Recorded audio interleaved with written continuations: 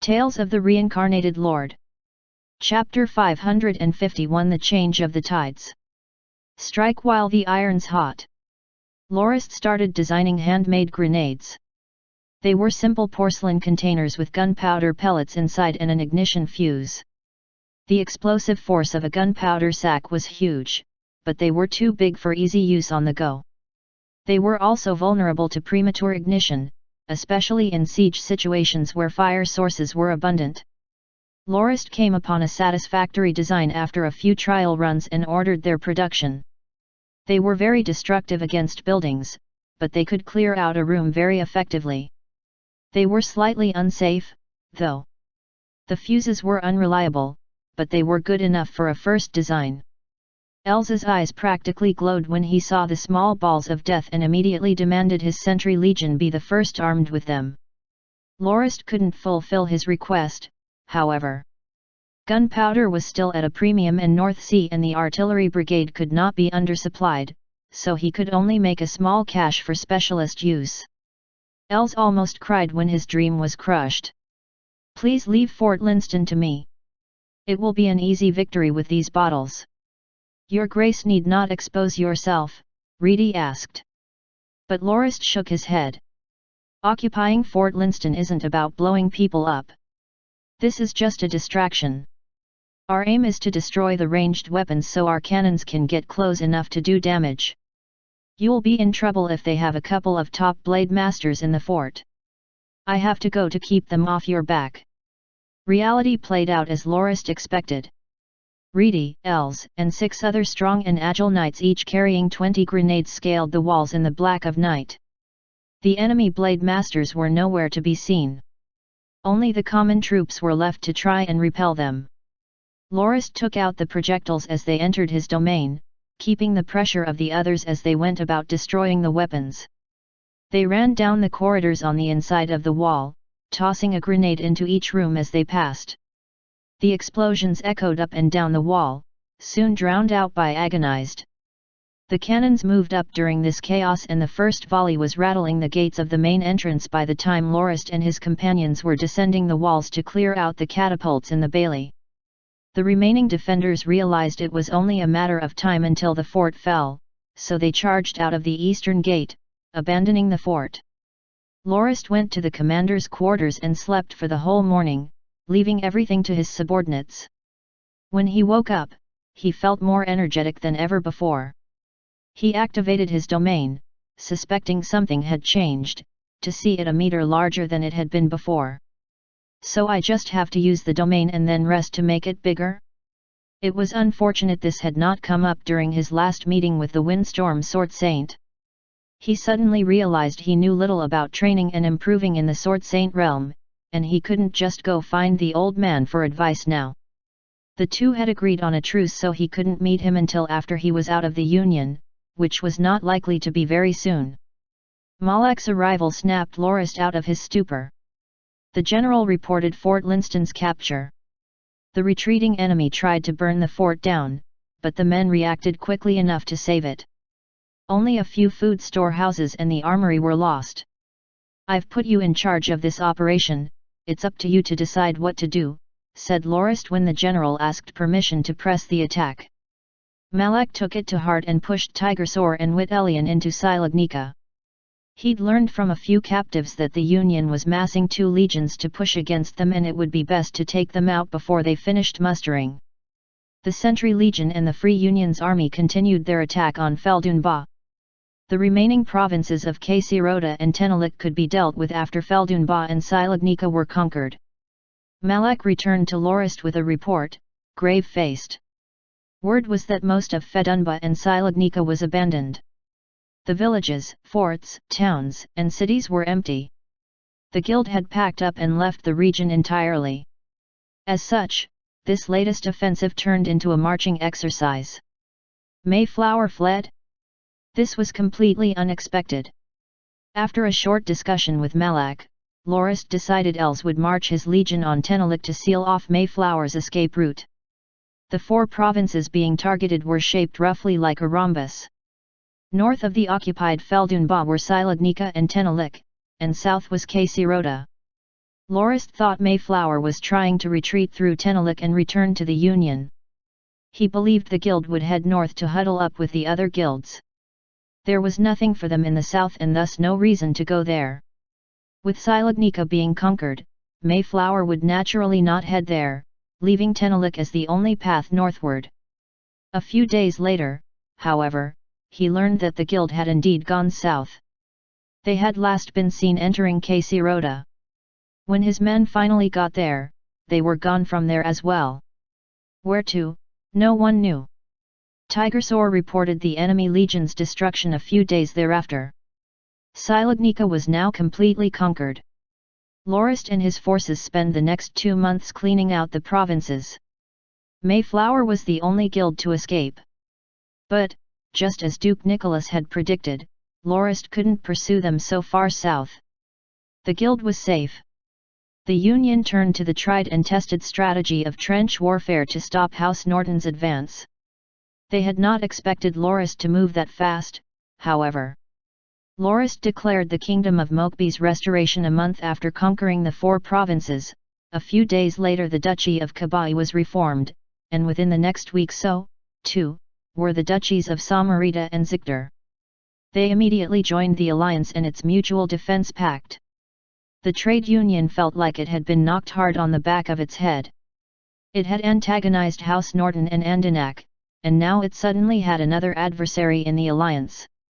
Even worse, Lorist withdrew his forces immediately after the new countries were founded, giving the Union little excuse to charge in without starting a war with the alliance. On the first day of the 10th month, Chikdar declared its secession from the Union. It sent out 2 legions to take over the 5 remaining Union provinces in the region.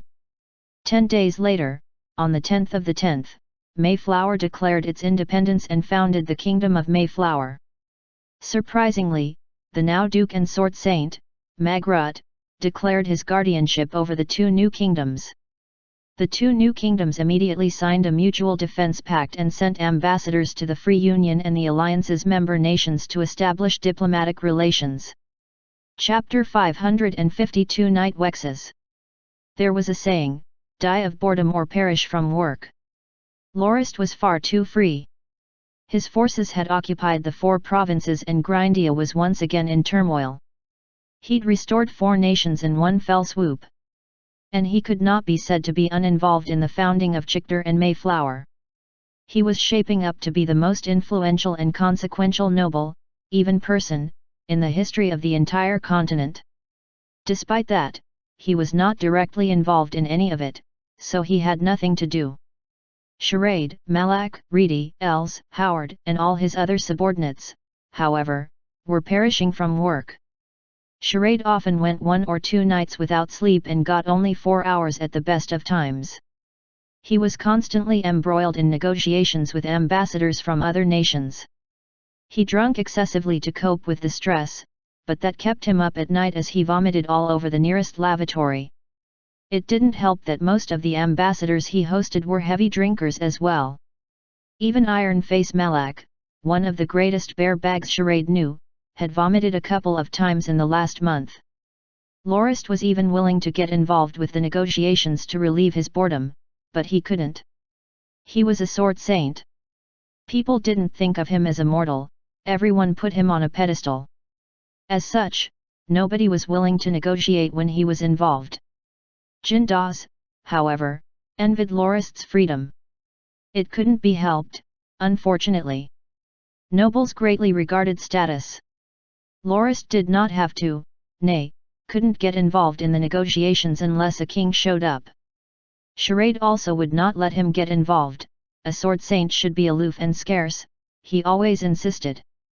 Lorist was bored to death as a result. Putting up airs was truly a soul-killing job. It was so bad he started to relish the occasional reception of nobles he did. He would personally receive 1 or 2 nobles, greet them, accept their gifts, and see them off to Charade for the negotiations. It didn't help that Charade had a very traditional outlook on what Lorist should do to keep busy.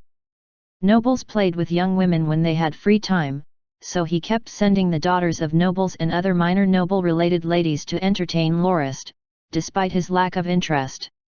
Lorist would have been too happy to enjoy his toys were he still the bachelor mercenary from years ago, but now he was getting old, not to mention being married and having a number of concubines and mistresses already.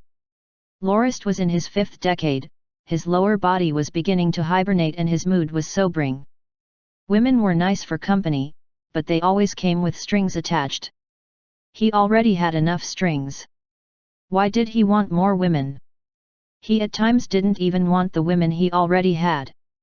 He had few children, but unlike nobles native to their role, he had no inhibitions when it came to bastards, so he had enough gnomes running around. And with his hibernating lower body, he had little need of physical release. If anything, having so many women in his life had made him somewhat cynical.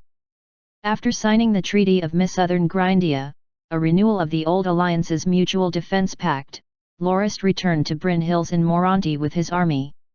He married the women sent to him off to officers with the most achievements during the campaign as a reward, before leaving.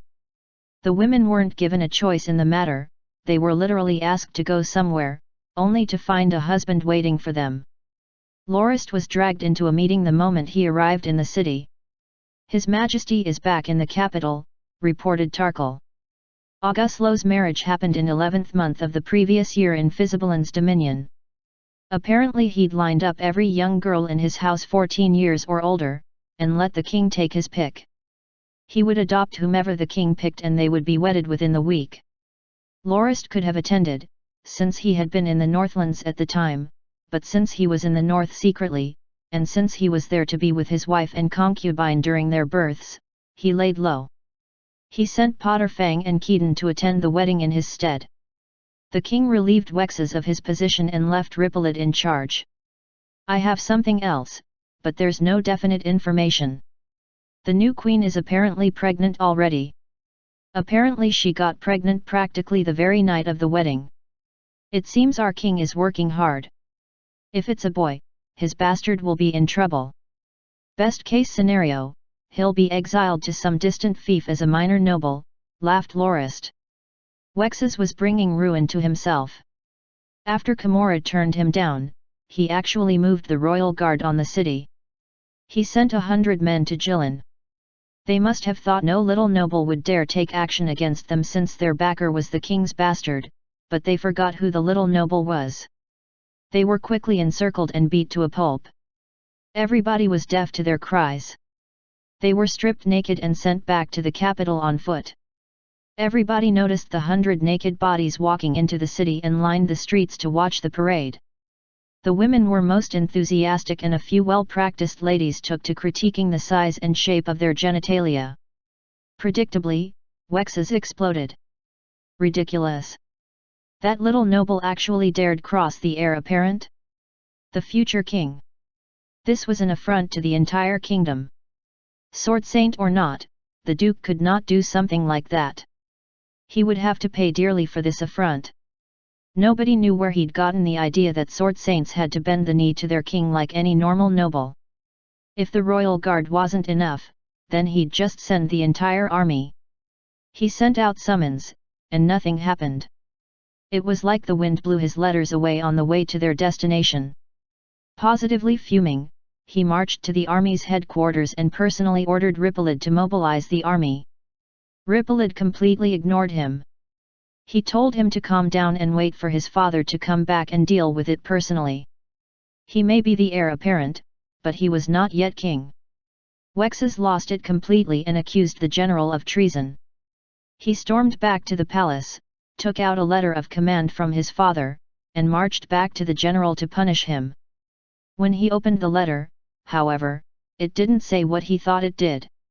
It said Ripollet was only to keep an eye on Wexes and could punish him if he stepped out of bounds. Wexes was completely flabbergasted. This was not a letter of command. It was a damn letter of limitations. Ripollet knew Auguslo had hope for his bastard, but knew his limitations. He decided to advise the man instead of punishing him. He told him that the king had given Lorist authority over the port city personally, so he had a plan with it. Wexes should not interfere with his father's plans. He did not have the authority to make and break agreements and treaties, he was only responsible for ensuring they were discharged properly. Wexes returned to the palace, still crimson-faced. He stopped making trouble for the Nordens, but refused to reinstate the food deals. Baron Kimura didn't make a fuss, though. It wasn't a loss for House Norden, they barely made any profit from it anyway. The kingdom's treasury was running dry by the start of the 6th month. The biggest issue was the annual bonus they were supposed to give their military personnel. They had more than enough food, but they couldn't give food as a bonus. Auguslo didn't meddle much in internal affairs apart from matters of war, and without his aid the economy had been slow to recover. All the large-scale trade in the kingdom was done with House Kenmays.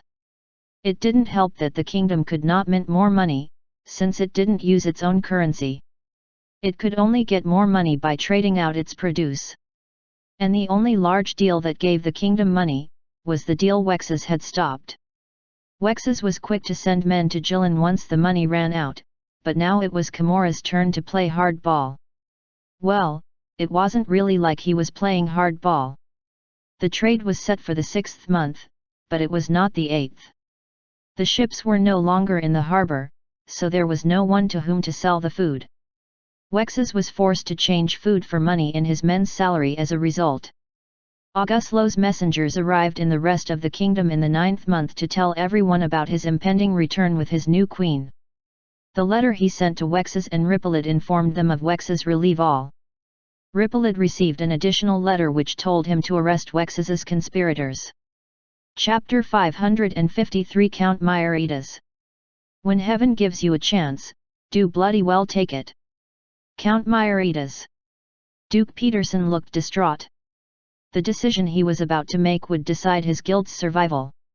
He never imagined he would be pushed into such a corner, even less that the one pushing him would be an ex-Dawn Academy instructor. The man was now both a sword saint and a duke. At the time they'd been worlds apart, but thanks to the duke's penchant for treating everyone with a friendly grace, they had been on friendly, if not close, terms. No one would have thought such a minor figure would blossom into the continent's most influential and consequential man in just a decade and a half.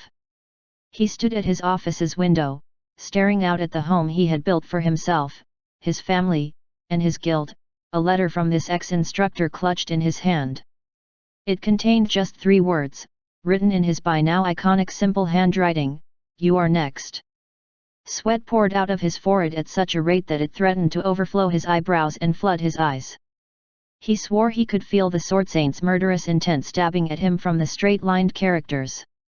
It left him with just 2 options, either walk the same path as Chichter and Mayflower, or charge full speed into the dead end at the end of the road on which he was currently. He wanted to comfort himself with the dozens of fortresses he had built and the hundreds of kilometers of trenches he had dug, but he couldn't. A small, nagging voice at the back of his head kept screaming, "It isn't enough." His regret stabbed him constantly. If only he had pushed for peace with Duke Koblight and the other guild leaders, if only he'd been stubborn in his insistence that they capitulate, this would not have come to pass. But he had not. The choice might seem obvious at first, death of kingship, but life was never that simple.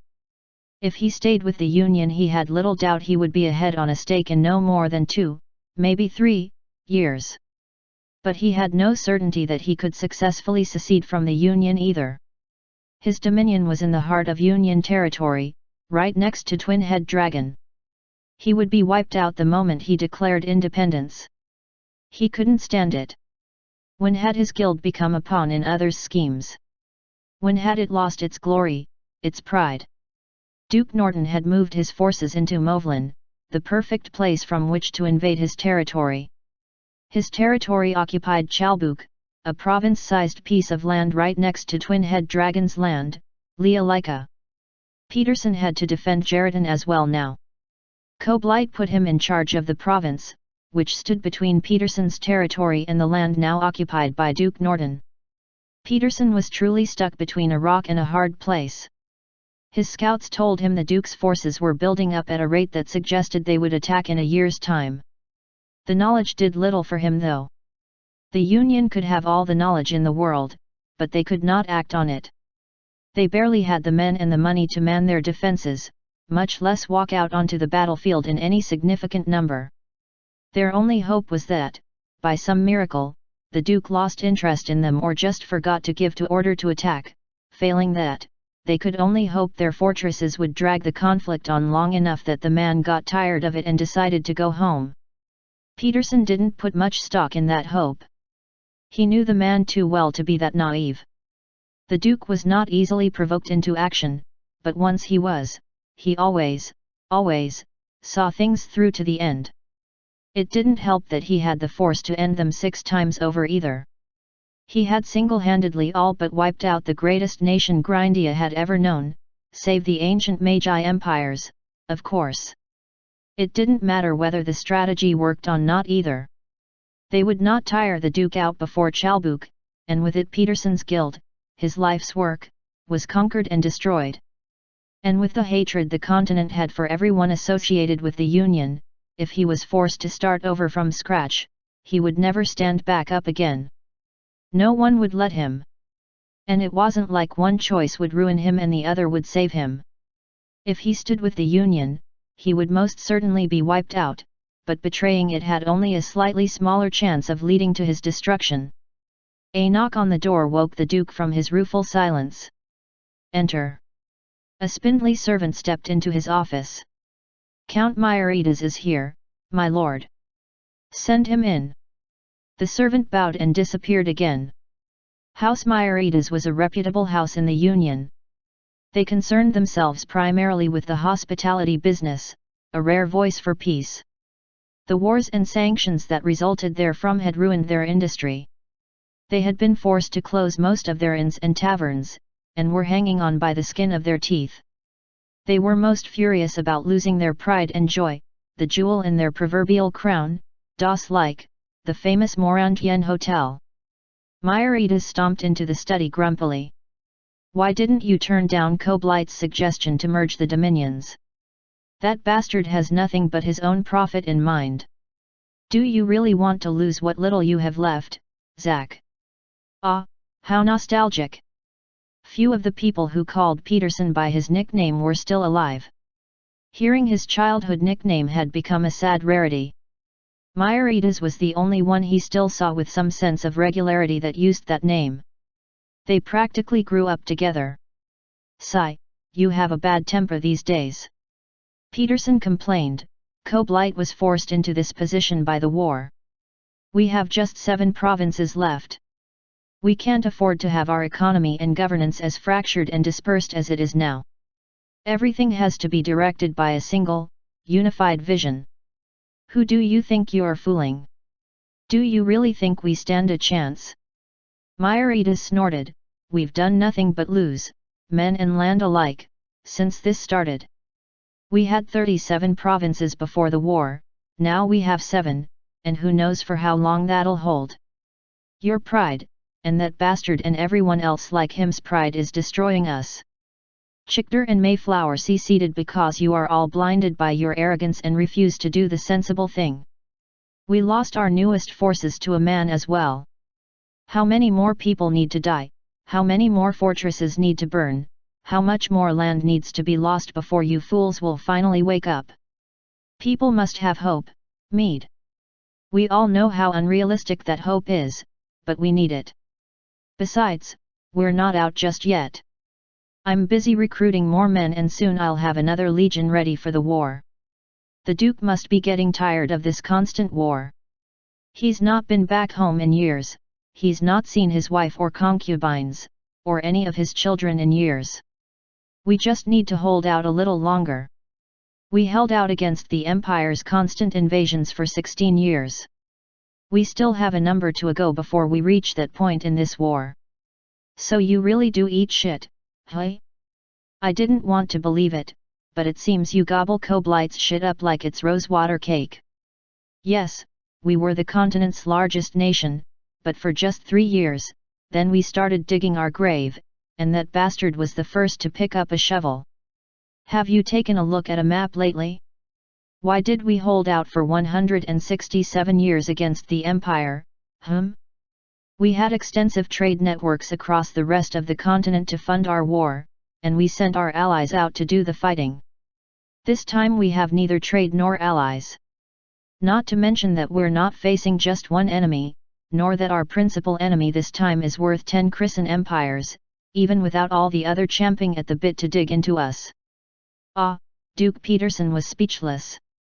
Indeed, they were completely surrounded, both by land and by enemies. They barely had the manpower to hold on, but it would have been okay if they had the supplies, but they didn't have that either. The only thing we have in some measure of sufficiency is salt. And that's what Koblight is after with this merger of his. He wants to take your salt. Peterson was taken aback. I am completely baffled by this stupidity of yours, Zack. You weren't this stupid when we were back in Moronti. With Chichester and Mayflower's secession, and with the Alliance joining in on the Union dogpile, the Union had been completely cut off. There was no one to turn to, no nation they bordered that was not an enemy. There was no one with whom to trade. Their only option was becoming self-sufficient, and that was only possible by unifying under a single ruler. The landless guilds had nothing to lose, so they were staunch supporters of the move, but the guilds with land were absolutely opposed to it. Koblight only got them to agree after promising to pay them back 1.5 times what they would lose after the war was over. A few of the smaller landed guilds, however, were still furiously resisting the change. Count Myridas and his house was one of them. He'd lost his entire hospitality business, all he had left was his land. His guild had made the complete transition from guild to house. But now, just as he was finally beginning to tread water again, his former friends and allies were going to take that away from him as well. Look at the bigger picture, Meade. House Norton is at our doorstep. If they attack, even if we successfully repel them, we'll either lose our territory, or it'll be so ruined that it won't be worth anything. Isn't it better, then, to get guaranteed compensation? Peterson countered. Compensation my ass. You still trust that bastard? He'll only give us a 5 of our due now, the rest we can only get after the war. He'll no doubt conveniently forget about that once the war is over, if we're even still standing then. Have you completely lost it, Zack? Have you finally cracked? Tell me, if we keep fighting and somehow stay alive, how long will it be before this war ends, A decade, 2, 3, 5? A century, maybe? Maybe 2. Myridas slammed his fist on the desk. Duke Norton's letter flapped open on the table. Oh, what's this? You are next. Who wrote this? Lorist. Bloodblade Saint. I have no time to worry about your concerns, Meade. This letter, Duke Norton, the Bloodblade Saint, wrote it. I am next on the chopping block. Myridas burst out laughing. He had to clutch the chair's armrests to keep himself from falling off. So the gods haven't completely abandoned us. Wonderful. This is our chance. Chapter 554 Duke Peterson's Demands. Count Myridas is Duke Peterson's representative. He says the Duke is willing to secede from the Union, with our support. He wants us to move our forces in Movlin into Chalbuk in the second month and attack Quadro to cover his secession. Thereafter he wants us to keep the Union at bay until he has got his feet on the ground. Charade pointed at the map as he spoke. The secession will deprive the Union of 3 more provinces, Jeritan, Chalbuk and Aligmai. Aligmai belongs to Myridas, and he's willing to secede with Duke Peterson. Aligmai used to belong to the Duchy of Tyria. The duchy was split into 2 provinces after its conquest. The other province is Tiscau. They're separated from one another by a river, and from the rest of the Union's territory by the Sunset Mountain Range. This means Aligmai doesn't have to worry about Union retaliation. Our main concern, thus, is Chalbuk and Quadro. If the Union really wants to strike back at the Duke, they will strike through here. The Duke has 3 demands. The first, that we send forces to defend him. The second, to smooth things over between him and the alliance so he can join it. Thirdly, to help them reform their military. If we fulfill these demands, he will cleanse his territory of loyalists and secede. Count Myridas will do the same. Their declarations will come after next year's rainy season. This will be the final nail in the Union's coffin. Count Myridas also gave us a key piece of information. The Union is running out of all kinds of supplies, salt most severely. None of their lands produce any salt. Peterson has a store of it thanks to a raid of the Kingdom of Wakaya years ago. If the Union gets its hand on it, it can last them another 4 years.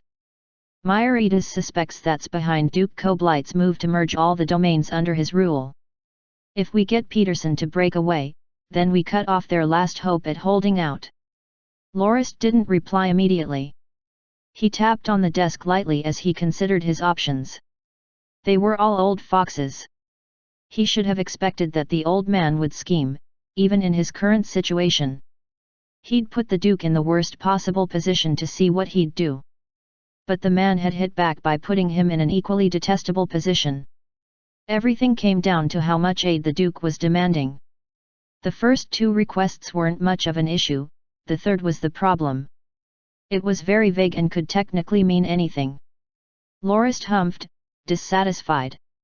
Peterson wanted his men to give their lives so he could live peacefully.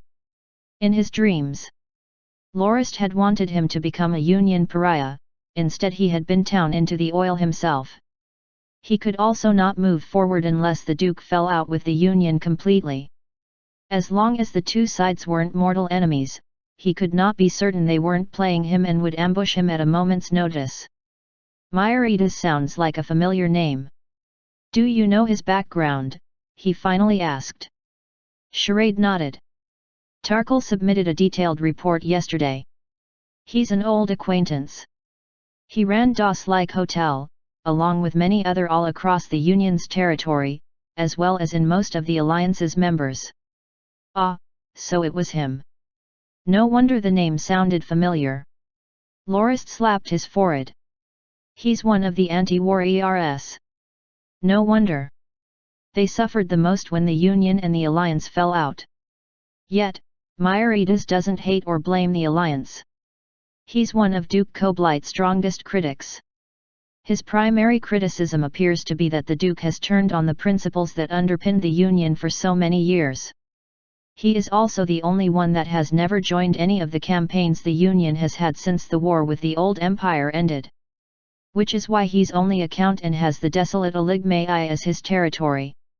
Turns out he's not just a merchant either. Noble blood runs in his veins.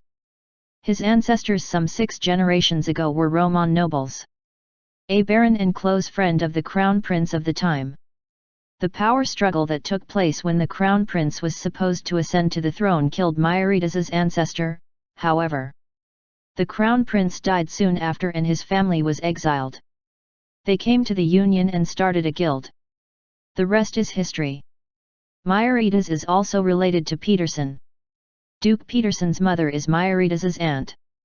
The two had an affair after they met during his father's stay at one of the guild's taverns. House Myridas refused to let the woman become his father's mistress since he was already married, but she ran away and gave birth to the Duke soon after. His father's first wife died a few years later and he took his mistress as his wife. The relationship between the two guilds have recovered since. Peterson and Myridas grew up together and are practically brothers. Myridas has been kept out of harm's way because Peterson's been covering for him. Lorist nodded. Seems Peterson is set on leaving the Union. He wouldn't send Myridas here otherwise. Charade, ask the Count to clarify what they mean by military aid. We can't agree to something so vague. If it's not excessive, we can see what we can do. Also, let's make it a contract rather than aid. They'll have to pay us for it, even if it is in installments for several years. It's not that we don't want to help them for free. But we cannot do so since the Free Union and our other allies will immediately demand the same treatment. We're here to end the Union, not to give charity. Lorist had an agenda, but he wasn't lying. The front was that he going to war with a distant enemy like the trade union. But he was really here for profit. It started because he was worried he would be surrounded by enemies if the kingdom lost the war, but now it was all about making money and gaining influence. Lorist had achieved every goal he'd come here for and thought of since arriving. He didn't need to chase the Union into oblivion, but why not? Especially since he could do it without actually fighting them.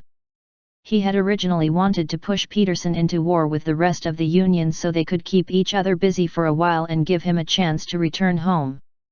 But then Peterson sent his requests. Why should he help the old man for free? He had nothing with which to threaten him, after all. If he wanted help, he damn well had to be willing to pay it back several times over. But, Your Grace, Myridas says the war has robbed them of all their wealth. They have nothing with which to pay us back, said Charade. Lorist smiled wryly. Yes they do. He has all that salt, doesn't he? I'll help him smuggle the salt out and then selling it to the trade union at a sky-high price on the black market. We'll decide how much is sold and at what price. Half of the profits will go to funding his new kingdom, and the rest to repaying his debt. Chapter 555 Surrender. Reedy looked at the snow-covered hill and suddenly sighed. He took out an intricate silver wine bottle and gulped down its contents, before sighing again. What are you doing, sighing here and there? Asked Dulles, the commander of the Caro Ballista Division, as he put down the map he was drawing. Nothing, really. I just miss my son, Reedy said with a bitter smile. Sunirulu wrote me a letter, saying that our kid's already almost 3 and hasn't met me more than a number of times. She said that the child is incredibly naughty and looks just like I do. For some reason, I felt the urge to go home to see my son and hug him. Sunirulu was the maidservant of Lorist's lover, Dina Ariatali. When Lorist went to visit her, Reedy didn't waste precious time and also hooked up with her. The problem was that he didn't want to take responsibility even though he did the deed. Sunirulu ended up giving birth to Reedy's illegitimate son. Ariatali was so mad that she went to complain to Lorist about it, and when Lorist asked Reedy what he was up to, Reedy said he wanted to focus on training first, and that children would only wear down his determination. He said he would only consider settling down and forming a family until he became a sword saint like Lorist. Lorist couldn't do much about it. But at the very least, Reedy brought the mother and child to the manor Lorist gave him and let her manage the fief. Practically speaking, they were husband and wife in all but name. Even Reedy's servants address her as Madam Baroness. Dulles laughed and said, "It's no surprise. We've been out for up to 3 years after all. You aside, even I want to go home to the Northlands as soon as we can. Even though Moronti is really developed, the Northlands feel more like home to me. Had it not been for our urgent operation, we here at Tigersoar would have been allowed to go back to the Northlands after the New Year's. Some soldiers are already complaining and want to head home soon." Reedy nodded. "I know. Let's just weather through this for a few more months. Come the 4th month next year, Firm Rock will come here to replace us and take over the defense line. The trade union is already doomed and Peterson Merchant Guild will be founding a kingdom. So, there's nothing they can do to stir things up any longer. All we have to do is to secure the defense line and resist the trade union's deathly struggle. After that, we can leave the rest to Firm Rock to wear them down while we go back to see our wives and children. Oh, Reedy, I've always wanted to ask. Even though you get along with her quite well, why don't you take her as your formal wife? You only need a ceremony to fulfill the formalities," said Dulles finally. The two of them had been acquainted for many years and had a rather decent relationship. Dulles's wife was Sunirulu's close friend and they kept no secret from one another. Reedy shrugged, gulped down more wine and said, "You know Sunirulu's identity, right? She's Ariatali's maidservant, and you know what kind of a relationship Ariatali has with His Grace. And you should know that Ariatali isn't one to just sit back. She's always been competing with Matron Sylvia by pushing for her sister, Fanazali, to be His Grace's second wife. Under those circumstances, if I take Sunirulu as my wife formally, how do you think the matron will see me? Maybe His Grace will even shove me to where Madame Ariatali is. How it is right now is far better. Madame Ariatali has nothing on me and Matron Sylvia and His Grace trusts me greatly. Sunirulu doesn't really mind this anyway. Dulles had his mouth wide open from shock. No way. You thought so much over a simple wedding? This is ridiculous. Who taught you all that? Reedy glanced at Dulles and said, do you really need people to teach you that? Just read more books. When I was by His Grace's side back then, I read many of the books he collected, including those novels about courts and knights. There are lots of depictions of how chaotic and scheming noble houses are, and the more I read, the more my eyes open to the truth. Think about it, House Norton has managed to develop from a small barony to what it is today. His Grace is also quite promiscuous and has so many women with him. I'm afraid that if any of them get jealous, then I will be embroiled in the storm that ensues. So, I'm just preparing myself for the storm so that I don't get involved in it in the future. Dulles's was a face full of admiration. Reedy, I didn't think you'd become so smart. When I first got to know you back then, you were still a rash brat, yet now you're able to see so far into the future. His Grace really has a good eye for a disciple. He must have known that you'll become quite a big deal in the future.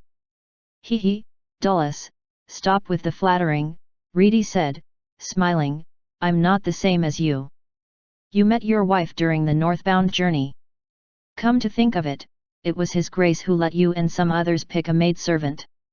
You even had your eyes on Donna on first sight and picked her, and the two of you supported each other during the journey and eventually got married in the Northlands. What a perfect ending! But me, as His Grace's eldest disciple, I have to always watch my actions so as to not harm His Grace's interests. Sigh. Let's chat another time. Is the defense layout complete yet? Oh, almost. Look at here, and here. I've marked the 17 highest points in the nearby area on the map. If we occupy the high ground, we will be able to set up a perfect defense line, said Dulles as he showed Reedy the map. They were in the province of Quadro and the date was the 31st of the 12th month. After initial negotiations with Count Myriades, Lorist ordered Tigersor, the Sentry Legion and the Free Union Legion to mobilize, and they initiated their assault during winter. Thanks to Myriades guiding the way, they managed to take control of Jeritan and Chalbuk. The Free Union forces were stationed at Jeritan to dismantle the fortifications and fill up the trenches. The Sentry Legion on the other hand took control of the whole dominion of Peterson with the cover of helping the Peterson forces defend Chalbuk. As for Tigersor, Reedy led them to Quadro to set up a defense line to defend against frenzied Union retaliation when they found out about Duke Peterson's betrayal. Sinjik, a city in Chalbuk, was Peterson Merchant Guild's base of operations, and it would also become the new capital of the Peterson Kingdom. Currently, there were a group of people at the south of the city preparing to send Count Myriades off. Accompanying the Count were Charade, Schuss, Park, and a regiment of 1,000 guards, as well as a rank 1 blade master sent by Duke Peterson, Sistan. Myriades used the deployment to deal with the landed nobles of Aligmai, threatening or goading them to become part of the Peterson Kingdom and wiping out those who were loyal to the trade union. The wheels on the carriages had already been swapped out for smooth blades of the sleds. Charade and Myriades sat in the same carriage. Looking at the ambitious-looking Count, Charade smiled and took out a document from his pouch that was made out of a black furskin and handed it to him. "What is this?" asked Myriades curiously as he received it. "This is the deed of Das Lake Hotel and the 6 adventurers' taverns in the Folic Plains," Charade explained. After the formation of the Free Union, everything belonging to the trade union was confiscated and made public property. When His Grace heard about how you, Lord Count, had been fighting to stop the war only to be mistreated, His Grace was impressed and he paid 200,000 gold fords out of his own pocket to purchase the deeds formerly belonging to your household with the intent to return it as gratitude for your contributions towards peace. After buying the deeds back, His Grace also dealt with the paperwork and vouched for your household. Lord Count, you may send your men back to Moronti and Folic Plains to take over the hotel and taverns and start your business once more. His Grace even said that you should feel free to ask House Norton for any help should you need it. Additionally, there's another agreement over here. His Grace said that even though Eligmai's terrain is not suitable for large military mobilizations, we still have to defend against the guerrilla attacks the trade union will carry out. So, His Grace has decided to lend supplies enough for a division of troops to your household at half price to help you form a division of elite troops. The term of this loan is 10 years. If you want it, just sign here and we'll send the supplies and gear to your dominion and help with the formation of your own force. Myridas held the document in his hands and froze. He shuddered, before his warm tears streaked all across his face. I'm signing it. Of course I am. Please thank Duke Norton for his kind intentions on my behalf. House Myridas will never forget this boon you have granted us. Not signing the agreement was out of the question. Even though Duke Peterson spent nearly 10 days to bargain with Charade, he only got enough supplies and gear enough for 2 legions for a quarter price off for a loan that had to be repaid in 10 years. However, there was an interest of 5% for that loan. On the other hand, to thank Count Myridas for playing a part in convincing Duke Peterson to secede from the trade union, Lorist rewarded him with all the deeds to House Myridas's properties in Moronti and the Folic Plains and even offered them a loan with such great conditions. That was precisely what Count Myridas needed in a time of trouble, and he cried tears of joy on the spot. You're welcome, Lord Count. House Norton will never mistreat its friends. Friends should help each other out after all. We only act for justice and the restoration of peace, so we will still require your aid in ending the war. Also, Lord Count, please advise us on which nobles in Eligmai would agree with our plans and which ones are loyal and have to be removed. Myridas rubbed his eyes and smiled gratefully. All right, Lord Baron. I'll give you an introduction of the nobles in Eligmai. There are 42 noble houses here, among them. On the 10th day of the 4th month, Duke Peterson seceded from the trade union with Chalbuk, Eligmai, and Jeritan to found the Peterson Kingdom. At the same time, he sent an ambassador to the neighboring nations and the Free Union with a request to be accepted as a member state of the Treaty of Mid-Southern Nations. The premier of the trade union, Duke Koblight, heard word of that and fainted from blood loss through excessive vomiting. Ford, Rywald, and the other minor guilds were fueled by rage and they gathered their forces and mobilized them to Chalbuk in preparation to punish the traitorous Duke Peterson. The army ended up being severely wounded by the Nortons that lied in wait and suffered horrendous losses. Tigersor gave pursuit while they were ahead and took 27 fortresses in Chalbuk in quick succession, raided everything there was to raid, and returned to the rear of the defense line. Once Koblight heard the news of their huge loss the moment he regained consciousness, he shut himself in his study and spent a day and night without eating before he gathered all the nobles and said, "We've already lost this war. Let's send people to surrender to the Nortons." "No, Your Grace. We have to fight to the end. Otherwise, we'll have lost too much. We still have 1 million subjects. Enough food. We can still build an army of hundreds of thousands. We'll defeat House Norton by swarming them in numbers. We'll eradicate the Peterson Kingdom. Traitors must be punished. We can definitely not make peace with traitors." Koblight's words were like a stone that sunk to the bottom of the well. The nobles were strongly against his suggestion and everyone was still willing to fight and unwilling to take the loss in the heat of the moment. Some of the more rational ones merely kept silent. "We must surrender and ask for peace," the Duke yelled with a raised voice, suppressing the rambling nobles. "Do you know what the consequences are if we prolong the war? Our complete and total annihilation. House Norton is tightening the noose around our next step by step without fail. Compared to us, they can afford to be more patient and watch as we take one step after another towards the gallows. Even though the trade union has existed for nearly 2 centuries, we have never been in such a dire situation. Right now, we still have 1 million subjects and enough food, but we lack good weapons and equipment. We can't let our soldiers go on the battlefield with wooden weapons, can we? Look at the Norton forces. Steel ballistae, catapults, cannons, you name it, they have it all. But we can only rely on hand-to-hand combat. We can only resist our enemies' attacks by throwing the lives of our soldiers at them. In terms of weapons and equipment, we're far too inferior.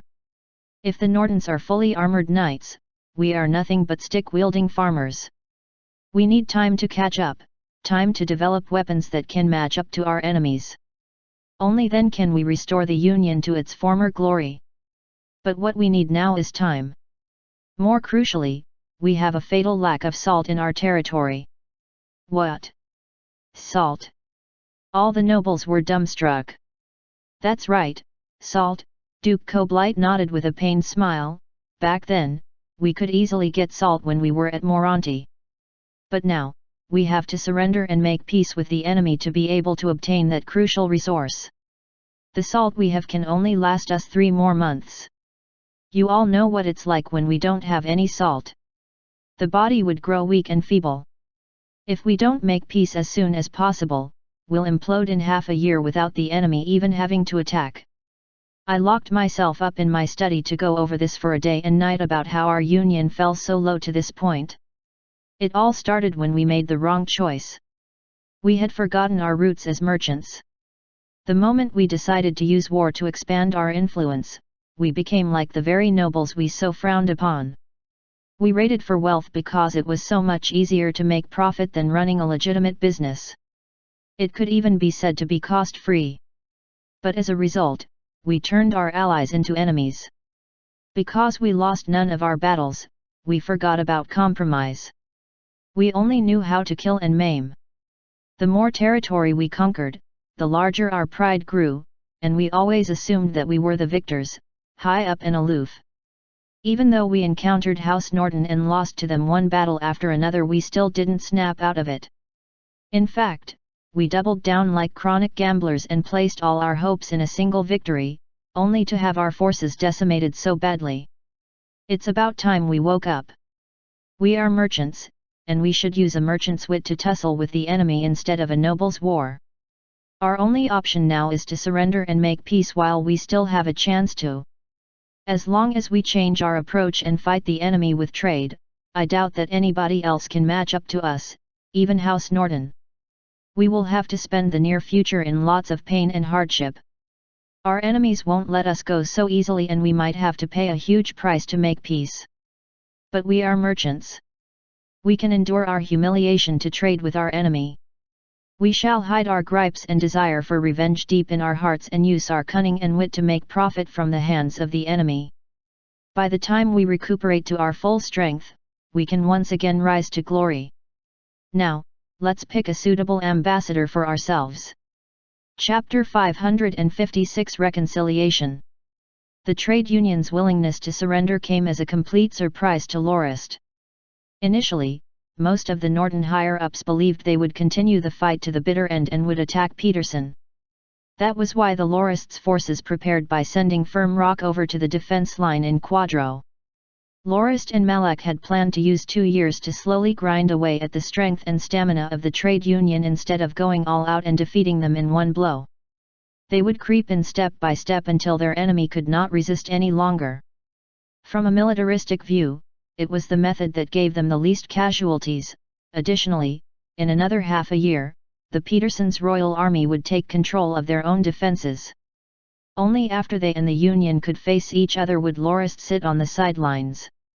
As for the trade union's salt problem, Lorist arranged with the Duke to have a few people set up smuggling operations. They could keep the trade union teetering on the edge, whilst at the same time bleeding them dry.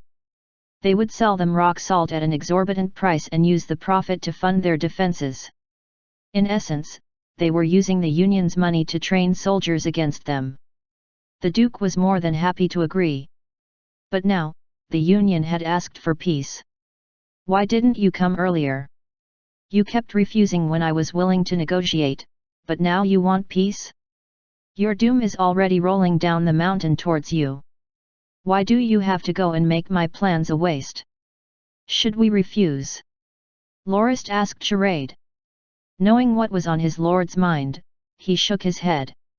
The Union turned us down in the past because they thought we were being unreasonable and they still had breathing room.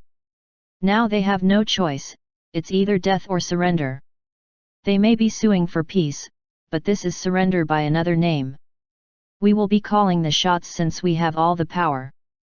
We can make whatever demands we want.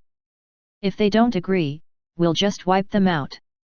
If we just chase them away, we'll look like the bad guys and like our previous sweet words were lies. At the same time, we don't have the authority to turn them down. Your royal mandated to end the war and negotiate peace, so you don't have the right to turn down overtures towards peace, only the king can do that. We should negotiate a deal that makes all our allies happy, then send it along to the king to give his final considerations. Lorist nodded. Charade's words were true. The Union's surrender meant they were giving up on making up for their losses. Acknowledging the four restored nations and Peterson and the Free Union's sovereignty were the fundamental concessions. As for Chictor and Mayflower's territories, the Union had no choice but to give up on them because they could not contend with them in their current state. All Lorist's goals had indeed been met. He'd even got control of most of the continent's market. Given that the Union was willing to surrender, Lorist didn't have to play bad cop and could leave everything in Auguslo's hands. Given the king's nature, he would definitely not let the Union off easily, especially after how they had wronged him. All right, I'll do it your way. Tell our king to come here and handle the negotiations. Lorist suddenly thought of something. Anne, did the ambassador make any demands? Only one. They demand unfettered access to the markets. Hee, so they're not willing to give up yet. They want to move the war from the battlefield to the market square. Lorist smiled, the merchants are finally seeing the light. They know war is a matter for nobles. It's still not too late. Looks like they still have some confidence, for them to be willing to return to mercantilism. Should we refuse? Lorist rapped the desk with his fingers. No. The right to trade freely is no big deal. The Alliance nobles also have all sorts of trading guilds selling their stuffs. The Union is just asking for the same rights. Agree to see them as equals. Understood, Your Grace. Charade stood up and prepared to leave. Hold on, can you talk to Duke Peterson privately about the policy of his salt sale? Make sure he doesn't allow anyone else to cross his borders. All salt sales to the Union must go through him. Since the Union lacks salt, if we have this exclusive arrangement, they can't buy salt from anyone aside from Peterson. Tell the Duke that, even though this agreement won't be as profitable as smuggling, it would still net him a good profit. He will pay back the loan much faster. Also, tell the Alliance forces stationed in Tenalik and Silagnika to keep anyone from smuggling salt into the Union. As for the profit sharing, help mediate between them and Peterson and make sure things stay harmonious. Charade admirated his lord the more he listened. Your Grace's suggestion is splendid. The Union will never climb back from this. No matter what they do, they'll always be strangled by this noose. In the long term, their hate for the Peterson will fester. Haha, the more hateful they become, the more assured I am. Even if they recover, they'll have to go through the Peterson first. Otherwise, they'll have to stay cooped up in their 4 provinces for good. Lorist raised his teacup and emptied it in one gulp. Tarkle knocked and came in. A message from the capital. The new queen delivered a healthy young prince. His Majesty has named him Heliste. Aha, looks like our king is quite industrious. Charade, prepare a congratulatory gift. Also, tell the king about the Union's suit. Understood, Your Grace. I'll start immediately. The trade union's ambassador spoke with various representatives over the course of a month and finally took the first step to peace. The Union was incredibly humiliated. They had to recognize all the new nations, the Kingdom of Chictor, the Duchies of Mokbe, Kabai, Samarita, and Zidkar, and the Free Union. As part of that recognition they had to forfeit all claims on the land the Free Union controlled. They were also saddled with 500,000 gold forts in reparation payments. The ambassador also met with Myridas, who was now a duke under King Peterson, and they signed a non-aggression pact. They recognized each other's territory and sovereignty. Laughably, the two sides seemed to have forgotten that a third of the Union's territory in Quadro was still controlled by House Norton. In their pact, they would respect each other's rights, and Myridas welcomed trade union trade. Charade, who presided over the negotiations, smiled secretly. I wonder how the Union will react after they learn that the Petersons have rallied the other four nations to an exclusive salt trade policy. Maybe they'll tear the pact up and declare war again? The pact allowed only Peterson salt to be traded within or transported through any of the kingdom's territories. Since they all but surrounded the Union, that meant that the Union could only buy Peterson salt. Even if they bought salt elsewhere, they could not get it back home. The negotiations between the two unions were far simpler. The Free Union did not put any airs. They immediately accepted the trade union's offer of 1,000,000 gold forts in reparations. They were also quick to agree on free trade and mutual recognition. Naturally, a large part of that was due to the private visit the trade union ambassador paid to the Free Union negotiators. The trade union's only worry was that House Norton had yet to begin peace negotiations. The fat old fox Charade had publicly announced their peaceful intents for the war, but now they were stalling for time. The ambassador finally understood why when news arrived that King Auguslo was on his way south. He traveled with just a regiment of personal guards and started talks almost as he stepped through Moronti's gates. The king had two demands. The trade union's premier had to issue a public apology for their sins, and the man had to bow before the king in apology to him personally.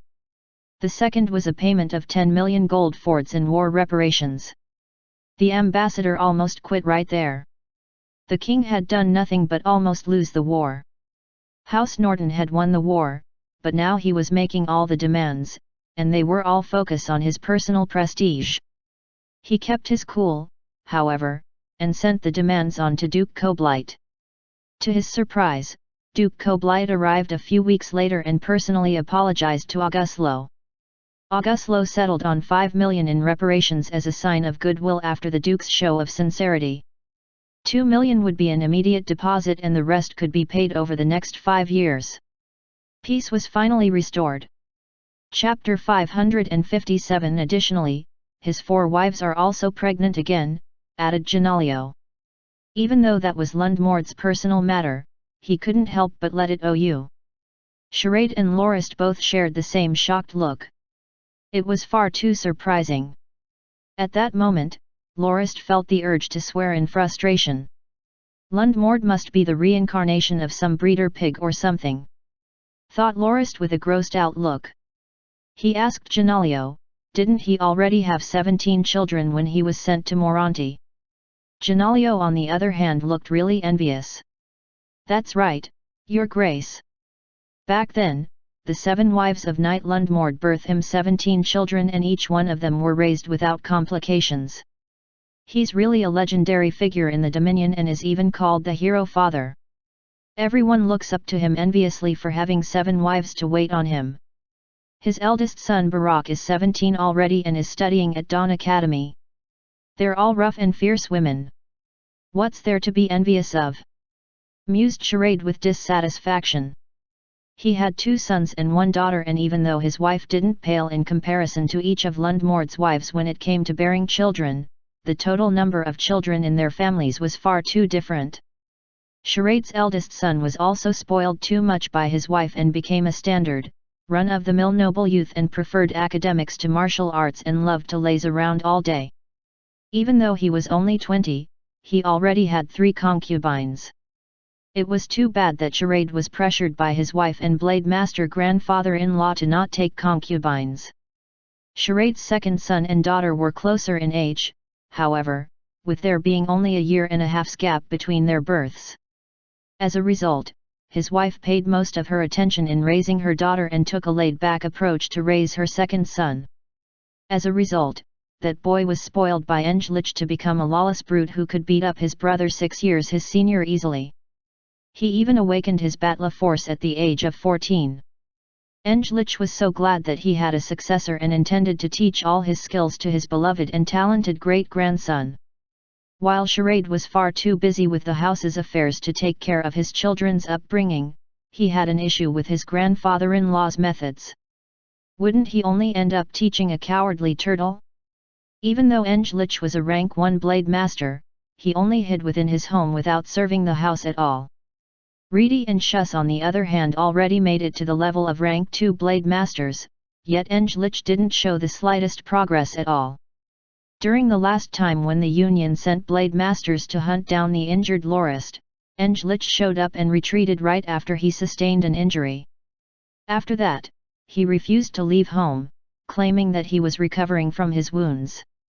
So, Charade only managed to send his second son to Nico Academy after much trouble and got Lorist to promise him to let his son serve as his attendant when he was 16. If Lorist fancied the boy, he would make him his disciple. The eldest son was already beyond salvation and Charade was content with letting him live out life in luxury. Perhaps, he was betting House Charade's glory on that second son of his and didn't care about his grandfather-in-law. Let's see if Englich would dare to fight a sword saint like Lorist over a disciple. Given how meek the old guy acted before Lorist, it would already be amazing if he could hold a simple conversation. That was why Charade was envious of Lundmord. It wasn't that his wife didn't bless him with children. But he couldn't compare in terms of the sheer number from 7 wives. If Charade had 7 wives, his family would no doubt with marry. Even if he didn't have 20+ children, he'd at least have 10 or so. It wasn't like he couldn't afford to raise them anyway. 17 plus 5 and 4 more within their mothers' bellies. It seems that Lundmord will soon be a father of 26 people. Looks like he has been leading quite a good life at the Kingdom of Jekino, for him to be able to impregnate his 4 wives there, joked Lorist. Back then, Lundmord had offended a merchant noble in Moronti during his days as an informant and was forcefully conscripted and sent to the battlefield. He managed to save the Crown Prince of Jekino by sheer coincidence during battle and left with the prince's cohort. His 4 wives went to seek him out when they heard the news and eventually reunited with him. That tear-jerking tale could even be written into a romantic play. As a result, Lundmord was declared a traitor of the Union and would be decapitated within half an hour should he end up captured. It was a crime so heavy that he wouldn't even be given a chance to explain himself.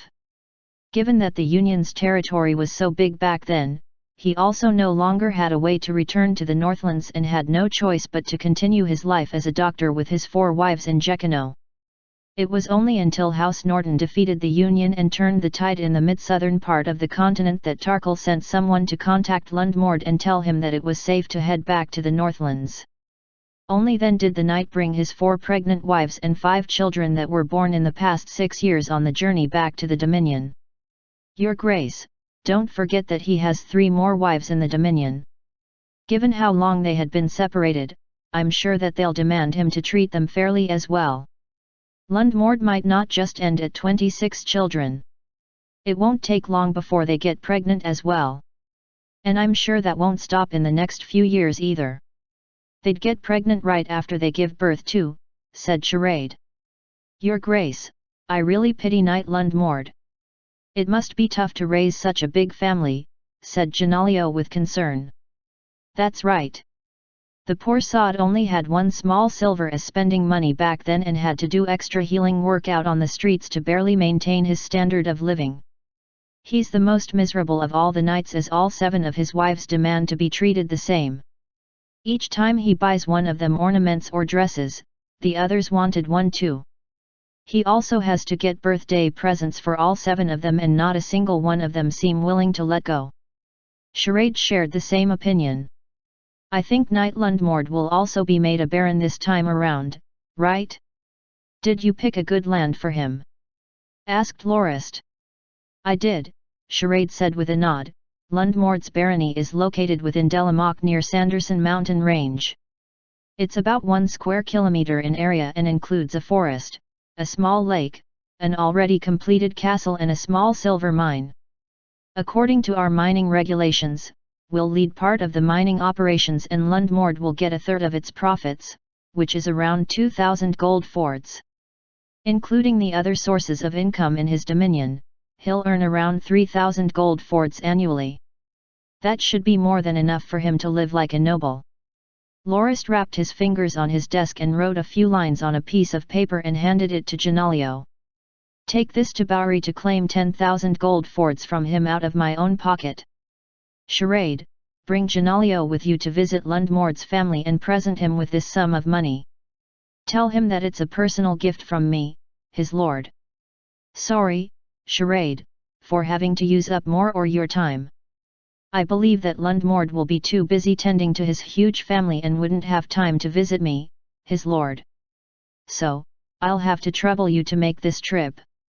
This sum of money should be enough for his family to spend New Year's with a blast and leave him enough to manage his new barony with. He won't have to go around borrowing money for that and he should be able to keep his 7 wives content as well. Charade chuckled. Your Grace, it's long overdue. Lundmord's misery is your fault after all. Your Grace was the one who wanted him to take all 7 of them as wives. I'm sure Lundmord will be grateful for the gift. He shouldn't have saved up much during his time in Jekino during the past 6 years either and got 9 more children instead. Lorist laughed heartily. He deserved it. It's his own fault for not keeping his pants on and starting a harem in the female brigade. He should have known what was coming for him. Also, don't make it sound like you're so pitiful or something. You're actually quite fortunate yourself. Otherwise, how could you have one child after another? Let Lundmord take a break all the way till the 4th month of the next year before getting him to report to Keaton. I think he should be quite qualified to be chief inspector in the police force and the house currently lacks people like that. Lundmord practically got a brilliant job offered to him just like that. Chief inspector was one of the tallest positions in the police hierarchy that was in charge of patrolling an area. For instance, Felicitas had 7 towns, each with its own patrolling unit. Apart from maintaining security, solving cases, and maintaining town hygiene and traffic, he would also have to cooperate with the administration and plan patrol routes and shifts. The chief inspector would oversee all affairs in the 7 towns of an area like Felicitas. If Lundmord took up that position, his yearly salary and bonuses should amount to around 300 gold fords, which was a few times more than what he would earn by serving as a mobile doctor. And when he returned to the Dominion, the 100 gold fords allowance for undertaking the dangerous mission of being undercover would be no more. That was the salary his wives and children relied on when he was in Jekino, apart from the small bonus he earned as a knight. More importantly, becoming chief inspector meant that Lundmord won't just be a lazy noble and would instead have further promotion prospects. He wouldn't have to stay a baron for life. Your Grace, I represent Lundmord and the alumni of Dawn Academy to give our highest praises. Charade bowed deeply to Lorist. Back then, it was Charade who invited Lundmord, who was being pressured by his herbalism professor, to come along and join the 36 students on the northbound journey. Apart from the 7 who left halfway for Auguslo and the one who got killed along the journey, the remaining 28 became the core members of the Norton forces. Currently, only Lundmord's standing was worse than most and the only thing he could be proud of was his 17, or actually, 26, children as of now. After Charade and Janalio left, Lorist pondered alone in his study. He can't even compare to other humans. How can he father one child after another? Even though I have 7 women including my concubines, I don't have nearly as many children as he does. When Sylvia, Fenazeli, and Daisy also wanted to become mothers, I had to try so hard to fulfill their wish. Yet, Lundmord's able to impregnate all 7 of his wives without trouble. Lundmord had become a legend in the household when he returned, especially after he brought back 5 more children and 4 pregnant wives. Some household knights and officials even held banquets for him to ask him whether he used some kind of herbalist concoction to improve his potency and they wouldn't mind paying a high price for it. Sylvia even asked Loris to ask Lundmord whether that medicine or a special technique like that really existed. That aside, the days passed as usual. After the 10th month, Lorist brought his whole family to Cherry Blossom Ridge. He couldn't bear to stay at North Sea any longer as the sea breeze was so cold that it chilled bone. It was as if winter came a month earlier. Since Sylvia didn't want to Rage Bear, where construction was rife, they chose to go to Cherry Blossom Ridge instead. That was the manor Lorist gave Sylvia back then, and the scenery was magnificent. During the middle of the 12th month, Lorist returned with his family to the Dominion Lord's residence in Rage Bear and prepared to host the year-end celebration. The whole city was in a festive mood and filled to the brim with people. The cloudy skies and snowy weather didn't stop the citizens from celebrating. Apart from snow sculptures covering both sides of the streets, there were many open-air performances and shows in the city, and laughter and cheering could be heard all over. This was the celebration held after Duke of the Northlands and Kingdom Sword Saint Norton Lorist returned from a 3-year battle in Fallock Plains victorious. The house spent lots of money so that the people could celebrate with them, not to mention the fact that there would be a large entitlement ceremony as well, making the scale of this celebration far bigger and impressive than those before. This time around, those who were promoted count included the 2 supervisors, Spiel and Keaton. Those being promoted to Viscount included the first 16 knights led by Charade, Reedy, Shuss, Kimura, Hector, Kristen, Bach, Siroba and Tarkle. There were 46 newly entitled barons. One notable one was Shadekempf, who had served as Lorist's attendant from the very beginning, proving that House Norton rewarded talented people regardless of background. The next one was Howard, and it was surprising that he was given a barony, given how he was already made a Viscount by Duke Phelim. Even though he only got it because he married the Duke's daughter, the marriage also came with the title of Viscount and a Viscounty near Beaublaget in Southern. It was definitely a celebrating that would stay in people's minds for long to come. The grand entitlement ceremony brought one cheer after another and represented the rise in might of House Norton and the bright future it had ahead of it. Chapter 558 Good investments don't have expiry dates. Jindas hurried to Lorist the next day. Your Grace, did we do something to offend you? Asked he. Hey? What do you mean? Asked Lorist. Why did Baron Charade come and ask us to lease the land next to the harbour to you? Ah, that was what he was talking about. So he'd overthought things and come to the wrong conclusions. You misunderstand, Jindas. I asked Charade to rent that land for you. Currently, peace has returned to Fallock Plains and we have no reasons to be here. Our main forces are going home, they'll be almost entirely gone by the end of the year. The original plan was to send the fleet home as well, but then I remembered you guys don't have a fleet. It'll take you a lot of time to build a new one, so I thought of leasing an area next to the harbour from you as a base of operations for my fleet in the south. I'm also not very fond of putting military and civilian ships in the same place, it's not good for security. I also don't think it's right for us to use your facilities for free, especially not if we're going to be equals, so it would be best to lease some land from you and build a naval base. I see, Jindas sighed with relief, the Union is not yet ready to start building a fleet, so we'll be reliant on you for some time yet. But you don't have to pay for it. We'll give you a payment-free lease. No, we can't have that. You're at peace and you're an independent nation, plus Moronti is your capital, we can't be rooming here without a proper agreement. If we aren't paying for the lease, others might suggest you're selling yourselves out. Besides, with how quickly trade is picking up, the harbour is due for an expansion, anyway. This isn't wild guesses either.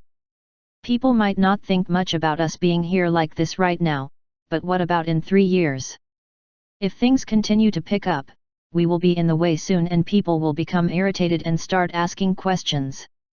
Better to move out of the harbour before the situation sours. Aren't you overthinking things a little? Lorist smiled. It's just a precaution. I have always been straightforward with my intentions. I'm just looking at the bigger picture and taking preemptive measures. All right. Where do you want to build your naval? Lorist tapped on the map on the wall depicting the Greater Hyde Gold Bay area. Here. This is the place we want to rent. What? But, Your Grace, that's barren land. It's nothing but bedrock and reef. Hyde Gold Bay was almost more of an inland sea than just a bay, and its entrance was a large channel cleft between two mountains. It shielded the bay from storms and the worst of ocean weather, which made the bay ideal for fish colonies, and thus fishing and human settlement, but also for hosting large fleets of ships. The two mountains themselves and their surrounding mountainous ridges were bare rock. Only the occasional tree broke ground on their faces. The numerous cliffs were home to many birds of prey, most of whom hunted fish in the bay. Millennia of such calm waters also let murky water reefs grow quite extensively along the inner coast of the bay. They narrowed the channel down to a thin corridor which ships had to navigate to enter or exit the bay. The inner reaches of the bay was shaped like a gourd, or a water droplet. It opened up from the thin entryway to a large bulbous sea which terminated in a gentle curves coast like the bottom of a water droplet. The water inside was not just calm, but exceptionally warm and fertile, especially since the continent's largest river, the Silver River, fed into the bay. It was a large, muddy river that constantly carried rich sediment into the bay. It looked very much like the Yellow River of Lorist's old world, though it flowed much lazier. Morant sat at the southern extreme of the bay where the bay was at its widest. The bay's shores were sparsely populated besides Moranti, especially the riverbanks and bay entrance. That area was entirely unsuited for human settlement, but that was where Lorist wished to build his naval base, right by the entrance to the bay. Yes. I want to lease that land. 15 kilometers of coastline stretching several kilometers inland as well, Lorist nodded. Military and civilian spheres of operation should be kept separated as much as possible. But, isn't it too far from the city? It'll be a task to move supplies, plus you'll have to build the base from scratch. And why so much land? That's an entire barony. It would be better for the fleet to be close to the city. Other things aside, the food they consumed was a good source of income, not to mention other money the sailors would spend in the city. Norton soldiers were generous with their spending and good, rule-abiding folk. They were far better than common freeloading soldiers and were most welcome in many taverns and brothels. That's because apart from building the base, I plan to provide a living space for the families of the men for the time they're stationed here. Naturally most of them will only be here or a few years before going back home, but in that time I'd like the families to stay together. We can set up a ferry to the city to solve the transport problems. It shouldn't be a problem, right? It's not like you have a use for the land, anyway. For how long do you intend to lease it? Well, we still have to make our final decision, part of it depends on what you want for the land. I'm sure you understand we're not just giving away money, we need a return on our investment. The lease will be for at least as long as it takes for us to earn back our setup costs, but you can discuss that with Charade. Jindas bowed respectfully and bid his farewell. Charade reported the deal's agreement 3 days later. The lease was for the next 99 years. Charade had wanted to push for 150, but Jindas would have none of it. The rent was 3,000 gold. Charade was, however, a little disconcerted that the land was desolate. It might be a waste to invest so much money to develop it. Hee. Just 3,000 a year? Charade, you've outdone yourself. That bit of land and coast is unbelievably valuable. It might be desolate, but it gives us a base of operations from which we can not just control Hyde Gold Bay, but project our power and influence to the rest of the southern half of the continent. And then there's the reef. Lorist took a pencil and began sketching the area in question. See. Lorist connected the reef area with the shore of the entry point of the bay. Now, it looked like an outstretched fist from the shore. Your Grace, you mean to build another seafort like the one we built near Cape Romani? Lorist nodded. The reef isn't very big, but it's still enough to let us put cannons there. We'll have iron-fisted control of the bay. Controlling that bit of land and sea is the same as controlling all of the bay, and with it all of the trade going on in Moranti. Who will you give the task of building the fort? How big do you want it? I was only going to build a naval base for the fleet originally. I didn't expect the Union would give us the whole stretch of coast and land I demanded. I was only starting with a high bid, so I had room to compromise and negotiate. And with the length of our lease contract, we have more than enough time to recoup the costs of developing the area. If everything works out, the entire fleet's operating costs could be covered by that little bit of land alone. As for the development itself, our first priority is sending out surveyors. Send a division along to occupy the territory as well. Since it's coastline, send an artillery brigade along. As for who to put in charge of the project, Howard is obviously the best choice. He's the only one with actual experience in this sort of thing. You can also put him in command of the base and make him the governor of the area. It will be good practice for when he retires to his own dominion. What do you think? Everything seems in order. I have no worries with Howard in charge. I'll have Malak send some surveyors to the area as soon as possible. My only question is where we get the manpower. Just contract a few guilds in the city and let them handle the civilian side of it. But the military installations and the harbor and docks we have to build ourselves. Very well. Let me get to it immediately. I'll leave with Malak tomorrow. I'll come with you. I don't have anything to do tomorrow, anyway. Chapter 559 The worst kind of enemy a man can have is another man with nothing to lose. Really sorry for the mistaken release. We've chosen to release this chapter as well, making it a double release on the site, so that the chapters can be read in order, so there will be no public site release tomorrow. We apologize for the inconveniences caused. Duke Koblight rushed into his study furiously. The meeting had not gone well.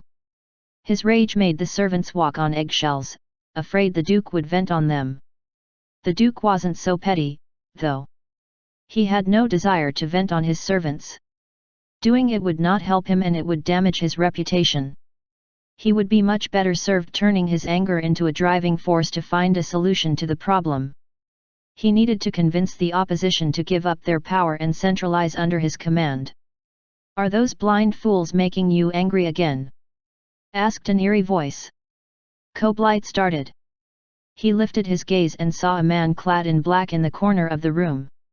Only his pale white face was visible. He smelled bloody and medicinal. Why are you here? Isn't it inconvenient for you? Koblight asked. Same old, I didn't die so I have to live with this suffering. I thought of ending it a few times, but I can't forgive that bastard to turned me into this, so I can't die. I will drag him with me when I finally go. A sinister smile flashed across the pale face. I'm sorry, Krylos, it's because of my incompetence. I failed to keep my promise. I couldn't bring your archenemy to you and I'm afraid I won't be able to for many years. Maybe not for the rest of my life. Koblight's cousin lowered his head. He'd taken the Sword Saint to the peace negotiations all those years ago as Twin-Head Dragon's vice president and representative. He had volunteered for the honor. It would have been a great achievement and would have ensured he became a duke as well, but alas Lorist intervened and ruined his plan. No, he hadn't just ruined his plan, he had ruined his body and his heart. Nobody expected he was a Sword Saint. He fought off the windstorm Sword Saint, even horribly injuring him. Krylos and his companion Blade Masters were caught. The Blade Masters were torn to shreds by Andonak's nobles. Krylos was only spared because the enemy king had an even worse fate in mind for him. The king refused to acknowledge Krylos as a noble. He instead treated him like a charlatan. He stripped him naked, stuck feathers on him, and sent him back to the Union on horseback. His treatment was worse than the old folk punishment. The feathers would normally be glued with honey. It could easily be washed off. Auguslo, however, broke all his limbs, destroyed his cultivation, and glued the feathers to him using lacquer. His other injuries aside, the lacquer burnt his skin, it caused painful and itchy boils to form which would drive the victim mad. If they scratched the boils, however, the lacquer would get under the skin and fester. If it didn't kill him it would certainly force the healers to amputate the limb. It was the greatest humiliation any one man had ever suffered. Before the ordeal his reputation was that of a graceful, well-spoken gentleman adored by Moronti's women. After, however, he was not just the Union's greatest laughingstock, but also its greatest shame. He had been forced since to listen to thousands call him pigeon. His physical pain was no small burden either. Had he still had his cultivation, he could have completely healed his limbs with just a few potions, but his weakened body could not handle them. He still took them to heal his limbs, otherwise he would never have been able to leave the bed again, but they ruined his nerves such that he was in constant pain in every cubic centimeter of his body. Removing the feathers was just as bad.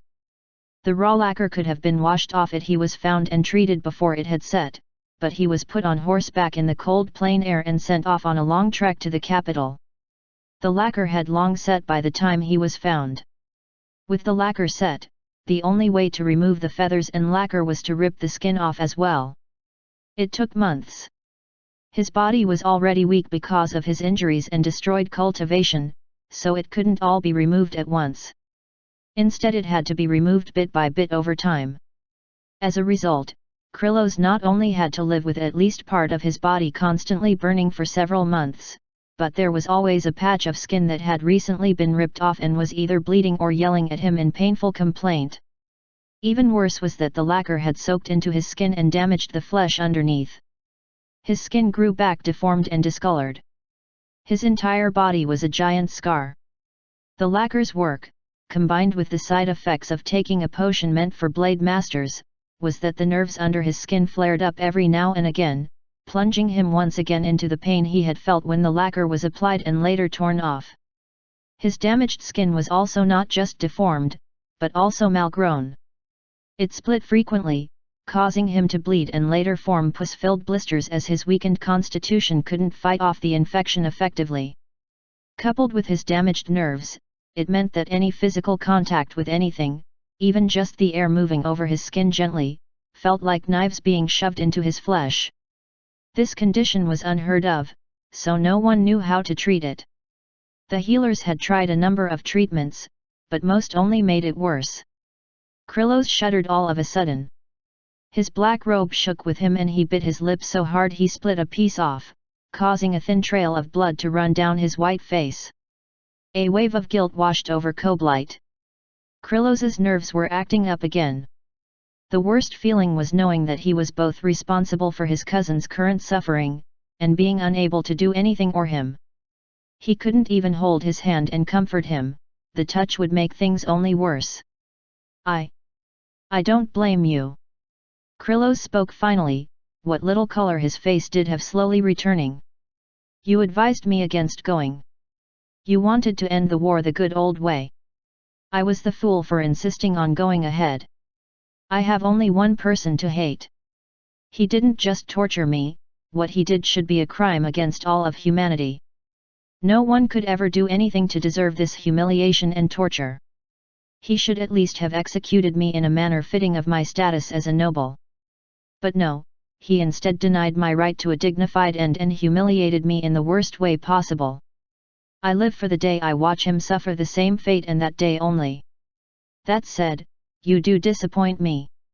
Not for being unable to keep our promise, but or still lacking the resolve to make tough decisions.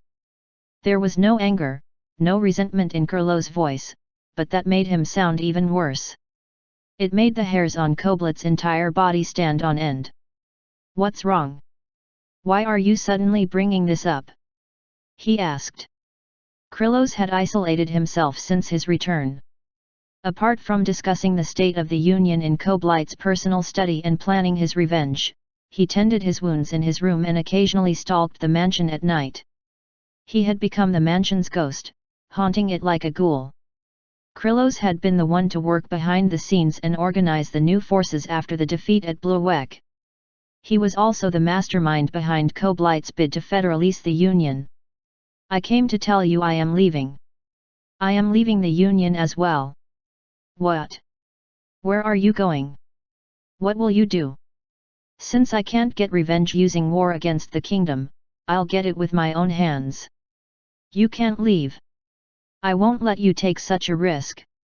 Your Batla force still hasn't recovered and you're often tortured by the pains. You know there's no way you can go to the enemy capital in your state. Your enemy isn't just any noble either. He's a king, soon to be emperor, in fact. Do you really think you can get past everyone that will be around him all the time?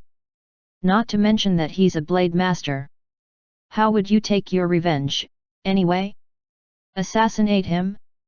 Killing a king will condemn your soul to the abyss for eternity.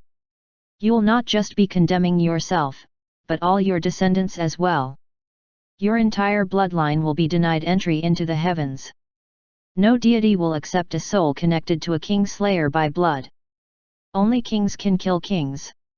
I promised you could torture him all you want when I bring him to you, but I never said you could kill him, and that's why. A wry smile cracked Krillos's face. I won't kill him. I won't let him off that easy. He will go through the same thing he put me through, and I'll force him to live with this pain for decades until he finally croaks of old age. How many years have I waited, though? It's been 5 years, and now with the Union in ruins, how much more will it be? You just told me yourself you can't do it anymore. If we work together I'm sure we can find another way. We'll restore the Union. 20 or 30 years, that's enough time to get back to where we were and take our revenge. You need to be patient. We still have time. I will keep my promise. Koblight, don't spout that propaganda at me. It's good enough to fool the merchants and the other guilds, but you and I know better. I don't think any of the guilds believe it either. If they did, you wouldn't have stormed in her like you did. Let me guess, they rejected your later proposal, right? They've turned on you and are vetoing everything you propose. I don't understand why. We're in the worst place we've ever been, but they're still being prideful and stubborn. We had to cough up so much to end the war, but now our new neighbors have formed a chokehold on us and are slowly squeezing the life out of the Union. We can't be stingy now. They can hoard all the money they want, but it will mean nothing if the Union collapses. They know we are in no position for a war, but they are demanding I tear up the peace treaty and go to war against our neighbors. Did they forget that they are part of the alliance now? If we start a war against them, we're starting a war against the whole alliance. So what if they have the exclusive rights to sell salt? Can the price be any higher than gold? We have to rebuild our economy now, no matter the cost. We must endure. We lost Folic Plains and Moronti, but we still have Quartz Mountain. Tarabo grew into the powerhouse it was because of that mountain. We can do it too. I've given them a way to get rich without losing a single life, but they still want war. They won't let me put into motion anything that could improve our position without going to war. Reaching an understanding with Endenak despite the consequences had caused Koblight's status to fall heavily. The exclusive salt deal between Peterson, Zichter, and their other neighbors added salt to the wound, literally. His opponents demanded war with their neighbors to win back the Union's honor and were vetoing every policy Koblight proposed in an effort to force him to go to war. I told you there were too many merchant guilds in the Union years ago. But you didn't want to listen. Now look what that's got you. If I were you, I would cut them all out. You have to excise the boils before they burst or they'll spread their pus and only make things worse. If you let this continue, the Union will fall apart. Duke Ford Moronti founded the Union 186 years ago on the plains with only the Big Seven. Now, you have more than 30 guilds. It's too many. Whether you object or not, I will leave for the enemy capital. There have been some developments that have piqued my interests. Before I leave, let me take the blame for you one last time. I know you're a good person and can't take that kind of action, so I'll do it. You just have to clean up the mess and declare me a traitor. That should keep you clean. Just give me your insignia. You don't have to worry about the rest, just let me decide. Krillos left with Koblight's command insignia shortly after. Chapter 560 Still so busy at home. Lorist returned to the Northlands during the 9th month along with Tigersaur and Charade. However, Tigersaur's acting general, Reedy, didn't follow them back. Instead, he was busy helping Malak and Howard out with the development of their rented dominion. Malak stayed behind because he was one of the main people in charge, as that base was to have heavy significance in the Norton military. He planned to only return after the project was in full swing. Reedy stayed back for two reasons. The first was for his junior apprentice brother, Howard, who was tasked to become the main supervisor of the project, which meant that they might not be able to meet for the next few years. Reedy decided to stay for 2 to 3 months to help Howard continue to polish his swordsmanship. His uncle, Charlando, also wasn't willing to see him return to the Northlands so soon and managed to convince him to stay until the end of the year to return with Els and the Sentry Legion. That way, the old man wouldn't have to suffer parting with his beloved nephews twice. Sylvia, Spiel, Keaton, and the other officials of the house rushed to Northsea to receive Lorist and held a rather grand welcoming ceremony for him and the soldiers who had fought outside the Dominion for years. A grand banquet was hosted in the army camp outside the city for the men of Tigersore and Lorist. At first Lorist wondered why a pauper like Spiel was willing to endorse frivolous spending such as that. During the end of last year, Spiel explained to Lorist with a smile on his face that thanks to the restoration of the market in Moronti, House Norton's factories were in production non-stop and new factories were constantly being built. The Dominion showed a prosperous sign. The increase in production during the past year alone had caused profits to increase by almost 3 million. Spiel said that he had no choice but to save back then since the house didn't have much money. He was even more terrified when Lorist spent what little amount they had seemingly thoughtlessly. But now that the house was getting richer, Spiel finally understood the intent behind Lorist's spending and investment. For every gold coin thrown in, more would come back in profit. That was why he gave his full approval when Sylvia got him to help out with a grand welcoming ceremony. Since they were pretty well off now, the celebration was definitely something they ought to hold, as it was something that could affect the house's reputation. Lorist's status as a sword saint could be upheld that way as well. At the same time, the soldiers that had been fighting abroad on behalf of the house for so many years would be able to feel how much the house cherished them, making them even more loyal to the house. After the festivities, Lorist noticed that Sylvia and the 4 concubines seemed to be living in Northsea for the long term. He asked about it and found that the palace that was being built at the east side of Rage Bear had been delayed. It would have been completed in another half a year, but Spiel decided that since the house was earning so much in recent days, he wanted to make sure that the palace was the grandest there ever would be for the sake of the house's reputation. So, he added a huge sum to the original budget, causing Siroba to be even more invested in it and making sure that it would strike awe into the hearts of all in the next millennium about how grand House Norton was. As such, the construction of the palace was halted until the changes were made. It was then when Lorist just recalled him receiving some documents requesting for additional budget from Spiel last year when he was in Moronti. However, his mind was preoccupied with thinking of how to defeat the trade union back then that he didn't really bother to read it through. Given his trust for the supervisor, he signed his name on the document casually and sent it back to him. Sylvia, being someone who obsessed over hygiene, didn't like to live at Rage Bear, where construction was taking place all over. Given her liking for the seaside, she brought the whole family to Northsea and moved into the city hall. There was vacancy anyway, and leaving the rooms empty would be a waste. And even though Bullhorn Bay was no platinum beach, there was a small sandy area that was more than large enough for the women to play with their children at. At night within the city hall of Northsea, within the grandest bedroom, was an exceptionally large bed which was exquisitely decorated. Sylvia and the 4 concubines converted their longing for Lorist into kinetic energy to battle with his rod. Only after he was completely expended did he manage to appease the 5 ravenous women and survive their relentless attack. "Why didn't you just bring the children to Platinum Beach for a vacation?" Lorist asked Sylvia, whom he hugged in his embrace, after the strenuous exercise they just had. The afterglow of climax was still visible on her beautiful visage. She cuddled against Lorist like a little kitten and enjoyed the sense of security his chest gave him.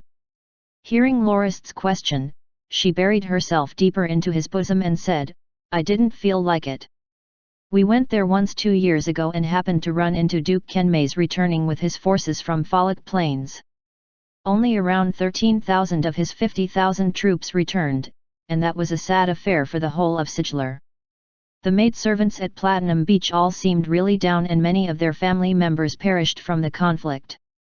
We could hear their cries from time to time and the only guests there were us. It wasn't merry like before at all and all we felt was cold emptiness. We also heard that most of the nobles of the kingdom participated in this war and suffered losses as heavy as House Kenmei's. I'm sure that no noble would go to Platinum Beach for vacation in the coming years, so after that, I went to Moronti to find you just as the matter with Queen Kakane came up. We were worried about you. Lorist felt touched, so touched that his little member reacted once more. He gently kissed Sylvia on the forehead and said, "It's all fine now.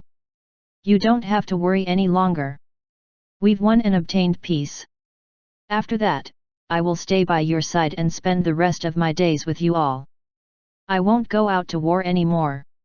It's getting late, so we should go to sleep, after we have another quick one of course." Sylvia smiled and looked reinvigorated.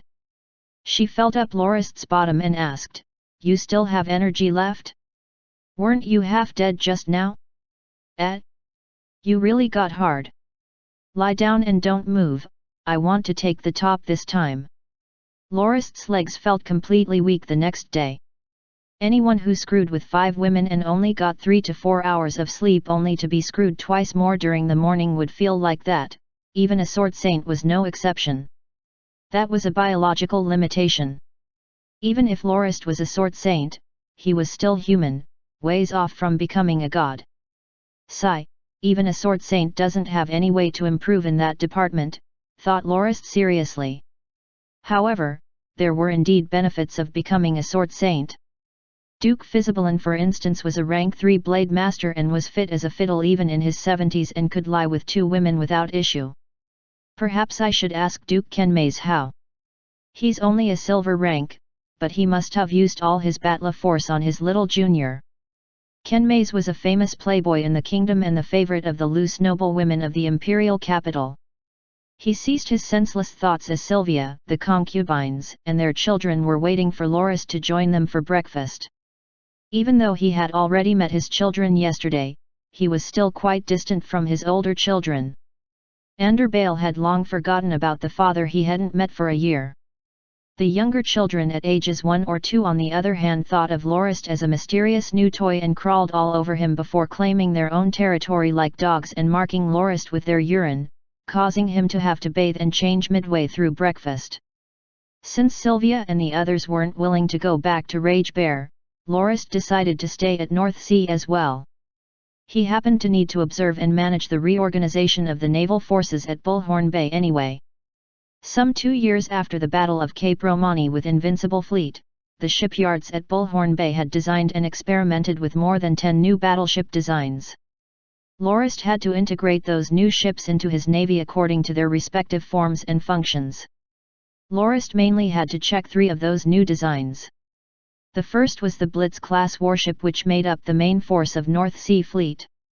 Those were the ships that allowed the Norton's fearsome name to spread throughout by demolishing countless enemy warships. Recently, there had been new developments on the Blitz class at the shipyards which increased their durability, speed, and stability. Lorist decided to order 30 of those new Blitz classes to replace the 14 old ones.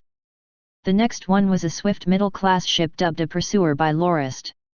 Compared to its Swift-class predecessor, all these new ships were fitted with bronze cannons and made to have decks and cabins. Even if each of them were fitted with 18 bronze cannons, they would be stable enough to sustain the recoil from all those cannons firing at once. The streamlined shape of those ships could also weather the strong winds and waves of the northern seas and allowed it to travel double as quickly.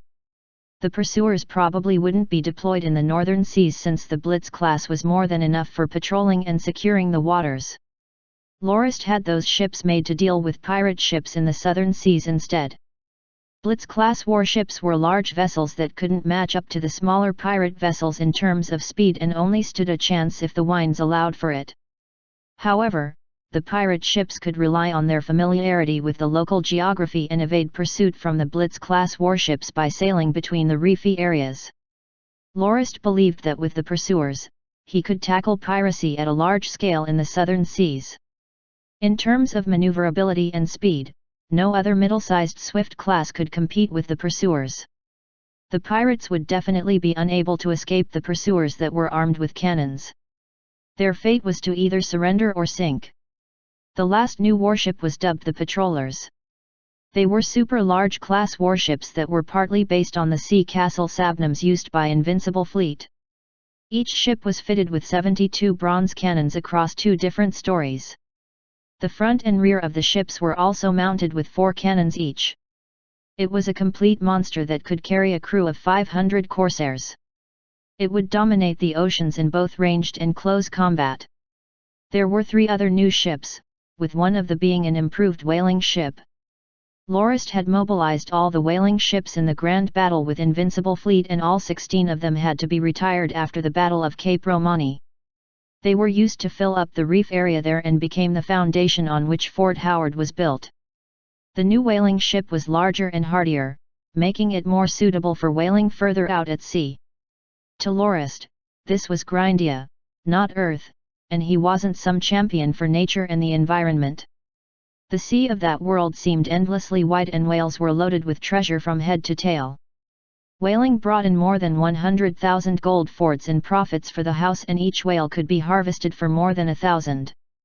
It was a thriving industry that House Norton wouldn't give up on easily. One of the 2 remaining new ships were primarily guest vessels that were more or less the size of the Patrollers, but faster and more agile. Currently, a ferry line was established from North Sea to Morante with stops at Platinum Beach, Silauas, Gillen Harbour, and Armatrin Harbour. 4 of those guest vessels would be constructed, and one of them would start sailing from North Sea every month while the other started sailing back from Hyde Gold Bay. Each voyage would take around 28 days, and the passengers could get on or off at any given stop. That was the ferry line through the northern seas. The one for the southern seas hadn't been decided on yet. Lorist felt that letting the private ship owners handle the ferry business in the southern seas would be better. House Norton could produce the ferry ships which the private ship owners could use to run such a business. They could work together, and form a relationship with the noble backers of those ship owners in the south. That could possibly be a goose that laid golden eggs. The last new ship was an improved version of the Ldam-class vessel. The capacity of goods it could carry was doubled, and it could sail quicker with more stability. It could also be used as a logistics vessel and sustain a supply chain effectively for North Sea Fleet. It was decided that 24 of those ships would be constructed, and they would usually be used to ship goods to and from Morante. What troubled Lorist was that they couldn't outsource the construction of those ships to other parties in the interest of confidentiality. All construction had to be done in Bullhorn Bay. House Norton's land and naval forces were already famous throughout the continent, and everybody wanted to steal a piece of what made them so good. Only within the territory of the house could they effectively catch spies sent by other powers. The shipyards in Bullhorn Bay occupied nearly half the area of the bay and had more than 10,000 skilled workers and laborers. That was where the largest industry of the house was located. However, as building ships was something that required skill and expertise, the production couldn't be increased with just an increase in personnel. Producing 20 new ships each year was the limit. Given that there were up to 120 ships waiting to be constructed, Bullhorn Bay's shipyards were fully booked for the next 6 to 7 years. After much consideration, Lorist decided to build some shipyards in Silauas and let them deal with the construction of the ferry and whaling ships. That way, they would be able to realize their plans within 4 years. Apart from arranging for the construction of the ships, Lorist had to consult Spiel for the costs. In Morante, it cost around 7,000 gold forts for the construction of a Ldam-class vessel. But House Norton required more than double that amount for one middle-class pursuer to be constructed. Other things aside, the main body of the double-story warship cost 15,000 gold forts to make. The bronze cannons and training of new cannoneers would bump up the costs of each pursuer to around 50,000. Fortunately, the house now had Fort Howard at Cape Romani, and they would be able to legally collect toll from passing ships, which amounted to no less than 1 million gold forts each year. That was enough to sustain fleet after the expansion, and there might even be some left over for the house. Additionally, around 200 of the ships that were obtained after Invincible Fleet was defeated were auctioned off at Moronti, bringing in another 1 million plus gold forts for the house. That way, the house only had to pay another 5 million or so out of their pockets for the construction of those new ships, which was spread out across 5 years, lessening the burden on the house. After more than a month of hard work, Lorist finally finished planning the whole expansion of the household fleet and the construction for the ships. The next big thing was the year-end celebration held by the house, during which a large number of vassal nobles would have their titles reissued by the house. There was also a large number of soldiers who earned noble titles and lands. Chapter 561. Handing out land is like giving away your children, so be certain their husbands will be good to them. We have 48 people to enfeoff this time, your grace, 26 to raise to viscount, and 2 to raise to count. I've checked the list personally. There are no mistakes.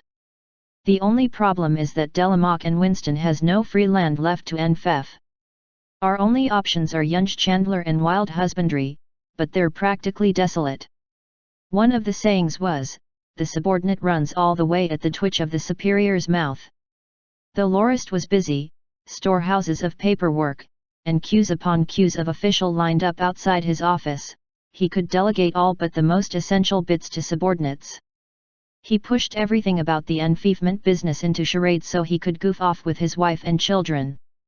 Charade, in turn, delegated much of his work to his direct subordinates.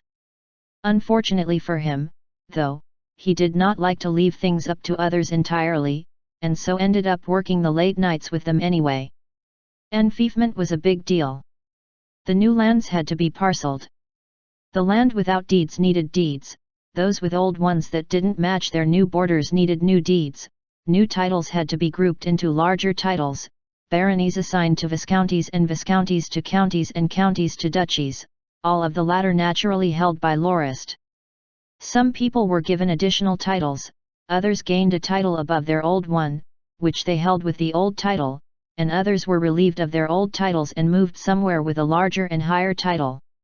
Everything had to be planned, arranged, and all the triplicate papers handwritten and signed either by seal or signature before being arranged and stored for the end-of-year ceremony where they would be given to their new holders.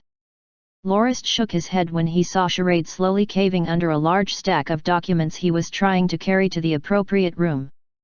No. Yunge Chandler is being under Shadekampf's jurisdiction. It'll be at least 3 more years before he's done with the place.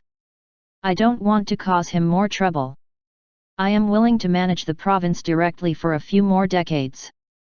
Hector, from Wild Husbandry, doesn't want me sending any nobles there either. The province's main purpose is a buffer between our heartland and the barbarians. Sending nobles there would undo that. Our hope is to assimilate the barbarians, and when that happens, they'll be moved into the province and settled there. Sending nobles there now would undo our plans. It's a delicate and sensitive procedure. Nobles have the right to autonomy, which means if we settle them there, we can't properly control the area, which will likely cause our plans to fall apart as the nobles pursue their own agendas. I stayed away from those 2 provinces for the last decade for exactly these reasons. Charade dropped the stack of documents onto the table, it creaked and dust flew everywhere. Then what will we do for the new nobles? Delamock and Winston just doesn't have space anymore. Lorist took out a bottle of blackcurrant wine and 2 tall wine glasses. He filled them up and dropped a few ice shards into the cups before handing one to Charade. Have a drink. It's the Vineyard's latest selection of blackcurrant wine. It's great chilled with ice. Not bad, Charade praised after a light sip, but it's only the 10th month. Where did you get the ice? There were no such things as refrigerators on Grindia. Most nobles imported or gathered ice in the winter and stored them in massive underground caverns for use throughout the summer. It was expensive, so only the nobility could afford it. The ice would be used for making frozen or cooled delicacies, or cold drinks. The more extravagant might have ice baths to break away from the summer heat. In the hotter climates to the south, however, even storing masses of ice underground could not keep them for the whole 9 months between the last snowfall and the first of the next winter. Most places ran out at around mid to late summer.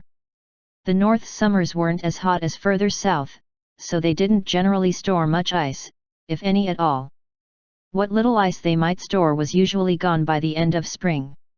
It was already autumn, so the ice should have been gone completely. You remember the gunpowder research lab? Professor Balba discovered during some of his experiments that certain chemical reactions using saltpeter would cool things, enough to freeze them in some cases. I simply had him use that to freeze some water. I made a trip there just a few days ago and brought a batch back with me along with some saltpeter to make ice here.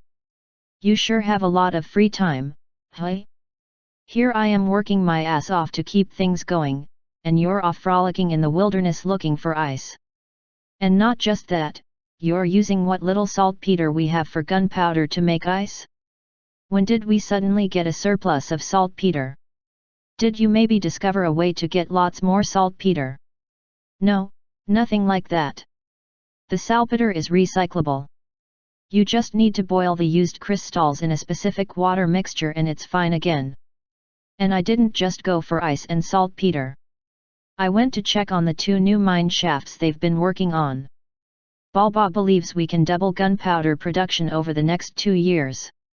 Charade finished the blackcurrant wine, poured himself another cup and popped 2 large pieces of ice into the wine. Whatever.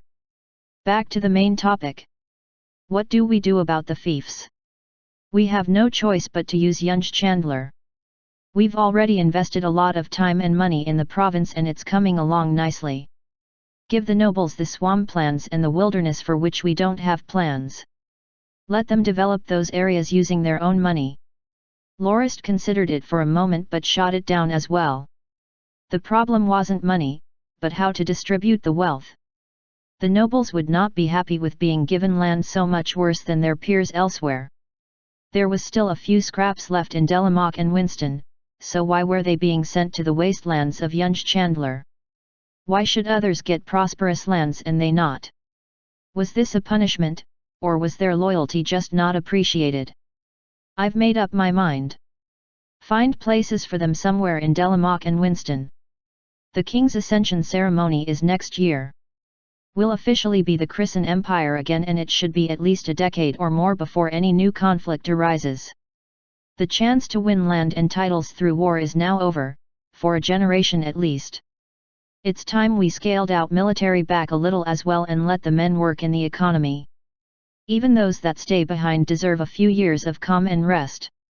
We might even have to resort to promotions based on years of service, rather than achievements. This means this will be our last big enfeoffment ceremony for the foreseeable future. And our territory won't expand much either. The king certainly won't let us have any more than the 5 provinces we have already. The focus of our efforts after we finish with Yunj Chandler and wild husbandry should be the lands I hold the title deed for in perpetuity, the Northlands, and our overseas territories. Besides developing those lands, I want to push our territory further north.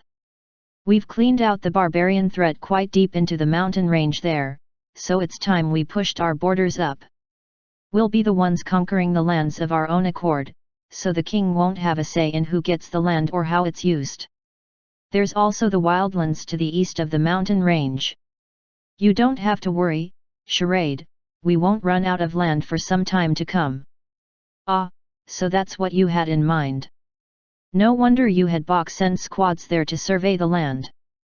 I was wondering why you were doing that. All my troubles are solved, then. Lorist nodded. When you return to Rage Bear, take a box of blackcurrant with you. It's the Duchy of Morbid's secret brew. The brewers there came to us for asylum when the Union took the duchy. Now they run their famous breweries here. They supply me and House Norton alone, no one else can get any. Charade smiled jovially. Well, don't mind if I do. But just 1 box? Come on, Give me 3. You know I love fruit wine. Lorist laughed. 1 bottle is worth 4 gold fords. You've really gotten used to raiding my cellar, hey? Sigh, 2 boxes is all you got from me. If you want more you have to buy them from my cellar. Go see Bauri for the arrangements.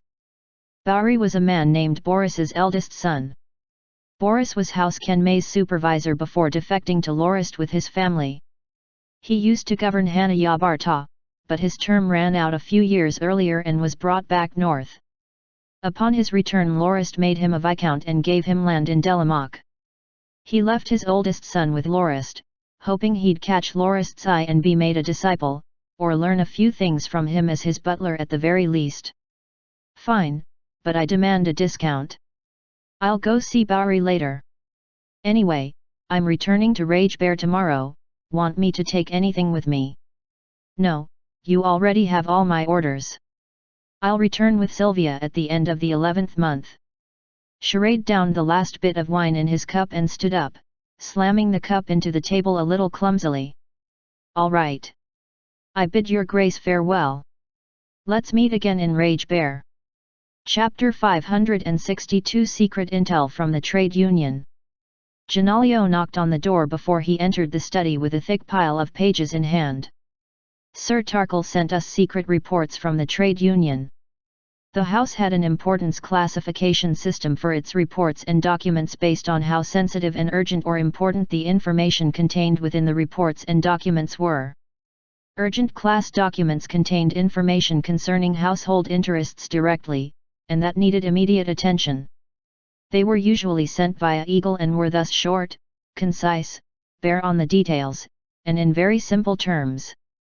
Secret class documents contained sensitive information, which could be about something concerning the household itself, or other forces, factions, places, people, or circumstances, that had to remain confidential either due to the content or nature of the information, or what the fact that House Norton possessed the information implied about its espionage activities or its possible future interests or actions. The documents were usually very thorough but at the same time somewhat circumspect. Due to their sensitive nature, the utmost care was taken to ensure the details inside were as accurate as possible, and any transport or storage of the documents was done under the utmost scrutiny. The Queen's affair would have been one such report, but Lorist didn't care about its news spreading and wanted such news at the utmost speed, so it was handled as urgent instead. What is it? Charade asked from his place on a nearby chair. Janalio opened the folder and glanced over its contents. There's been a rebellion in the trade union. It started on the 15th of the 9th. Duke Koblight mobilized Twin-Head Dragon's Legion to purge the rebels. More than 20 guilds have been wiped out, 17 completely, and the rest mostly. It says the prime suspect is Marquis Krillos, Twin-Head Dragon's old vice-president. He reached out to the nobles dissatisfied with Koblight's leadership and staged a coup. He's now vanished and Duke Koblight has declared him a traitor. The Duke also put a bounty of 10,000 gold on his head. He also enacted a few new policies changing the peerage. Nobles no longer hold titles to land, they only gain social status and an annual stipend. He's sent ambassadors to the neighboring nations to reassure them that he's in control and that peace will continue. Lorist looked amused. It seems this more like a rebirth than a revolt. Koblight is quite a talented man. He clearly intends to play the game seriously. Who is this Krillos? Charade asked, more interested in the revolt's instigator. Marquis Krillos was the ambassador sent to the peace negotiations with the Windstorm Sword Saint. The one the king declared a fraud and sent back to the Union in feathers. Oh, him. Lorist mouthed absent-mindedly. How's he still alive? Wasn't he covered in raw lacquer? He should have died from poisoning. How's he still up and about? Being covered in raw lacquer won't necessarily kill you. It's not like it's actual poison. What's so weird about him still being alive? Janalio countered. You don't understand. I've seen something like this personally. There was a lacquer shop next to my house when I was still a child. A horse barged into it one day and knocked a large bucket of raw lacquer over. The lacquer fell on a nearby worker. He died of an allergic reaction 2 days later. His skin blistered. His employer hired the city's greatest herbalist, but he could do nothing. The blisters festered, and he committed suicide a week later. The horse also got some on its fur and died a couple weeks later as well. The lacquer shop was forced to close after the scandal. The Big Seven guilds required that all workers wear protective gear from then on. The job became very expensive as well since people demanded greater pay for the dangerous work. I spent a few years studying the lacquer at Dawn Academy trying to find out what caused the reaction, but I was no closer to discovering the secret behind its poison when I left with His Grace than when I started. Genalio rolled his eyes. Don't make yourself sound like an expert if you don't actually know anything. Marquis Krillos was a blade master when that happened, the lacquer wouldn't have killed him. He was also a noble, he no doubt hired excellent herbalists to treat him. Besides, a lot of time passed between your tinkering and his punishment, I'm sure someone thought of a better treatment in that time. Charade was rendered speechless. He grabbed Genalio in a fit of rage and ruffled his hair. You little! When did your balls grow big enough to talk back to me? Let's see how I deal with you. Lorist didn't know what to do, so he took the documents from the wrestling pair and schemed them while he waited for things to calm down. Enough, he eventually had to get involved when things didn't calm down. Charade, you're my chief knight and Genalio's senior. You're basically his uncle as well. Don't go too far, Genalio will eventually be your brat's senior, and in a great position to pick on him if you push him too far now. He would dare. Charade let go of Genalio and opened another bottle of blackcurrant wine. His haste to get to work had vanished when the trade union came up. Your Grace can rest assured now. I doubt the revolt was anything less than a complete bloody massacre. Most of the nobles must have been put down and thousands of peasants executed. This may have secured Koblight's position, but I doubt the Union can recover from this. You're wrong. We should be more wary of the Union instead. Koblight got the perfect excuse to kill off everyone who opposed him. His position is now more secure than it has ever been. Even if a few detractors escaped his purge, which I doubt, they no longer have the power to oppose him. He holds absolute power in the country and can have them killed for whatever reason he wishes. Koblight will no doubt start consolidating his position and the Union's remaining strength. He'll first focus on developing his remaining territory. In service of that he'll no doubt overhaul the entire political and legal system.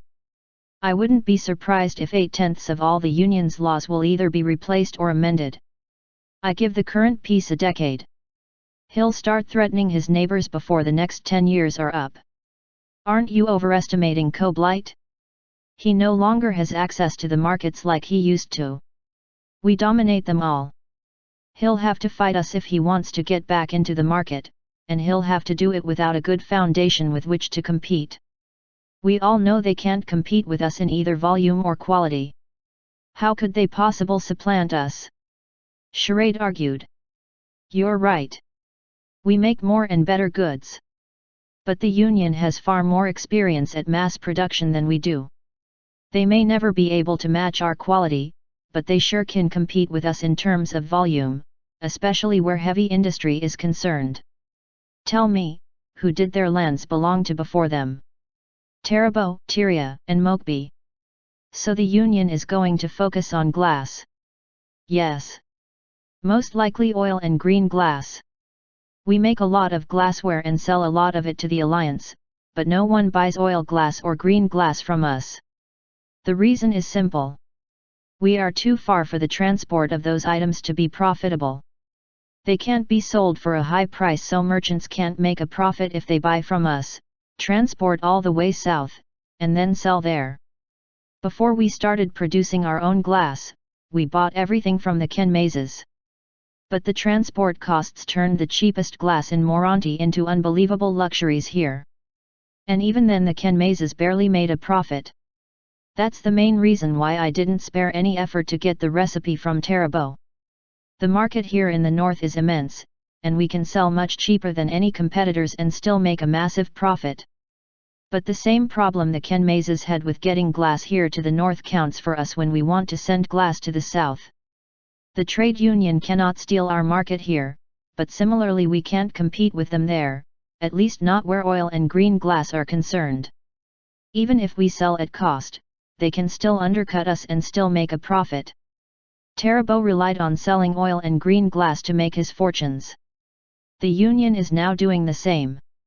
The market is also perfect for it now. The kingdoms have been ravaged by war and are busy rebuilding. Glassware was no doubt the thing most broken during the various raids and pillages, so everyone will want to rebuy everything. The entire continent is also at peace for once, well, the parts that matter, anyway, which is perfect for trade. It's only a matter of time before the Union is back on its feet and rearing to get revenge and take back its lost glory. Koblight did exactly what I proposed to Jindas, turning the landed nobility into honorary nobility. Limiting salt sales and upping their prices won't be enough to keep the Union at bay anymore. The Union can just smuggle it in, they certainly have the know-how and the connections. Our only saving grace is that they're in one of the worst possible geographic locations for commerce. They're landlocked and surrounded by mountain ranges and other impassable terrain. Your Grace is overestimating the Union. If they're really this eager to keep the fight going, why not just march back south and wipe them out for good? Genalio nodded frantically as well. He was a little too fervent in his belief of the Norton force's invulnerability. Lorist laughed. And what casus belli would we use? We better have a damn good excuse to break the peace treaty so soon after signing it. Otherwise no one will ever trust either us or the soon-to-be emperor again. No, this is beyond us now. We can't make a move again until we're asked for help. We should focus on supporting the Free Union and strengthen our grip on Moronti and its markets. As long as we maintain control there, the Union can only become a local powerhouse, it won't be able to threaten the empire. Charade and Genalio nodded. Is there anything else? Lorist asked. Yes, Genalio answered, Lundmord is here for a visit with his 4 wives and 5 children, replied Genalio. Chapter 563 Enfeoffment and Arrangements. The 4 wives that came with him are all pregnant again, added Genalio. It was Lundmord's personal affairs, but Genalio couldn't avoid mentioning it. Charade and Lorist shared a shocked glance. What was that man drinking? Lorist wanted to curse the man. Did he has breeder pig in his bloodline? Doesn't the bastard already have 17 children? He did, your grace. He's become a legend. A few call him the heroic father. Men teach their sons to aspire to his state, to have 7 wives and countless offspring. His eldest turned 17 this year. He's currently studying at Dawn Academy. His wives are all bears. Who would want that? Asked Charade, dissatisfied. He had 2 sons and a daughter. His wife was no less fertile than any of Lundmord's wives, but he had only a fraction of his children. His wife had spoiled his son too much while he grew up, the boy was nothing more but a run-of-the-mill noble brat. He preferred lazing around all day and reading a book here and there to training his body properly. The boy was also a real lecher. He was just 20 but he already had 3 concubines. Charade wished he could have a couple of concubines or a few more wives, but his wife wouldn't allow it and her blade master grandfather-in-law stood behind her. His other children were about the same age, they differed just less than a year and a half from one another. His wife devoted herself to her daughter and neglected his second son.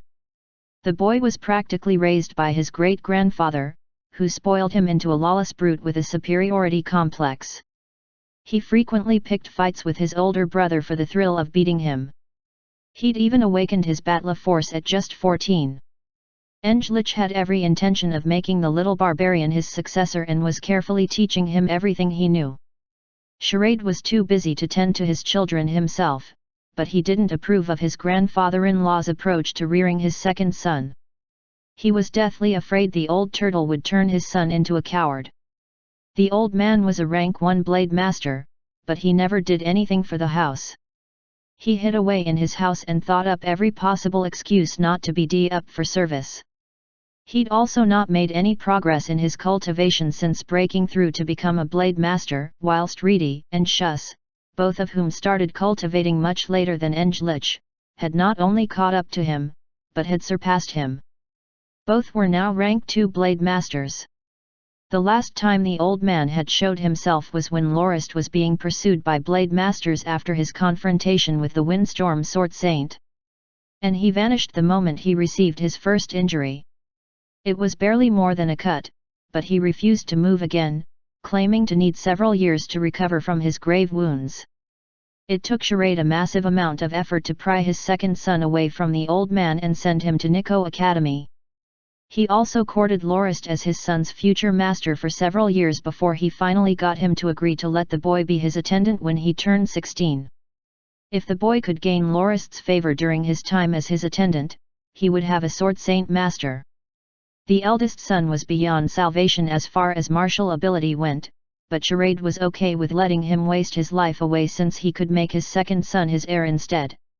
He was betting House Charade's future on his second son and would even fight his grandfather-in-law to make sure the kid grew up to be a worthy heir.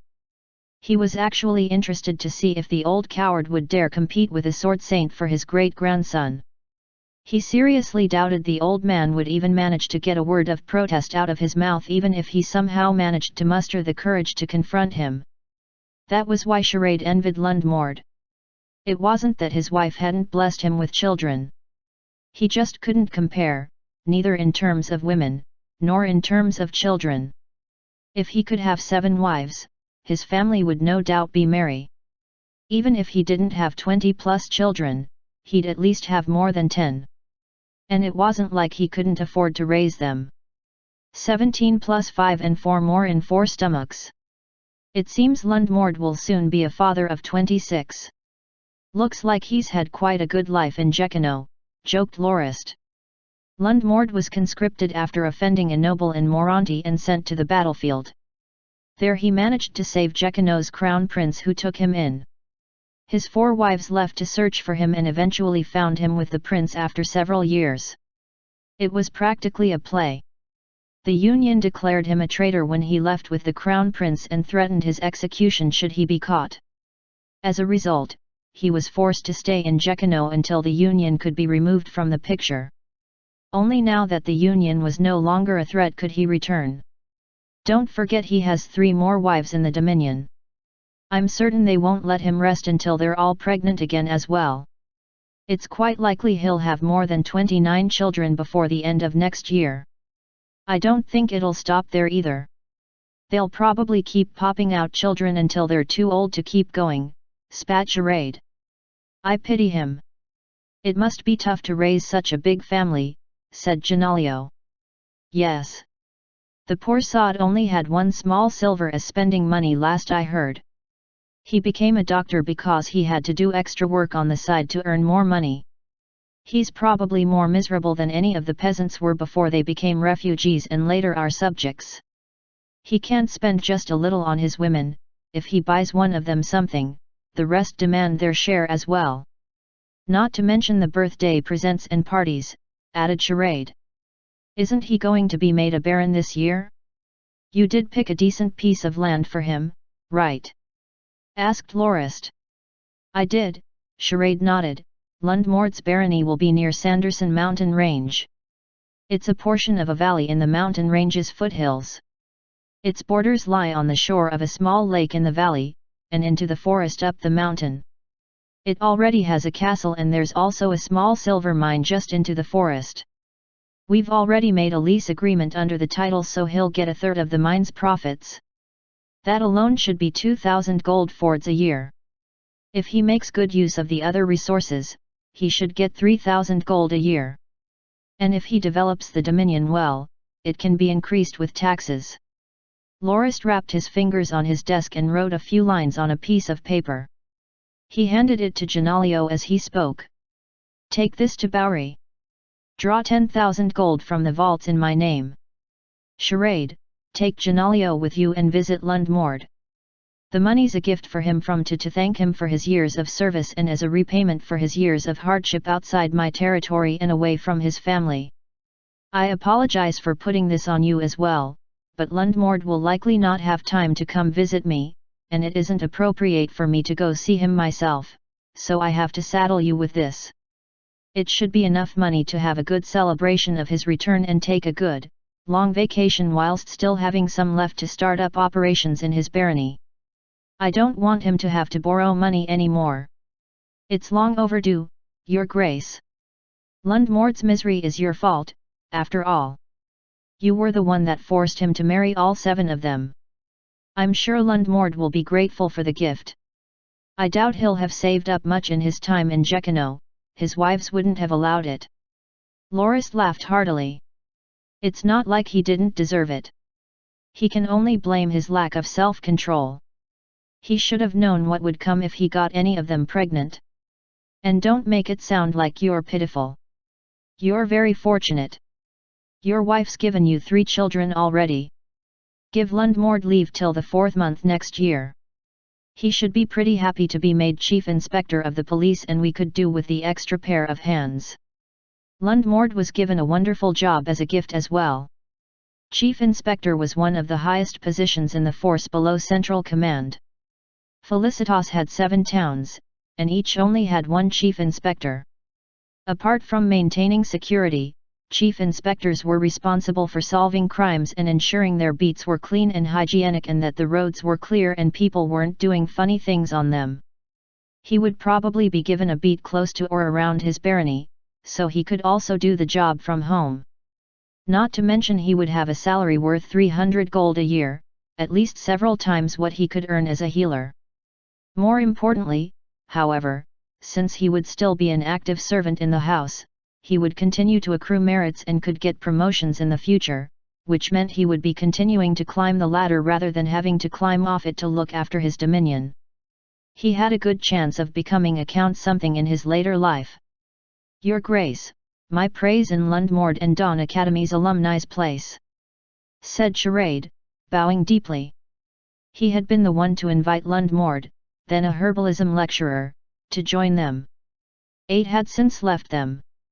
7 switched sides and joined Auguslo, of whom all but 1 were now dead, and 1 had been killed on the journey north. The remaining 28 had all stayed with Lorist and now occupied high positions in House Norton's government and army. Lundmord was the only exception, the only one who had yet to climb high up the ranks. Instead, however, he outshone everyone when it came to family and offspring. Lorist pondered alone in his study after his friend and disciple had left. Lundmord could not compare to other humans. Was he doping himself with some kind of drug? Lorist had 7 women as well, if his concubines were included, but he didn't even have half as many children, not to mention that most were bastards. And when Sylvia, Fanazili, and Daisy had wanted to become pregnant, it took him months to finally knock them up. Lundmord, on the other hand, had his women pregnant within a couple of months of having given birth, consistently. He was a legend for all the wrong reasons, especially now that he'd returned with yet more children and 4 wives pregnant yet again. Many shared Lorist's suspicions that he was using a special concoction to boost his performance. A few even held banquets to bribe him to give them some as well. Even Sylvia had asked Lorist to look into the rumors. The days passed calmly otherwise. Lorist returned to Cherry Blossom Ridge with his family in the 10th month. He couldn't bear to stay in North Sea any longer, it was too cold. His years in the warm south had made him soft. He had originally wanted to return to Ragebear instead, but Sylvia refused to go with him, and wouldn't let him leave her either, so he was forced to accompany her to her mansion instead. Lorist finally returned to his castle in Ragebear in the 12th month for the celebrations. The city was already bustling with parties and feasts. The New Year's celebrations of his house had turned into a month of festivals and parties. The people were even calling the 12th month the month of joy. Even the cold weather and constant snowfall did little to dampen people's mood. The snow instead became sculptures that lined the street. A few artists had even begun specializing in frozen art and had exhibitions and sculpting competitions in the city's parks. People didn't just do it because it was an excuse to have fun. They wanted to give thanks to their duke's exceptional leadership, his achievements on the battlefield, and to celebrate his return to the city and be thankful for being his subjects.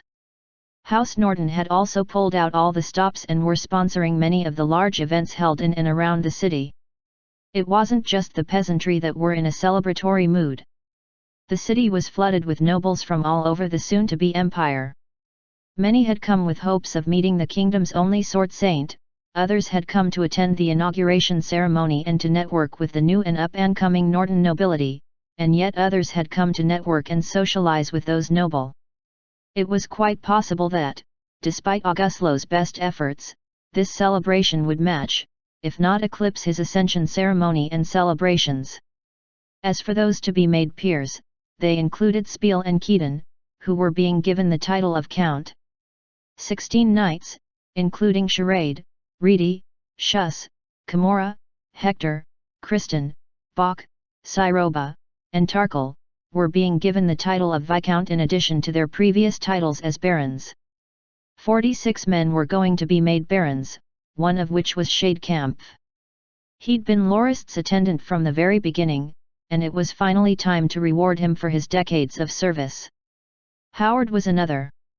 He was already a viscount thanks to Duke Felim, though he wasn't the duke's vassal. It was a dowry for marrying his daughter. He was technically a vassal directly under the king, since Duke Felim had given him the viscounty without demanding his allegiance, and since he had no title or land under Lorist. This barony would formally make him Lorist's vassal, if only in the capacity as a baron, since Howard's wife was technically the title holder of the viscounty. Few doubted that this celebration would be remembered for years, if not generations to come, and not for being so close to the king's ascension to emperor. Chapter 564 The winter harvests came after the rainy season. Lorist's lands were flooded with cheer. In fact, the weather had been nice since Lorist took over 20 years earlier. Despite the stormy ocean weather in the north, the coast had not been hit by a severe storm in over 2 decades, nor had there been any floods. Spiel was not surprised when Lorist brought it up during one of their meetings, however. According to him, the Northlands was known for its calm weather, disasters were rare. The only reason it hadn't been properly developed before Lorist came along was the chronic shortage of people.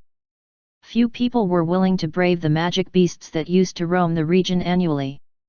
With them gone, however, there was little to stop people from coming north. The biggest problem the north used to face beside the magic beasts was the chronic belligerence of the region's nobles. What little growth in population there was thanks to childbirth was quickly squandered in petty squabbles. There was also the issue of occasional barbarian raids from the mountains.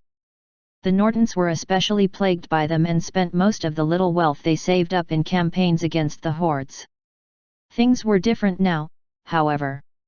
The beast waves were no more, the old squabbling nobles were gone and the new ones were all loyal to Lorist, and the barbarians had not come down from the mountains to raid in over a decade.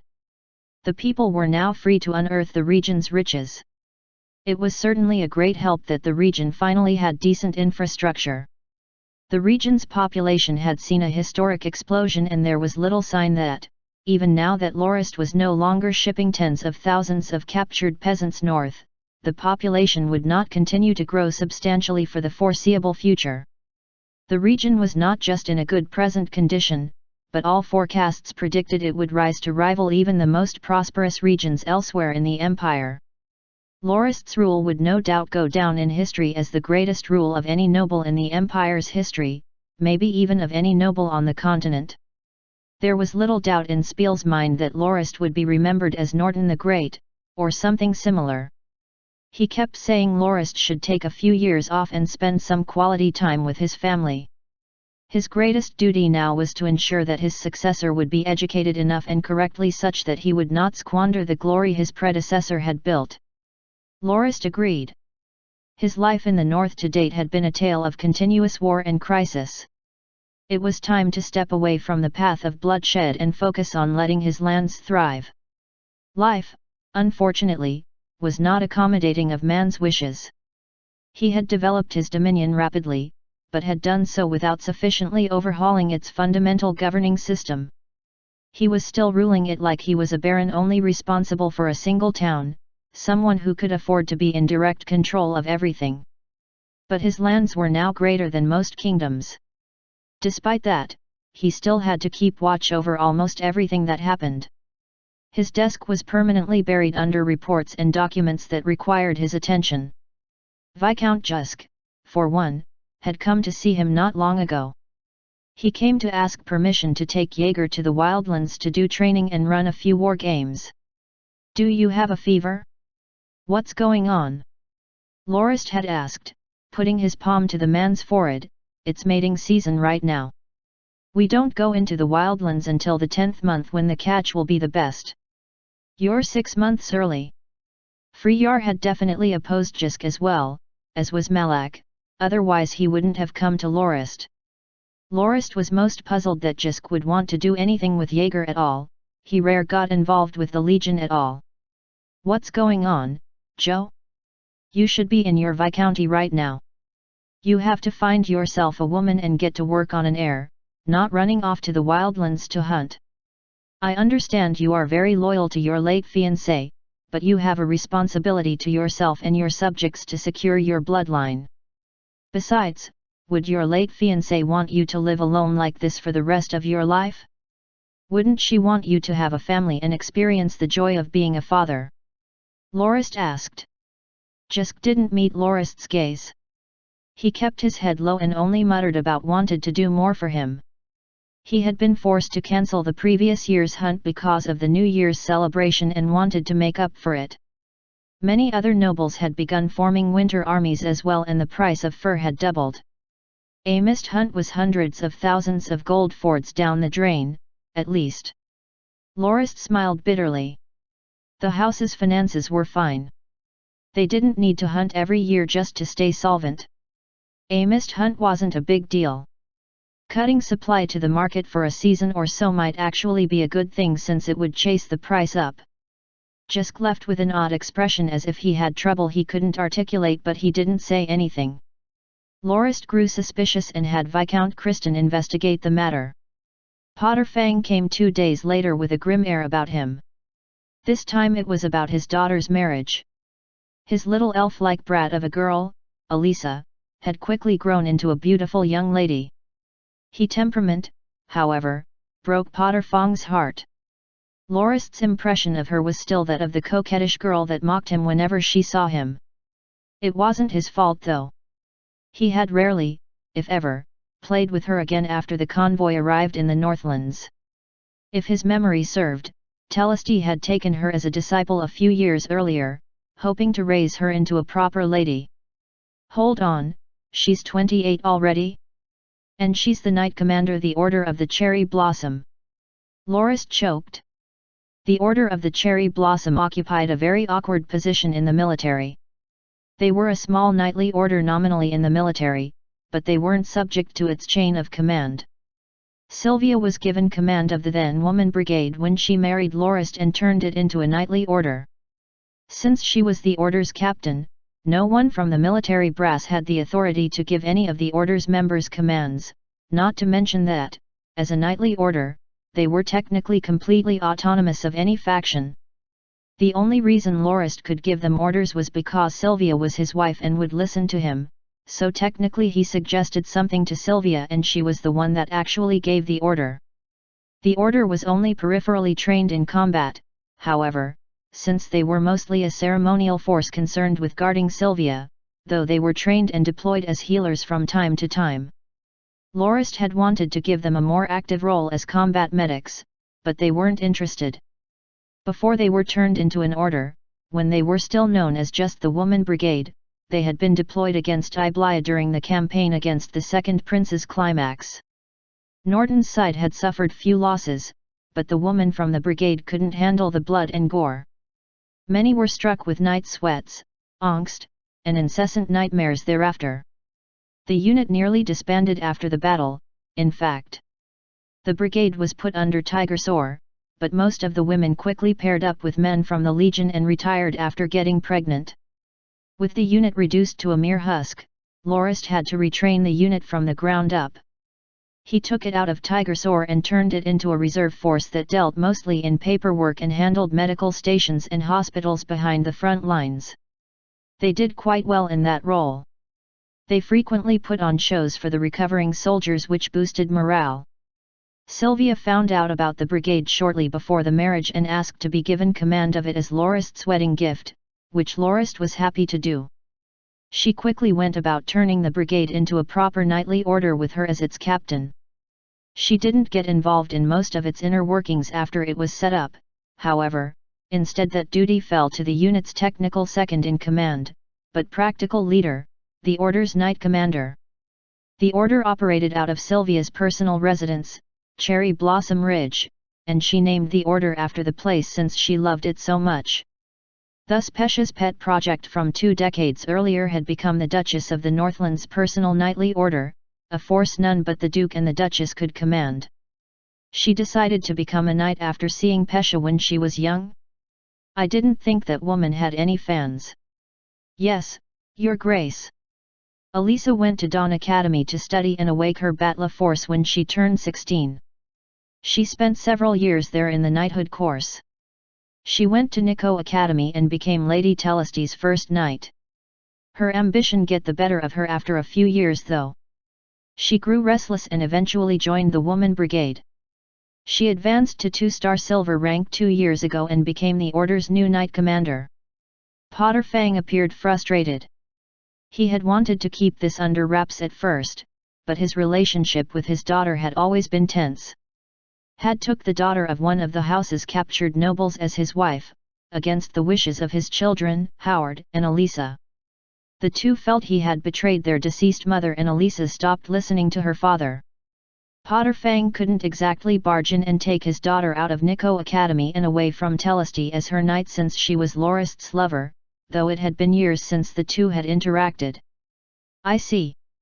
So Elisa is both Telesti's knight and knight commander of the Sylvia's Cherry Blossoms. No wonder I haven't heard anything about her for so long. Elisa would have been mentioned in at least one report if she'd pledged herself to House Norton. Lorist's memory was quite good and he would have known it was her immediately. She had joined the Order of the Cherry Blossom, which was nominally part of House Norton, but knightly orders were a difficult thing. Even if their heads were members of a noble household, orders were never part of any political faction.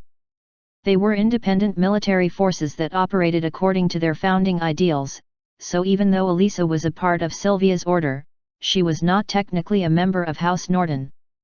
So you want me to convince her to get married? I don't know how to say this, Your Grace. Howard is Your Grace's disciple and is married. I don't mind whether he remains your servant or found his own house. I trust my son, and with you there to guide him, I have nothing to worry about. But Elisa is 28, and she hasn't married or had any children yet. She's already very old to still be unmarried and I worry she'll grow into an old, lonely woman if this goes on. I'm her father, so I should be the one to arrange a good husband for her, but she won't listen to me. She has her own ideas about marriage and she's been stirring up a big commotion in that regard lately. I shouldn't be talking about her behind her back, but I worry as her father. Please, Your Grace, will you not help this old father and deal with this before it becomes a scandal? Potter Fang left Lorist with many questions unanswered after only vaguely explaining the situation. Lorist was not about to get involved in something that could be hot water without knowing what was going on first, so he had Kristen look into it first. When he got the report, he nearly jumped through his study's roof. Chapter 565 Fact was indeed stranger than fiction. Lorist checked the report to confirm he wasn't reading a romance novel. Jisk and Elisa's private affairs had little bearing on Lorist's lands as a whole, so the Internal Affairs Department had not paid them any attention before. They naturally wouldn't skimp on investigating it once Lorist asked about it, however. House Fizibalin had gone to war with Lorist 8 years earlier. Fizibalin's sly maneuvering had let him escape southern as it fell to wild husbandry and set up an ambush with the Grassland Barbarian Legion. He wiped the 2nd and 3rd Jaeger divisions out there, and Colonel Pete died whilst Yuri was heavily injured. Jusk had pushed his men in to relieve his comrades and severely injured Duke Fizibalin in the process. It was the first, and one of the few, losses Lorist had ever suffered. He was short 30,000 men by the time the dust settled. The 2 colonels were sent to the Woman Brigade to be treated, and there Elisa met Jusk again. He was her first assignment as part of the brigade. The first met when Jusk was still a dashing young knight tagging along with her uncle Lorist. He wasn't much of a talker and didn't smile often. Despite his youth at the time, he was still older than Elisa enough that there was a decent argument he should be called Uncle Jusk. The 2 did nothing but see each other in passing once or two in the end, though. The Woman Brigade gossiped about Jusk being the most handsome of House Norton's knights during his stay at the field hospital. His lost love story only made him more attractive. Many were heartbroken when they heard about his injuries and wished they could have taken his place. Elisa was 20 at the time, but Jusk was already 36. She was likely at least partially influenced by her friends' and comrades' worship of the man, but she quickly fell in love with him. She swore to herself, when Jusk was about to leave the hospital, that she would marry him and no other man. Jusk, however, saw her affectations as just the crush of a young girl. He knew more than anyone the difference in their ages. He was practically brothers with her father. He had no intention of putting his friendship with Potter Fang on the line for a likely messy relationship that had every chance of failing miserably. He believed Elisa would move on if he treated her coldly like so many of his Fang girls. But she just would not give up. She spent every waking moment by his side, regardless of how much Jusk tried to get rid of her. Jusk was at the point of giving in when he was cleared to return to active duty and dashed out of the hospital like a man running from burning forest. Elisa would continue to visit him frequently, but he managed to avoid her most of the time. Unfortunately, she was a good tracker, at least when it came to him, so he still bumped into her more times than not. It didn't help that she would also come up with every excuse she could think of to either come visit him, or have to go to his compound, at which point she'd obviously go look for him. One of her favorite excuses was to put up a performance for the men in Jusk's barracks with a troop from the brigade. And she didn't miss any event related to him. She was there for his birthday, the day of his knighting, and the day of his entitlement as a baron. He also had to get letters from her every couple of days. This had been going on non-stop for the entire 8 years since she'd met him again in that field hospital. Jusk had been content with keeping her at arm's length as he had been for however much longer it took. But Elisa's father was beginning to put more and more pressure on her to get married. Her brother and liege had also been getting involved lately. But she didn't want to marry anyone but Jusk had no intention of getting involved with any women, period. He couldn't just continue to ignore her, but he also couldn't take her in because of his vow to his deceased fiancé, and he didn't know how to respond to her. In the end, Elisa took matters into her own hands and forced herself on Jusk. She visited Jaeger again with a troop when they were returning from the campaign in the south. She fed everyone enough alcohol to make them pass out drunk, slipped Jusk a nearly lethal dose of aphrodisiacs and spent the rest of the night with him. Lorists couldn't believe his eyes. He did not think the little girl he remembered had it in her to force herself on one of his subordinates. She didn't stop at that either. Since Jusk had taken her virginity, she reasoned he had little choice but to take her in, so she moved into his castle and was practically Viscountess already. Jusk, in response, avoided his lands like death itself and thought up every excuse he could to stay with his forces or anywhere but home. Lorist downed his cup of tea, only to spit it all over when he read about where Jusk currently was. Perfect. So he really was staying away because he didn't want to meet Elisa. Was he doing it out of guilt for having taken her virginity? Then again, she was the one to force herself on him, so he was the victim, really. And then she even took it upon herself to all but declare herself his wife already and take over governing his lands in his absence. So that was why he wanted to take Jaeger out. He wanted to get as far away from the woman as possible. Unfortunately she had sent out every man she could to look for him and drag him to his dominion and force him to marry her. It was quickly turning into a massive scandal and would likely ruin Jisk and Potter Fong's family names. The one was inept at dealing with women and the other was a draconic vixen with no sense of propriety. Lorist finally pitted Potter Fang. Jisk was Lorist's trusted subordinate and dear friend. Though his rank wasn't that high, Potter Fang considered Jisk his equal as well. Now, however, it was only a matter of time before Jisk became his son-in-law, and the man would likely resent him for not stopping the marriage. As such, there was a wild goose chase going on all across the Northlands that had been causing quite a stir. Many people watched on and gossiped about it like it was a comedy. The two responsible for this affair didn't care, but Potter Fang was at his limit. He just wanted everything to go away even if it meant forcing his friend to marry Elisa.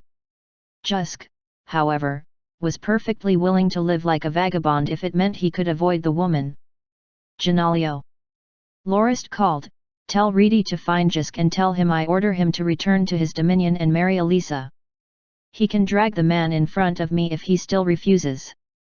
Jisk was hiding in Reedy's manor. He didn't have many close friends in the army. He had wanted to hide it out with Yuri, but Elisa kept sending men to his lands and castle to look for him. Reedy's manor was one of the 8 Lorist had confiscated when he conquered Rage Bear. He gave the 3 left after his wife and concubines each took one to Glacia, and Reedy, and the last one was still up for grabs. Not many people knew about the manors, which made them the perfect place for Jisk to hide. This was perfect.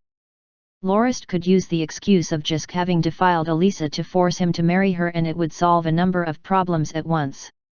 He didn't really think about the fact that it was against Jisk's wishes. She was young, beautiful, and attractive. Jisk must have enjoyed it, so he simply had no say in the matter. It also didn't matter that Jisk had made a vow on his deceased fiancé's grave to remain faithful to her for the rest of his life. Lorist wanted him to marry someone, so that's what would happen. He had betted the girl, so he had to wed the girl as well. It didn't matter in the slightest that it had been against his will, his wishes, or his vows. Lorist thought about his old neighbor, Li, from his past life. The man had a daughter who entered a trading company after graduating and became the mistress of the company's boss. After 3 years of struggling, she finally got the boss to kick away his old wife and be made the main wife instead. Every time the balding boss came to Li's house, he had to address Li, 5 years his senior, as father. As he expected, Reedy soon dragged Jisk into the study. He knew Jisk would not accept it. He didn't even answer Lorist after the man had tried gently convincing him for several hours. Lorist was forced to drag his wife and concubines into the mess so they could slap some sense into Jisk. He knew that, them being women and wives and concubines, they would side with Elisa no matter what. So he could count on them dogging Jisk until he gave in and he would not be able to convince them otherwise no matter what he said. It took the women just half an hour to convince Jisk that he had some responsibility in the matter and a duty to marry her. They also convinced him that he was wrong to keep his vow to his wife when he had another woman pining for him. Successfully indoctrinated, Lorist returned to his dominion and wedded Elisa. The woman really loved him after all, so it wasn't her fault. He had a duty to be loyal to her since he'd taken her virginity. Surely it would be a very happy time for him. Lorist was very happy to hear Jisk had finally seen things his way like he should have so long ago and immediately arranged the marriage.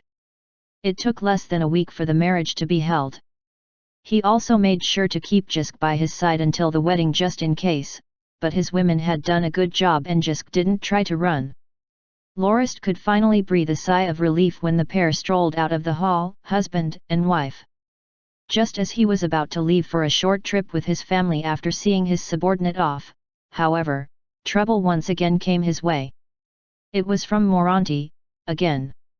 But this time it was the religious trouble rather than political trouble. The shrines so prolific in Moranti, had come to ask for permission to build shrines in the Northlands and convert the populace. Chapter 566 Hey guys! Prince here. So I made it through surgery, now 4 1/4 teeth lighter, 3 wisdom teeth, 1 molar, and a quarter of a poor bystander which will have to be fixed once the mouth is in working order again. The worst part for me is always waking up from anesthesia afterwards.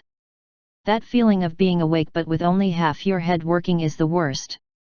Anyway, I look and feel like I've been through a boxing match, and I suppose you could say I have. The pain medication is doing its thing, though, and, whilst making me feel like I haven't slept in days, it keeps the pain at bay. So I can get back to editing and you guys can get back to reading. Don't forget to join our Discord server if you guys want to hear about these kinds of shenanigans as they're happening or just want to argue with people over which of Lorist's concubines makes the best waifu. Toothless regards. Prince. You can't let these foreigners spread their superstitions in your land. These supposed representatives of the divine are just a bunch of power and wealth-hungry dogs. They would pray for any place that's prosperous and rich and use the excuse of converting people to scour wealth. Some of them even preach disloyalty to the secular lords. You can't let the Morantian shrines into your land. Viscount Hector, governor of wild husbandry, was the first to oppose the shrines. He used to be an apprentice instructor in Mobile Academy in the imperial capital. He escaped the war and fled to Silaos, becoming Whitebird Town's secretary. He was accepted into Lorist's service when the Duke retook the island and slowly rose through the ranks to the position of governor thanks to his excellent ability in administration. It was common knowledge that back when the Christian Empire was in its prime, a few emperors ignored the shrines. Christian IV famously chased shrine ambassadors out of the empire when they went to ask him for permission to spread their faith in his empire. He believed the empire was founded by the labor of man alone, the gods had no place in it. The only time he ever heard the gods mentioned, was in the prayers of soldier before going into battle, yet no god ever came to aid them. He believed in his hands and his sword alone. In response, the shrines did most of their conversion and proselytizing near the empire's borders where the emperor and his forces rare tread. The most prolific of the shrines worshipped the war god, the god of wisdom, the goddess of the earth, and the goddess of the silver moon. But the emperor was considered the spirit of the nation, so since he did not believe, most of his people did not either, and even those that were converted, were lukewarm believers at best. The shrines could thus not get enough money to fund their activities from the people and were forced to return to Moranti after the war ended. The instructors in training and budding officials in Mobile Academy were trained to follow in the footsteps of the imperial family. Since they practically worshipped the emperors, they were vehemently opposed to the shrines. The shrines claimed the gods were the ultimate authority over the world, which was an affront to the right of the emperor to rule over his empire. Charade was of a different opinion, however. He believed it was inevitable that the shrines would wish to come north after they saw how prosperous the north was through the trade done in Moranti. Lorist had many subjects and they were, on average, far more wealthy than any other land's people. The shrines wanted a piece of the pie and there was no real way get them to give up. The shrines couldn't compare to House Norton's might, but they had the commoners' hearts. If Lorist blatantly opposed the shrines, he risked alienating his people. Most of his subjects had been forced to move into his lands from elsewhere, from places where the shrines were dominant. As a result, most of his people were believers in the gods. Their hatred for Lorist and his forces had begun to mellow because he had given them good lives, but if he attacked or slighted their faith, that might all be undone. There was also the matter of the political implications of turning away the shrines. Lorist was supporting the Free Union, and the shrines were one of the greatest factions there. Turning them away would strain his relationship with the Free Union.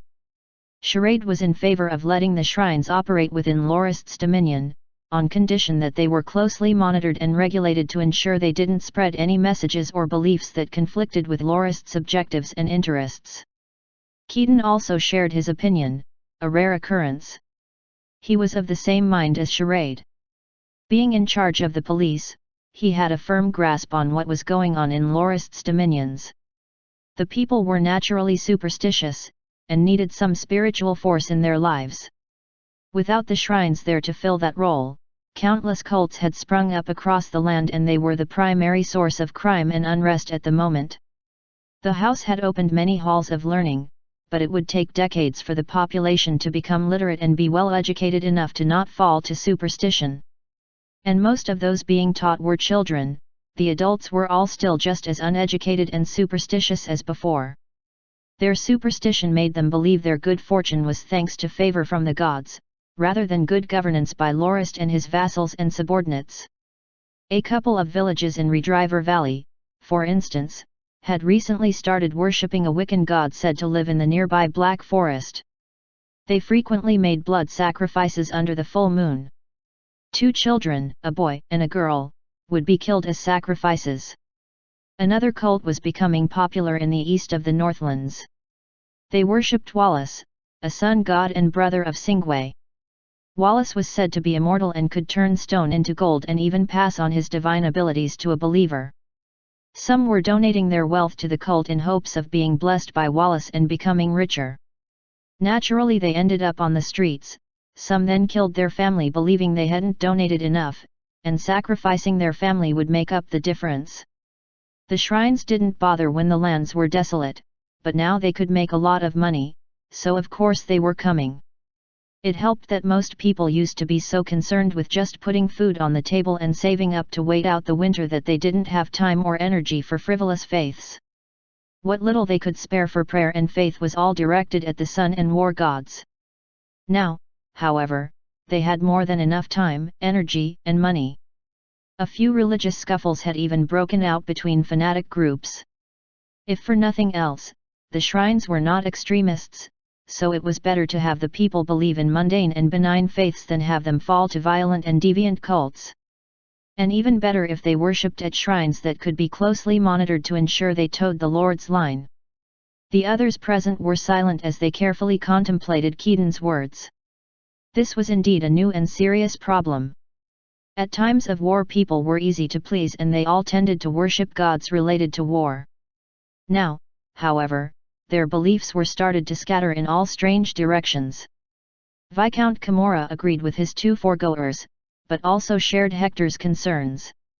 The shrines had been willing to compromise so far because they didn't have much influence among the people, but once they became entrenched, they would no doubt begin to think about throwing off Lorist's overwatch and use the people to pressure him to agree to their demands. At the very least, the shrines could not be allowed to congregate. Each shrine had to base itself in a different region. Ideally, they'd also only be allowed to proselytize in their specific regions so that their growth could be limited and they could be kept from coming into conflict with one another or uniting to form a single faction. It wouldn't be too difficult to come up with good arguments for this either. They could just argue that they're letting each shrine build its headquarters in a place most relevant to its god, such as putting the god of the sea and god of storms shrines in North Sea since they're all about the water and sailing.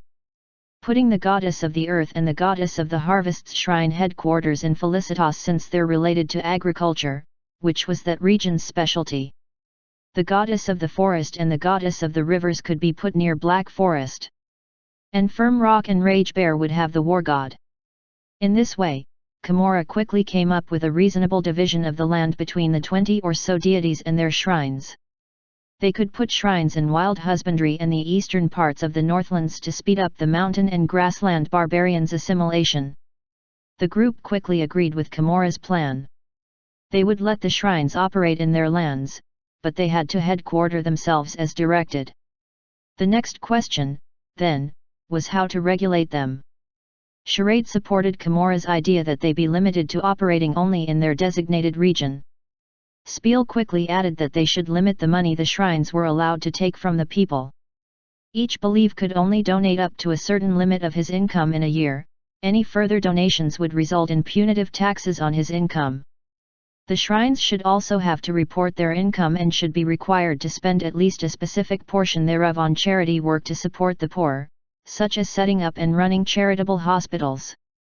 Keaton added that the shrines should not be allowed the right to give anyone sanctuary from the law, and any members of the clergy would also be subject to the law. They would also have the responsibility of maintain religious order by combating any cults that appear in their region. Kimura chimed in again to suggest that the forceful conversion of people should also be forbidden, as well as any interference with another shrine's operations. They would only be allowed to talk to people about their gods and their faith, but couldn't force them to follow the faith, and they couldn't try to make it so that businesses and other organizations required their workers to be of a certain faith to be hired or to continue to work there or get promotions. With these regulations in place, Hector slowly came around to the idea that the shrines could be beneficial. In the end, everyone decided on 18 regulations and presented them to Lorist. Lorist smiled. And who would enforce these regulations? Everyone was stunned. None of them had thought about who would be responsible for ensuring the shrines followed their regulations. The government didn't have the spare manpower to allocate to this task, but they couldn't let the shrines in without these regulations. Lorist shook his head. He suggested that they have the shrines regulate each other alongside his government. They would form a regulatory council that would ensure everyone kept to the regulations and deal with any offenses. The shrines would have to fund the council from their own pocket as well. The council officials could work in the administration on the side, but they couldn't let that interfere with their council duties. The council could fine member shrines for offenses and the fines would be used to fund the council as well, though of course a portion would be taxed. If it came to the point where a shrine was banned and their region confiscated, the council could allocate it to bordering shrines by majority vote of the council. The council would also be called the Council of the Faiths. Lorist was confident it would be a very tempting pot of gold for the shrines, so they would keep each other in check and look for any opportunity to call each other out to get a portion of the fine money. This would pit the shrines against one another and keep them from banding together against him and his government. Charade led the negotiations.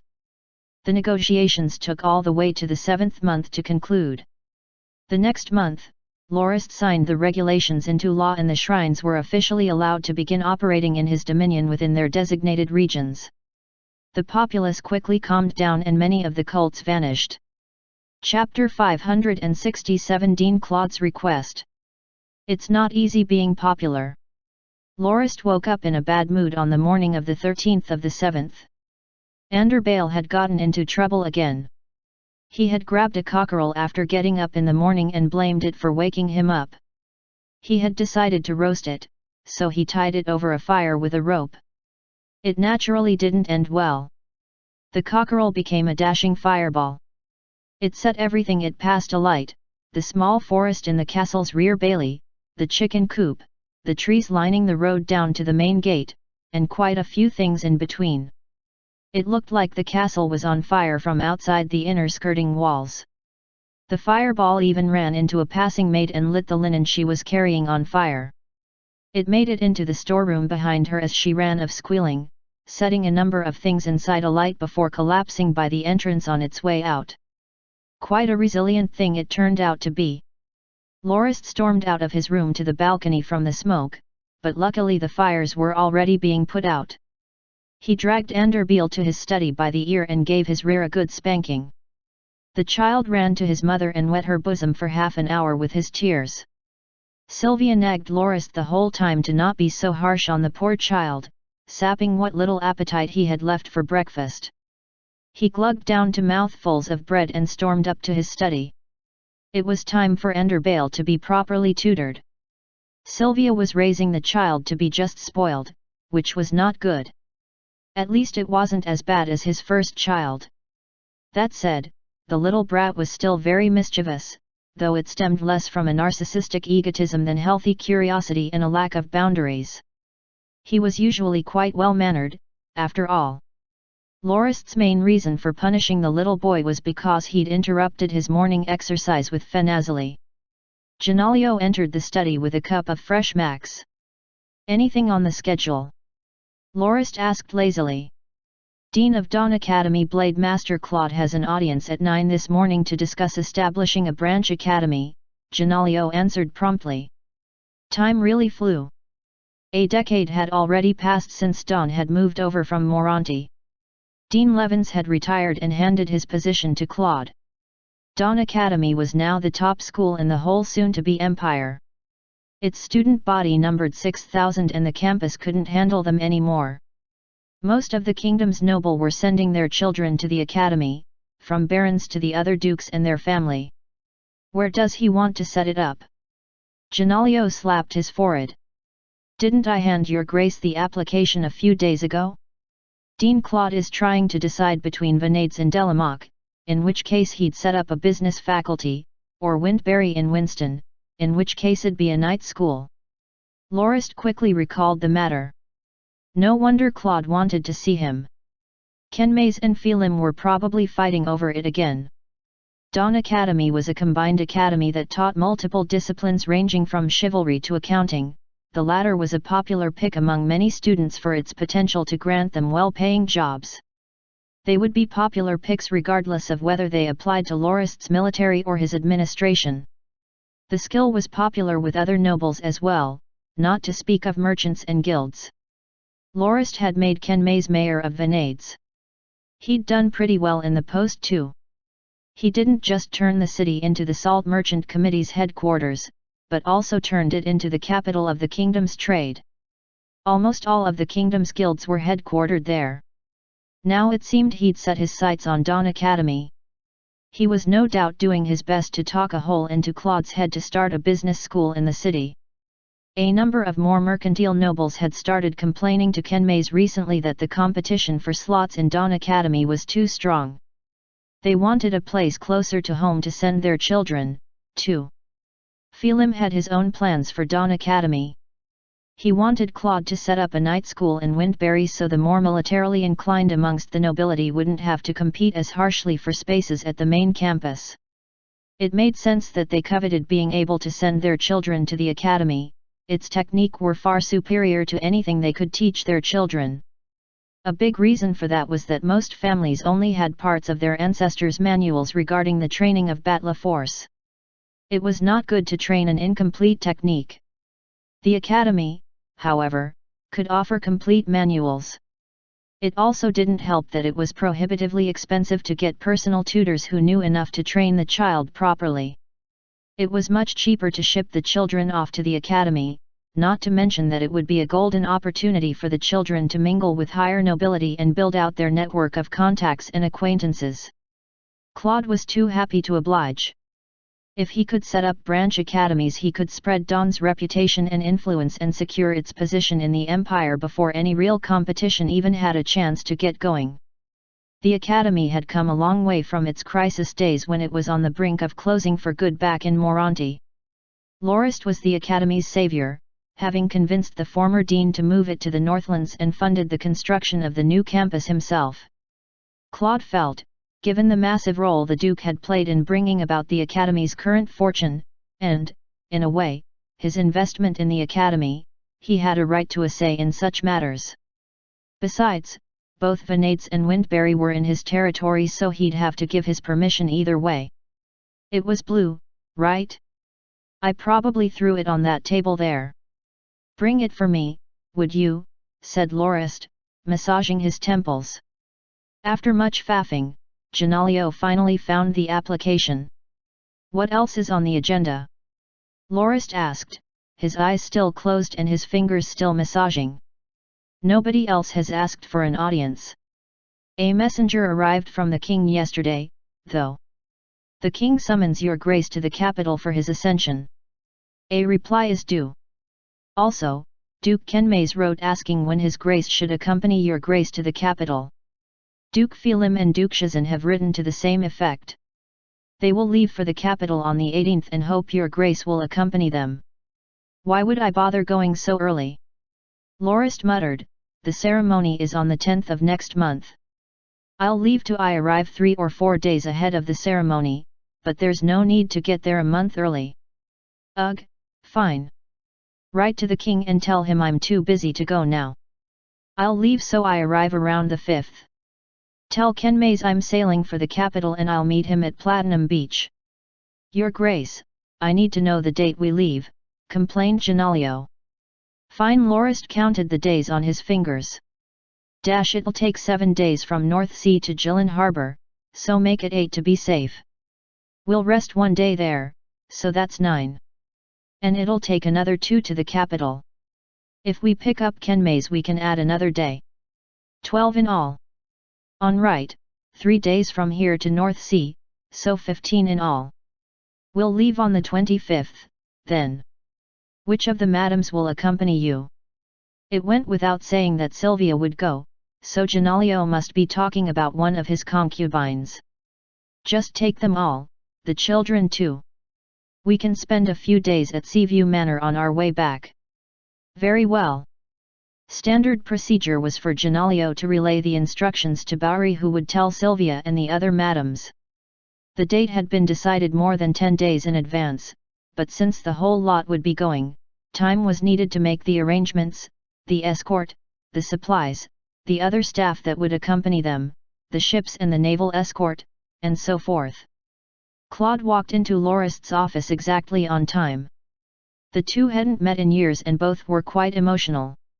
Claude had watched Lorist turn into a legendary figure from a mere instructor of the academy one step at a time. The iron-ranked instructor was now Sword Saint and a Duke. Claude felt like he hardly knew the man. How on earth was he ever going to stand on equal footing with this titan again? He had been a gold-ranked instructor when Lorist was just an iron rank, but now, despite being Dean of the Academy and a rank 2 Blade Master, he was lifetimes behind his former peer. He forcefully shoved the frivolous thoughts to the back of his mind. What point was there in comparing himself with Lorist? Lorist was equal to a Sword Saint, but his battle force was still iron rank.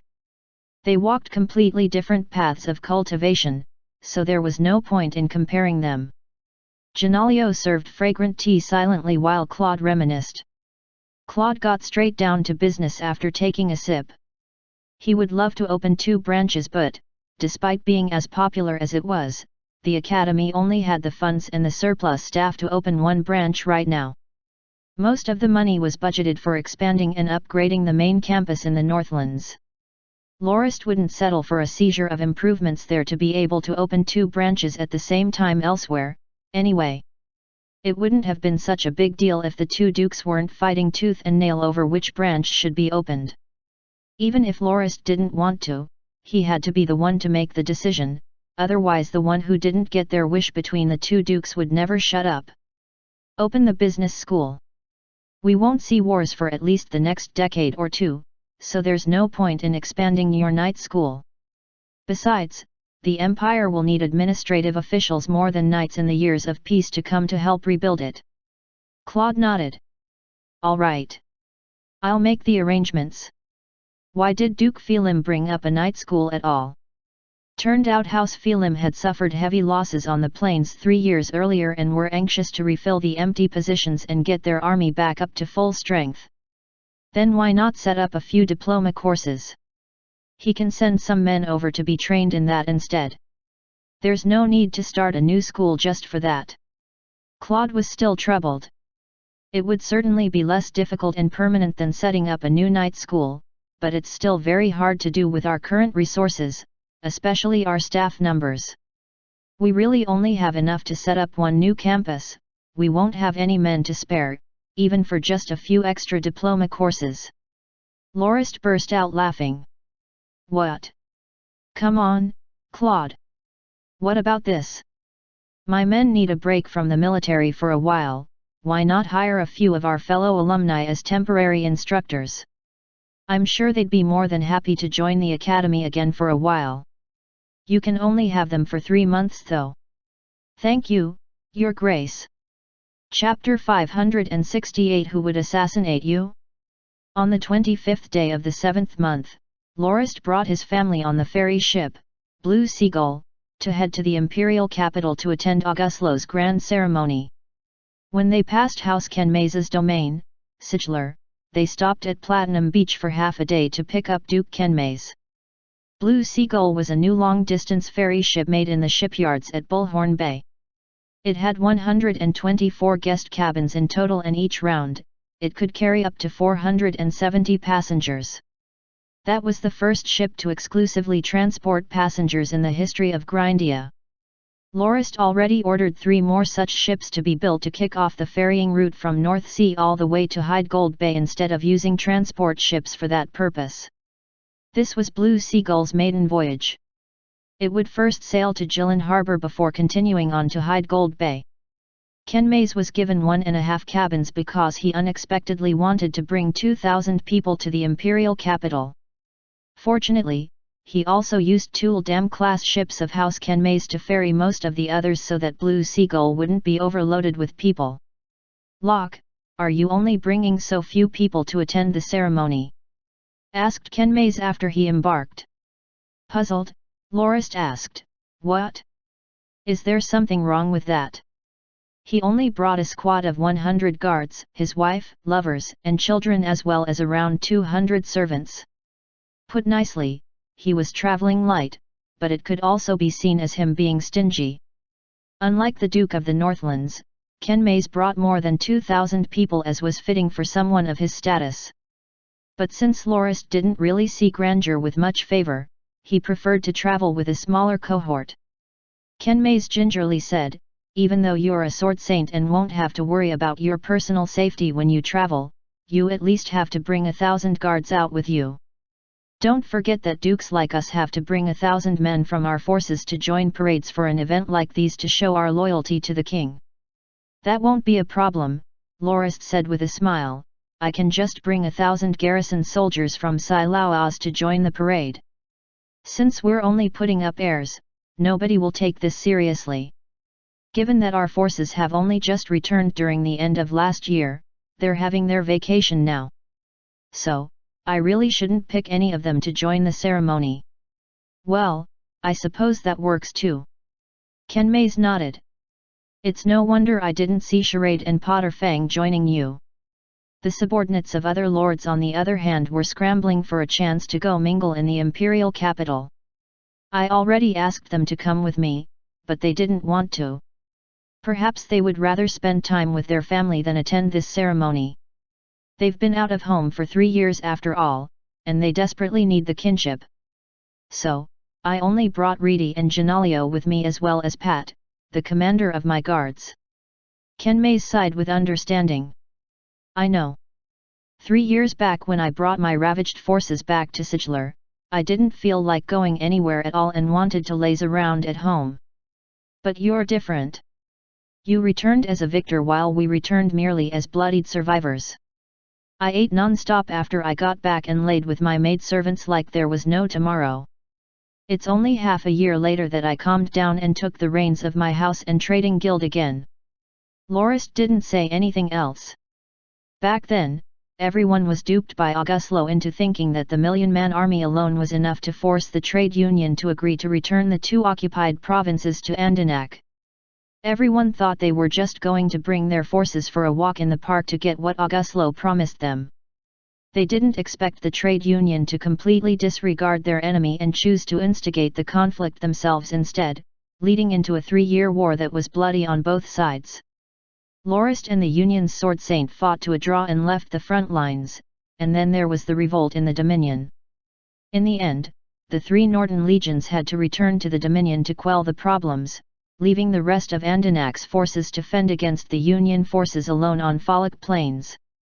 Thanks to the incessant human wave tactics the Union used, which were enabled by their constant stream of recruits from the southern Union provinces, the noble army suffered great casualties and could barely hold the line. Fortunately, Lorist led his forces back to the battlefield after he recovered from his injuries. First, he eliminated Invincible Fleet and sailed to Hyde Gold Bay to take Moronti, turning the tables of the war in one move and forcing the trade union to leave Fallock Plains, saving the skeletal noble army from total collapse and sending them back home. After that, they defeated the Union and forced them to surrender. It could be said that had the Nortons not fought those battles, the upcoming ceremony would never see the light of day. Ken Mays was well aware of that fact and he regretted being coaxed by Auguslo so easily for the benefits he promised. He joined as a result of impulse and a clouded mind and ended up losing half his total forces. "It's always too late to regret." Ken Mays exclaimed, "You've said once that our king has ravenous ambition and doesn't know when to stop once he tastes success. I've forgotten that advice of yours almost completely back then. Had we not continued our assault on Fallock Plains after exterminating more than half of the Union forces, we would probably have been able to restore peace with the Union. But our king wanted us to conquer Moronti and shed its blood no matter what, and ended up involving us in that bloody war. Every noble house that participated paid heavy consequences. Thankfully you were willing to come to our aid and bring us back from the swamps of blood. After our return, every noble in the kingdom knows that being able to return from Fallock Plains would be difficult had the Nortons not stepped in, to say even less of holding this ceremony. If we had lost, the Union forces would have swarmed in with their momentum, and whether the kingdom would still exist would be a question in itself, because we had already lost all our ability to resist back then. The war is already over and the time of peace is upon us, Lorist interjected. You didn't ask to travel with me just to complain about the bloody war, did you? What's past is beyond us, and the best we can do is to learn not to repeat our mistakes instead of dwelling over them. Tell me what you truly came here to say. Given how much you love the festivities and fun, you would have gone to the imperial capital long ago instead of waiting to join me. Kenmei smiled bitterly. Don't regard me like you did before. Ever since I returned from Fallock Plains, I've lost interest in those balls and parties. But you were right in that I had a good reason to come with you. First, I want to thank you for agreeing to the launch of the business school branch of Dawn Academy in Venades. This is great news for the city and the trading guilds within. Those guilds that want to expand will no longer have to worry about finding a place to cultivate their talents now that the school is going to launch, and they'll be able to develop more smoothly without falling into common pitfalls with more educated people joining them. Claude's meeting was around 10 days ago and Kenmei's had received word about it. His gratitude came as no surprise. Don't mention it. You developed Venades rather well yourself, turning it into the trading capital of the empire. I was considering how I should reward you for that. However, I am curious about one thing. How did you convince those merchant guilds to set up branch in Venades? That was a question Lorist had been dwelling on for a while. As he remembered it, even though Venades was a prosperous trading city under Madras's rule, it couldn't be compared to Moronti in terms of scale. The main reason for that was that Duke Madras mainly used Venades to trade food. Ever since the extermination of the duchy, Lorist took the city under the house's rule. After that, House Kenmei's moved their dominion from the eastern part of the Northlands to Siglar. Lorist negotiated with Kenmei's and let him take the role of the mayor of Venades, leaving all the trading guilds in the eastern part of the Northlands for him to operate. Salt Merchant Committee would also have a good place to take root and grow.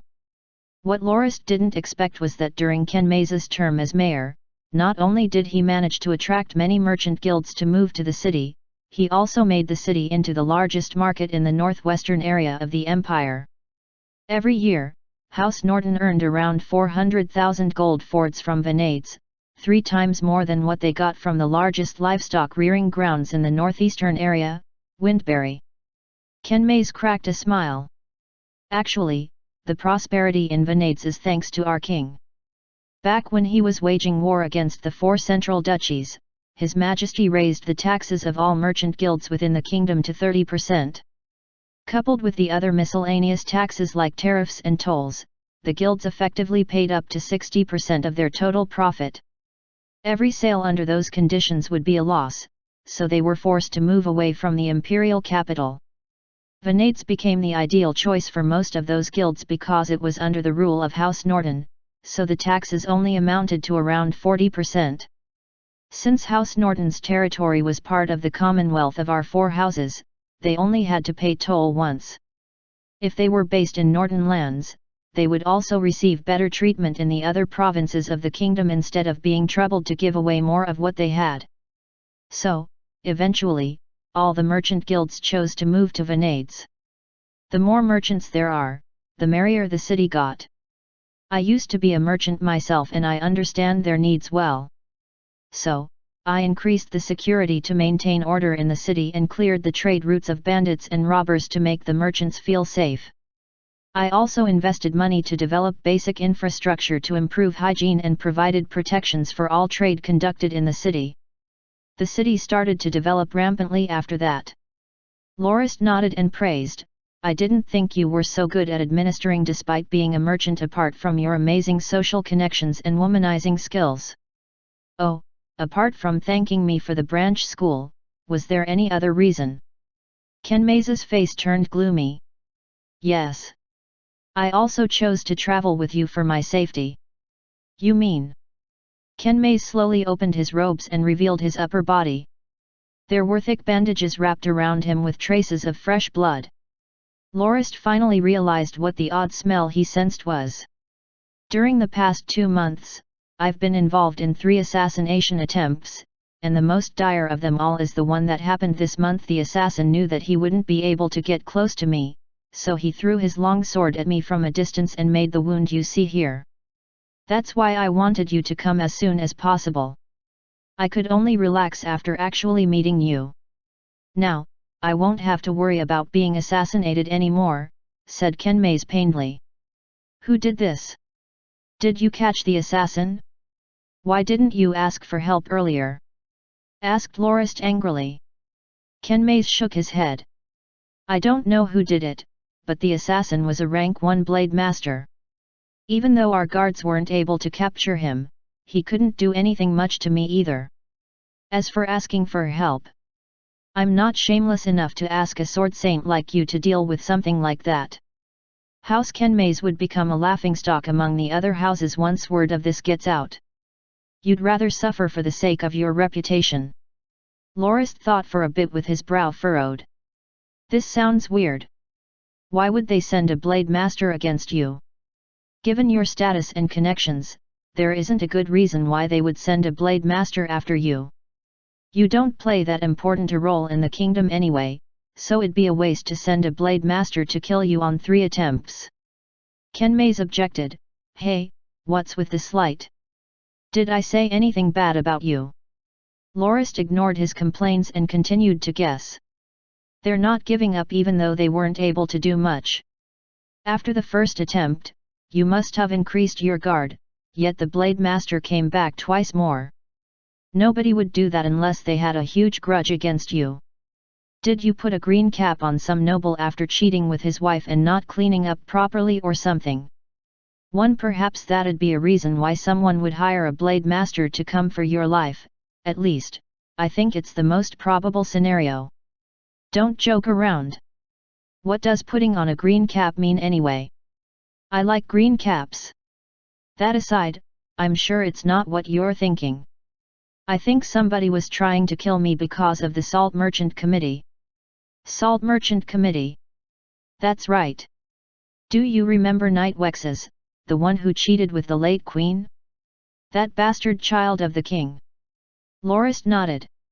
He was eyeing the market your house was trying to build in Jilin Harbor last year, right?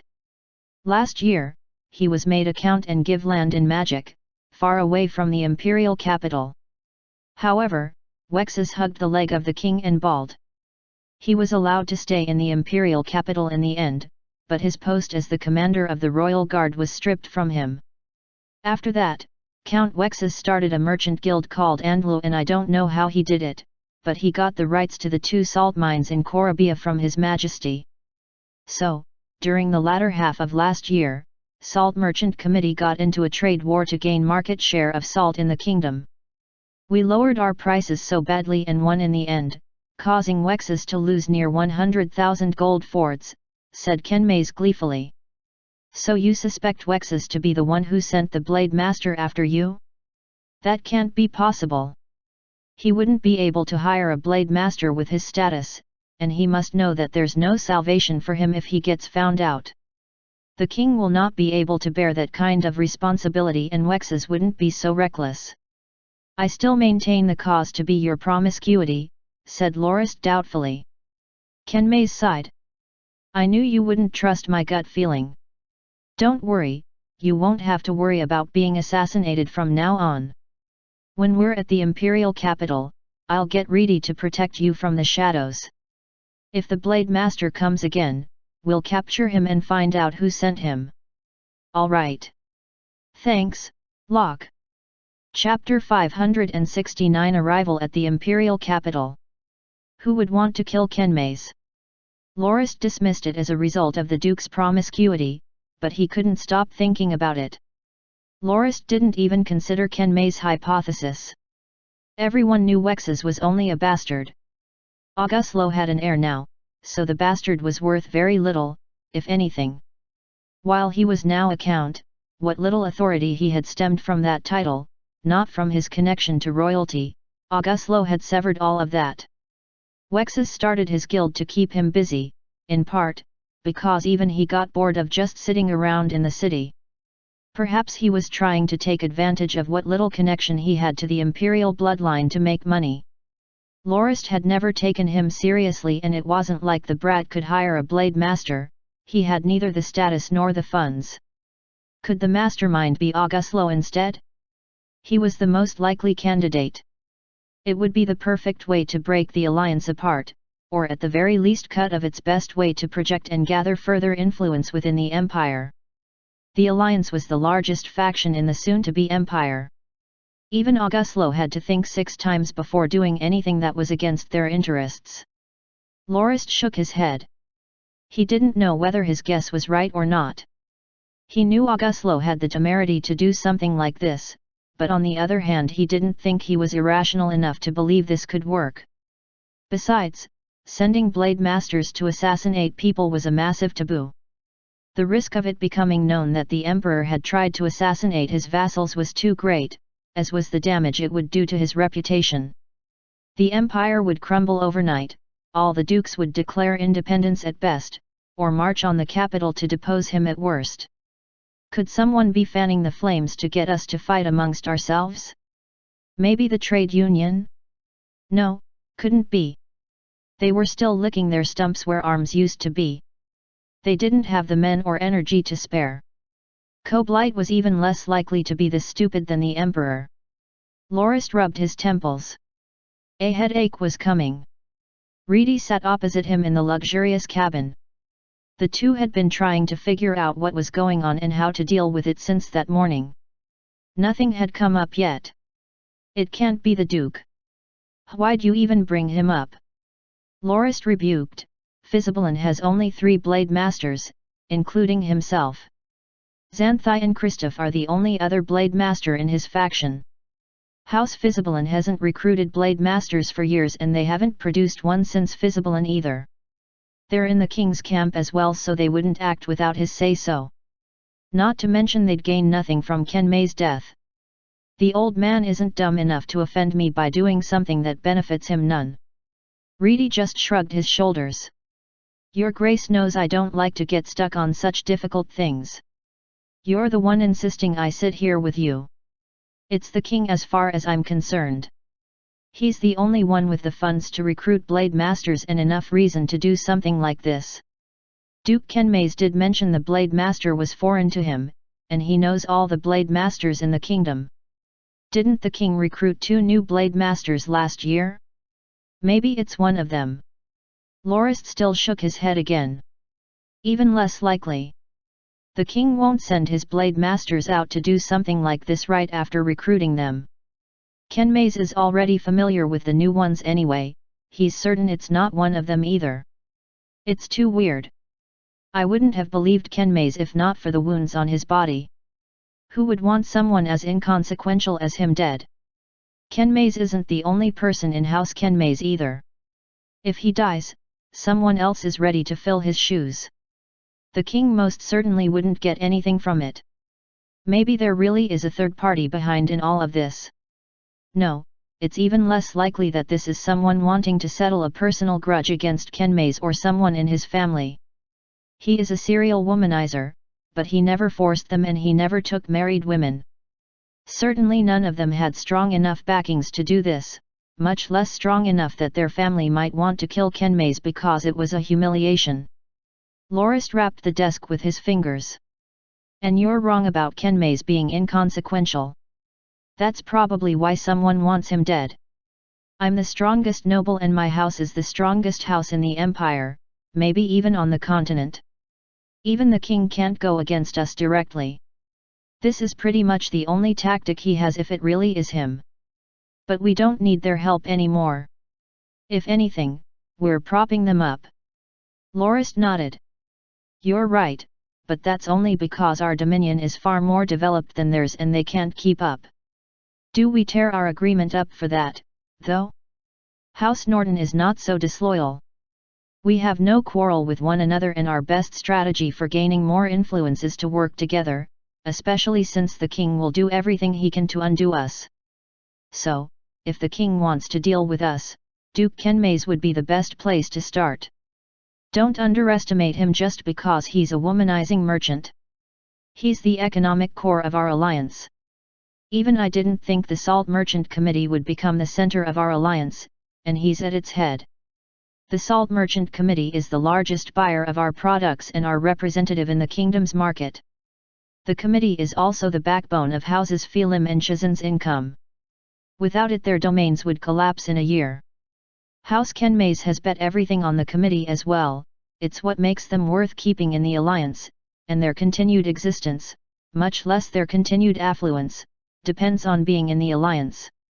The better Duke Kenmays manages the committee, the more stable his house is and the longer our alliance will last.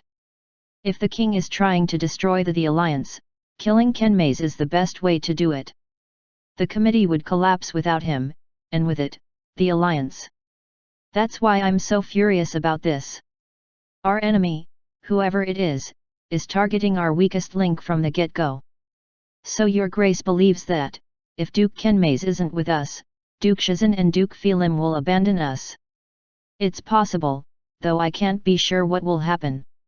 None of it would be good, though. I know what you want to say. You think that, since we are so powerful, we don't have to take our allies seriously, right? You still have much to learn. Every noble must consider their interests first before they think about what would benefit their liege, allies, or kingdom. Without Duke Kenmays, the other dukes will have re-evaluate whether the alliance is worth maintaining.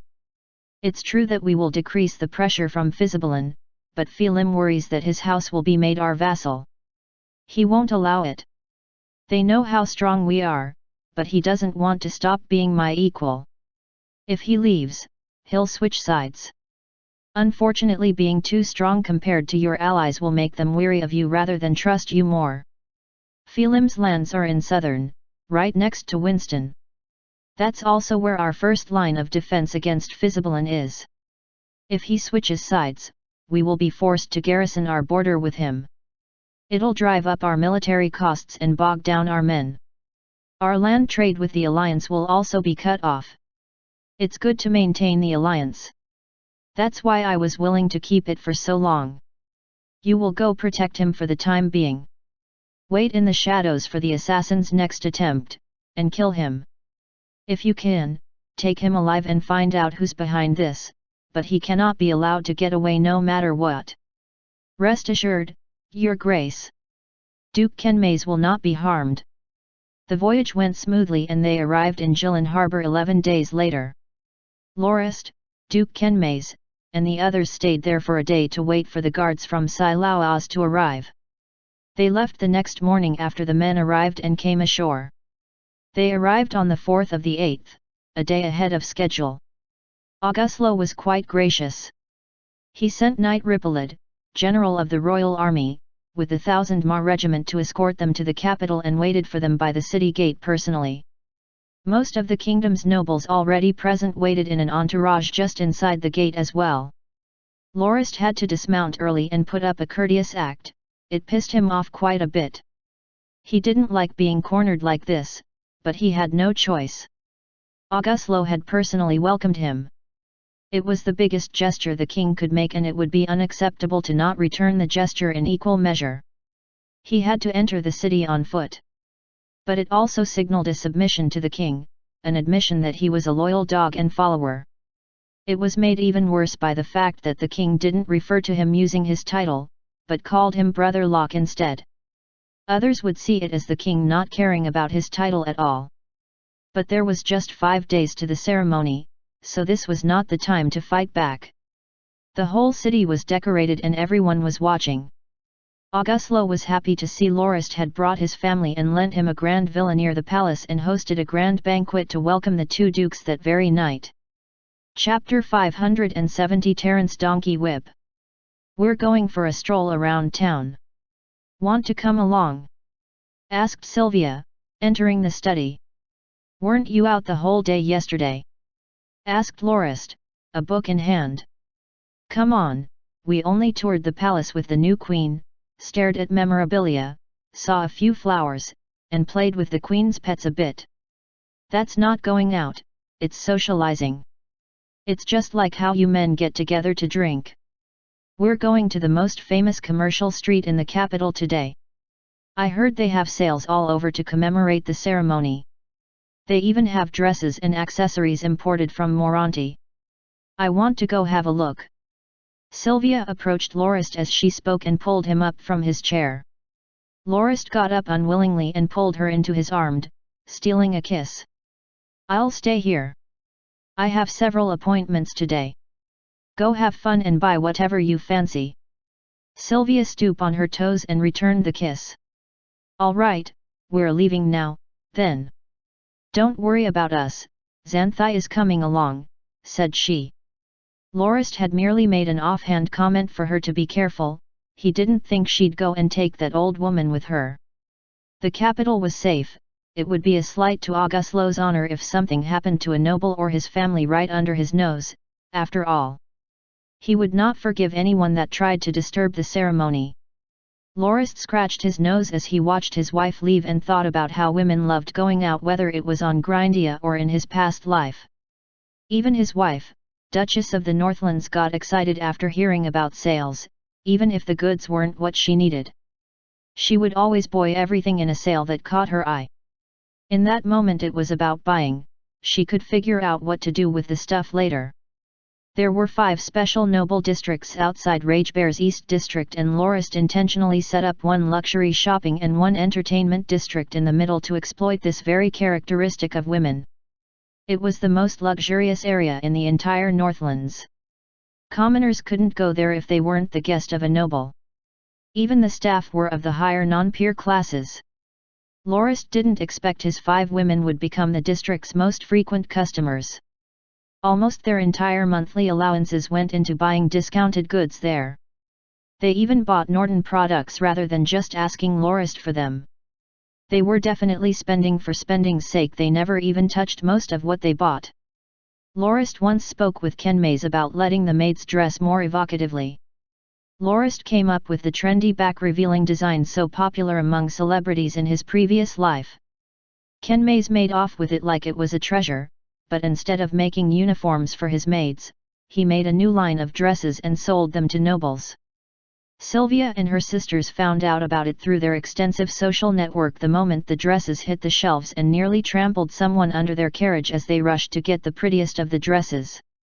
Sylvia got several dresses which she loved to bits, but when she tried them on in her room, she realized she could never wear these in front of anyone else.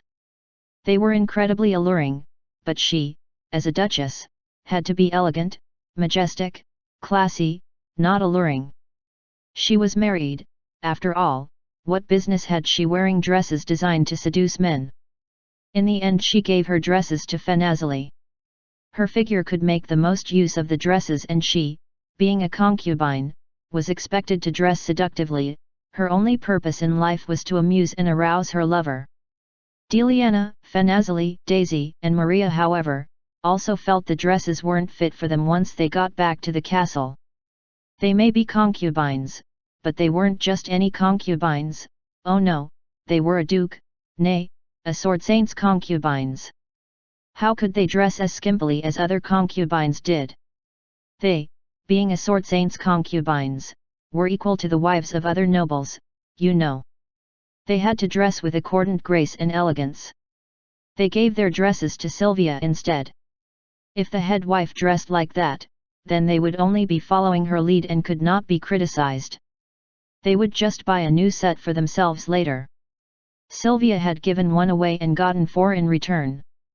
They had each bought the dress separately from the others, so they only realized they'd all bought the same dresses after giving them to one another. Lorist couldn't stop laughing about it for 2 weeks. He couldn't argue, however, that the dresses were inappropriate for nobles of their standing. He suggested that they, instead, reserve the dresses for their nightly appointments with him. Back in the present, Lorist wanted to avoid going anywhere in public with his women and children together at all costs. The last time had traumatized him more than that unrequested trip to the barbarians in the mountains all those years ago. He would rather fight someone even stronger than a sword saint than go through that again. Lorist didn't know where women got the energy to haggle for hours over a few coppers when they had a bag full of gold around their waist. The women, however, beamed more at winning a few coppers in a haggle than during the heights of their times with Lorist. Sylvia, usually so concerned with appearing elegant and graceful, would hop around like a little girl, puffing out her cheeks and pouting so much Lorist could swear her lips would never return to normal, when she was having a particularly tough haggle. Genalio dashed in later that morning to find Lorist still stuck in his reverie. "Your Grace, Sir Loz is back. He's a blade master now. Let him in, quick," Lorist said, jumping from his seat. Loz had disappeared 2 years earlier and left Tigersore without a commander. The only trace of him was a letter he left on his desk in his office saying he was cultivating somewhere isolated and would return after making good progress. Now, 2 years later, the man had returned a blade master. Loz marched into the study proudly. "I'm back, you're..." He dropped a large bundle of bamboo containers. Lorist stared at the containers, trying to remember where he had seen them before. Why would Loz bring them into his study? Why not leave them outside? He couldn't find the answer and dropped the thought after a few moments. "It's great you're back. Where did you disappear to? We couldn't find you these whole 2 years. We were really worried." "Hee. I was at the Relic Islands," Loz chuckled. "The magic beasts there are fierce and maniacal, just right for my training." "Oh, I brought your Grace a gift." Lorist immediately knew what was in the containers. His expression turned a little awkward. Terran's donkey whip, the world's strongest aphrodisiac. Back when he was still an iron-ranked instructor at Dawn Academy, he had signed a few unreasonable agreements with Levins to be allowed to go to the Relic Islands to train. Per Elsa's request, he returned with 2 Terran's donkey whips, the genitals of those poor animals. Els cut them into slices and jarred them for a little business, but the venture didn't last long. A merchant guild that specialized in the product clamped down on it the moment the first batch was sold. "Bastard, do I look like someone who needs that sort of thing?" Lorist barked, "But, since it's your gift, I'll force myself to accept it." "Genalio, put them away somewhere safe." Loz glared at Lorist. "Your skin is getting thicker by the day, as you sure you don't have a skin illness? Maybe it's malgrowth. I should call a doctor for an exfoliation treatment." "I didn't say I was going to give everything to you either. It took me 2 years to get 11 sets, I'll give you 3 at most. Potterfang and Malak each have 1 reserved, and Dulles and Messon get a half each. The rest are for me." I didn't even tell Pat what these were when he asked. "What if he wants some as well?" Lorist's face turned red again. "Why would you need so many? We'll split half between the 2 of us." "No. Your Grace gets 3 at most. Just cut the slices extra thin if you want more of it. You'll have enough for 3 years even if you use 2 portions a day. Didn't you say you didn't need any in the first place?" "Fine." Lorist didn't want to make too big of a fuss. His manhood didn't need others finding out about him using such things.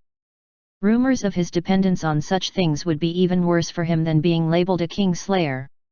"If you hadn't broken through, I would have thought you went there just to get these." "I'm sure it wasn't easy getting so many," Lorist quickly changed the subject. "Of course. Nobody can imagine how agile these beasts are. The slightest movement will send them scattering like bolts of lightning. Catching them is too difficult, to say nothing of hunting them. The 11 I got were wild as well. They work far better than bred ones. Hunting Terran's donkeys is the best kind of training, not least for the material rewards. Terran's donkey whip was the concentration of thousands, if not hundreds of thousands of sunjoy grass leaves. Terran's donkeys loved to eat the grass, and its meager effects gathered in their whips over the years. Loz happily rambled on about his heroic exploits for several hours. Lorist was forced to step in to silence him and get back on track. Loz then explained he had come to the capital after returning to Hide Gold Bay to see Howard, who told him Lorist was in the capital for the king's ascension. I wanted to give him one since he's staying with his wife now, but he wouldn't take it. He kept saying he's young and has more than enough energy for his wife. He'll regret it in a few years, complained Loz. All right, enough, said Lorist exasperatedly, I'm sure Malak and Potterfang will be really grateful. You should spar with Potterfang when you get back home. You're good at attacking while he's good at defending, it'll be good practice for you too. You should be able to suppress him as much as you can. He won't be happy with being at a disadvantage against you, so it should pressure him into making his breakthrough. Loz nodded seriously. Ken Mays stepped into the room at that moment. He was both Lorist's equal in title, his close friend, and his neighbor for the time being, so he could come and go as he pleased. He didn't see the bamboo containers and tripped over them, luckily none broke. What are these? Asked he. Terran's donkey whips. They're mine, snapped Loz as he quickly grabbed hold of them. He had sensed the silver rank coming from a distance away, so he didn't even bother to look at him. Silver ranks were nothing in his eyes. Ken Mays's eyes brightened immediately. Dear Loz, it's wonderful to see you again. So, how much for a whip? Not for sale. Lorist shrugged at Ken Mays, who shot him a hopeful glance. Loz had offered even his liege on 3, how would he give some other noble any? Lorist happily picked up his 3 and handed them to Janalio, whom he quickly shooed away before Ken Mays had a chance to pester him for one. He must need something even if not money, thought Ken Mays. He pulled the man to a corner and whispered something to him. Loz beamed happily and pushed a container into Ken Mays's hands. Sheesh, we're friends, brothers even. No need for money. Take it as a gift. Lorist watched Ken Mays unhappily. Don't think I didn't hear you just because you were whispering in the corner. Ken Mays had promised to get Loz the most beautiful little flower buds amongst the lesser nobles to keep him company while he was in the capital. He made them out as open-minded and willing to do anything exciting. Loz immediately declared the Duke his brother and gave him a whip. Did you come here for poppy talk, or do you have an actual reason to come see me? Grimaced Lorist. Yes, about that. I want you to come and check out the committee's new branch office. Chapter 571 Invitation and Murder. Lorist gazed at the crowd-filled streets. Didn't you say the king was going to charge the guilds a 3/10 profit tax for owning shops in the capital? Why are there so many shops here when the guilds have left? Asked he. You got the wrong idea. The taxes aren't on owning shops, but on having offices. His tax is 3/10 of the profit of any guild headquartered in the capital. As for the shops, they're mostly backed by nobles and only have to pay a 1/10 goods tax, nothing else. The king can't pocket the money belonging to nobles, right? Paying 1/10 tribute is already showing enough respect to him. Also, the king wanted guilds to pay an annual tribute as continual proof of their loyalty. This street would be completely deserted if not for how lucrative business is here. Even so, most are only just making it by. They consider it tossing a few bones to stray dogs. It's fine as long as they're still making some profit. Lorist shook his head. Auguslo was too biased against merchants. He was your stereotypical noble. He thought all merchants were rich men, and they were doing nothing but siphoning his wealth away by doing business in his lands. The merchants certainly didn't have a good picture of him. He was a parasite as far as they were concerned. He didn't have the skills and wit to make money himself, so he just leeched off them instead. Lorist didn't know how the imperial bloodline had produced such an incompetent fool. Just one of his taxes was enough to chase all the merchants away. What good did a tax do him if there was no one who could be taxed? At best, the king could possibly think on the most rudimentary level of taxation, taking a cut of exchanged goods. He was truly a fool. So that was why he was always running out of money when he needed it the most. The carriage stopped at a 4-story building. It had a grand gold-laden plaque. Ken Mays had decorated the place according to his tastes, so their lavishness competed with the palace. 5 buildings had been connected to create a single megastore. Most of its products came from the Northlands, mainly salt, glassware, and white paper. Ken Mays did contribute a good item to the lineup, however, his maid uniforms. Lorist, Ken Mays, and Lowe's disembarked and walked inside. Ken Mays chatted busily with the manager, letting Lorist stroll through the shop. He had to admit, Ken Mays was decently talented at running businesses. Despite how messy and cluttered the shop was, it raked in $1 million gold in an average year. Ken Mays finished his business quickly and dragged his 2 companions to the back of the shop. A large yard filled the space between the 5 buildings.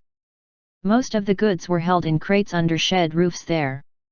Most of the shop's guards also stood watch there. The shop had 18 silver ranks in their employ for the night shift alone. During the night? Yes, Ken Mays nodded, 3 shops in the street were robbed during the night. It's the most dangerous time of day. The thieves didn't kill anyone though. They knocked the guards out and vanished with everything in the shops and their stores. It was an immense embarrassment for the king to be unable to solve the cases that he was forced to fire 2 consecutive chiefs of security. I sent a bunch of silvers over when I heard about it and we haven't had any issues since. How stupid, the thieves obviously left the moment they finished stealing. What is the man doing still looking for them in the city? Lowe's snorted. Ken Mays nodded in agreement. I agree, but who am I to question how the king squanders his reputation? It's also partially the shop's fault for being so complacent and lax with their security. What was their business? Asked Lorist. Lamando sells jade-studded products, Pistachio deals in gold and silverware, and White Rose sells luxury crystal decorations. Wait a minute. They were here for riches. Those shops had the most expensive stuff and the things easiest to steal. Ken Mays took them further into the maze to a large courtyard with a small door. The inside was as grand as a mansion, however. I usually stay here when visiting. The main door exits onto the main street, but I usually don't use it. I brought you here so you can get a feel for the path, Ken Mays said to Lowe's. Why don't we hold a ball here tonight to celebrate you becoming a blade master? I'll organize a few good dancers and you can even stay overnight if you. All right, I'll the details to you then, Lowe's smiled. Lorist was quite dissatisfied. He was a sort saint, so he had to maintain a certain level of decorum. He couldn't attend Ken Mays' balls. And it was even worse since his women were in the city. You could have brought Lowe's here yourself. Why bring me along? Complained Lorist. You own 1/10 of the committee, it won't do for you to be completely ignorant of our business in the capital. Ugh, why did he always have to have an answer for everything? Ken Mays vanished into what was probably his office for a while to organize things for the ball. He didn't forget to tell Lowe's about every pretty woman that might possibly attend. Lorist had little interest in such frivolous business, so he strolled around the shop instead. It was decently busy. There was always at least a couple of people in the middle of picking out something to buy. That said, few bought more than 1 or 2 things, so the sum of money exchanged was never extravagant. He kept an eye on the counter for a while before losing interest and walking out onto the street. He shouldn't have come along. This was nothing but a waste. Lorist called out to a taxi. Just as one started slowing down, however, he noticed a commotion nearby. What was going on? It might be interesting, so he went over to take a look. Beautiful ladies, this one's master graciously extends an invitation to the ball my master will be hosting tonight. Please accept this invitation and these gifts. My lordship, a count, will gladly welcome you, ladies. So some noble was courting people again. Lorist might have thought it was one of Ken Mays's lackeys if the man hadn't said his master was a count. His gaze sharpened on the man and he suddenly stomped forward, shoving the people in his way aside. Everyone quickly made way for him like a parting ocean once his temper flared. The idiot's poor victims were none other than Lorist's women. Sylvia and the 4 concubines were trying to get rid of the bastard. Normally that would have been the job of their guards, but these were buried under shopping bags. The bastard was trying to force his master's invitations on them. The 5 women were acting as if he didn't exist and trying to leave, but he had jumped in front of them and was bowing shamelessly as if his life would be over if they didn't accept. Lorist burst out of the crowd and grabbed the invitation. He flicked it once and tore it into shreds, letting them float to the ground in front of the man. He turned around to see his guard awkwardly trying to lower their heads for a bow. "Forget it. You'll drop something." "Why are you here?" asked Sylvia. Despite her words, Lorist got the impression she was actually saying, "Look at what I've bought." "Gah, women! Where are the children?" "They're playing in a pond nearby. Godmother and Pat are watching them, don't worry." "Oh, Locke, I bought you a new deerskin coat. It's really soft and stylish. Come, let's go try it on, that shop has a fitting room." "Dash you, how dare you tear up my master's invitation?" "Are you insulting him?" said the man with a raspy voice. His face looked like a tomato, glaring furiously at Lorist. "Buzz off," Lorist spat softly, "get out of my sight before I run out of patience. If you piss me off I'll wipe out your so-called master and his family." "How dare you? What gave this little man the guts to be so bold? How dare you say something so unreasonable and rude? Are you trying to commit treason? Do you know who my lord is? I doubt you have the balls to do something like exterminate his whole family. Everyone has heard you. Don't be surprised if you lose your land and title." Ugh, so he was of the sharp-tongued variety. How irritating. Hee, I don't know or care who your master is. How is killing a little count treason? Because my master is Lord Wexes, son of the king. Threatening to kill his family is threatening to kill the king, said the butler proudly and gleefully. Oh? Just him? I thought he would at least have some clout, but it turns out your master is just a bastard. You should actually be caned for suggesting he has anything to do with the royal family. Know your place. I'll forgive you this time, but there won't be a next time. Now scram. Lorist turned to the guards. How did you end up getting entangled with that fool? We don't know, your grace. The ladies were just shopping when he came out of nowhere and tried to invite the ladies to a ball. He wouldn't stop pestering them and refused to let them go without accepting the invitation and promising to attend, one of the guards answered from behind the gift packages. You! Slander! How dare you slander the royal family? Know your crimes for what they are, the butler butted in again. What's going on, your grace? Asked Pat as he pushed out of the crowd accompanied by a dozen guards. Just a pest. Kill quickly and we can be on our way. Lorist said, pointing at the middle-aged man. Lorist would have cut him down himself, but he felt it beneath him as a sword saint to raise even just the finger needed to kill the man against him directly. In fact, it would be a great honor for the man's family to have him killed by a sword saint, and they didn't deserve it. Yes. Pat immediately drew his sword without question and walked towards the butler, a sinister smile plastered on his face. You dare harm someone in broad daylight? It finally dawned on the butler that he might be pissing against the wrong tree. He tried to make a run for it, but he was completely surrounded by an impenetrable crowd of his own making. Pat finally made it to him and lifted him by the scruff of his neck before slamming him into the ground unceremoniously. The butler shivered as all the color bled out of him. Mercy, he whispered through chattering teeth. Stop! Who dares kill in the capital? Cried a loud voice from outside the circle of the crowd.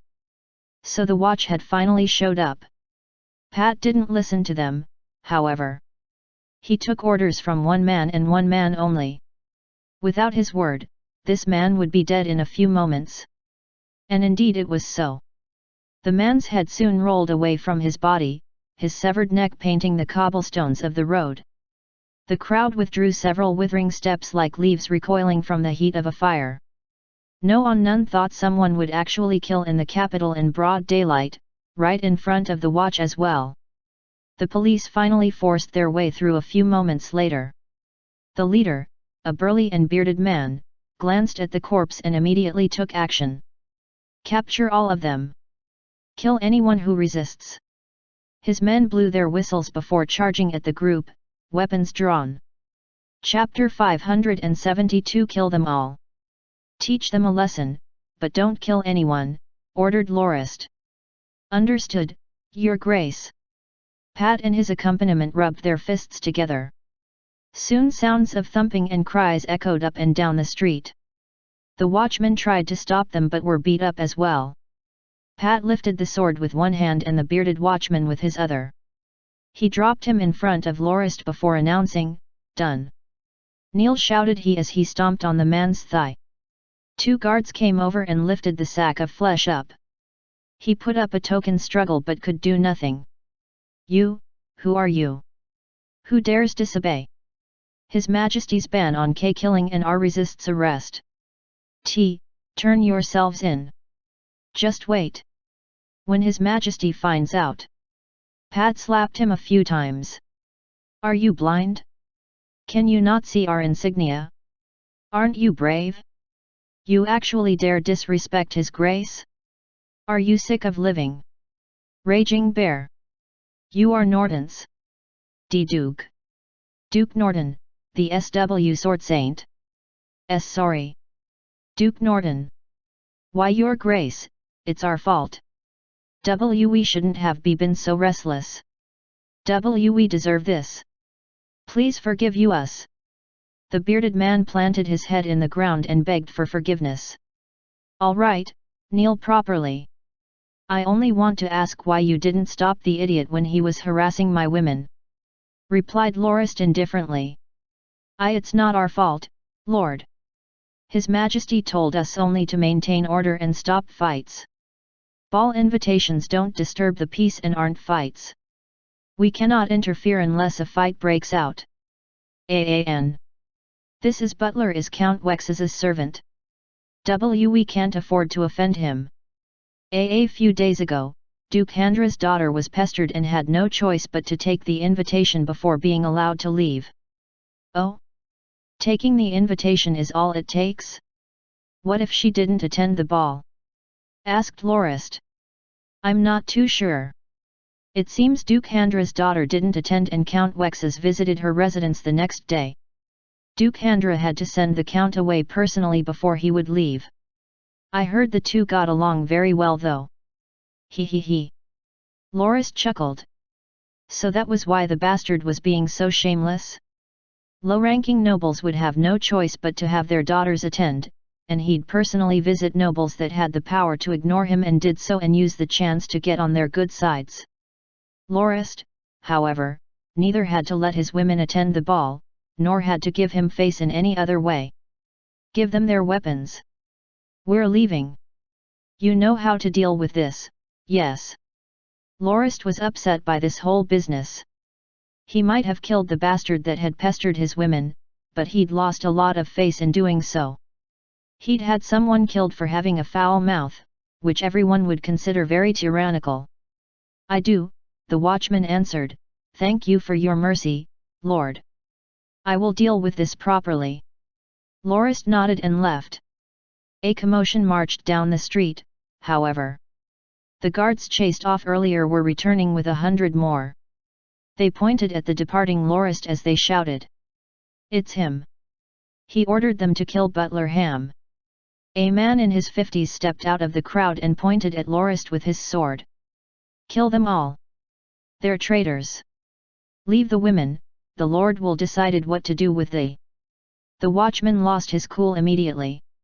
Stop. Are you crazy? He's Duke no. But nobody listened to him. The new arrivals charged at Lorist and were met with his own men. His had no reservation about killing since they'd done so already just a few minutes earlier. They were outnumbered, however, and could only hold up so many. 20 enemies met no resistance and charged at Lorist. His expression darkened and he turned to Pat. "Kill them all." "No!" cried the watchman. "With pleasure." Pat charged into the fight with the two that had been holding the watchman. The 4 gift holders put their loads down and joined soon after. It wasn't a slaughter as Lorist had expected, however. The enemy were far more capable than he'd expected. Their leader was a gold rank and could match Pat with the help of 3 of his subordinates. Pat was soon beginning to lose. If he hadn't been a shield user adept at defense, he would have been injured already. The 2 guards accompanying Pat fared no better. One was cut by a blade, though he avoided a serious injury.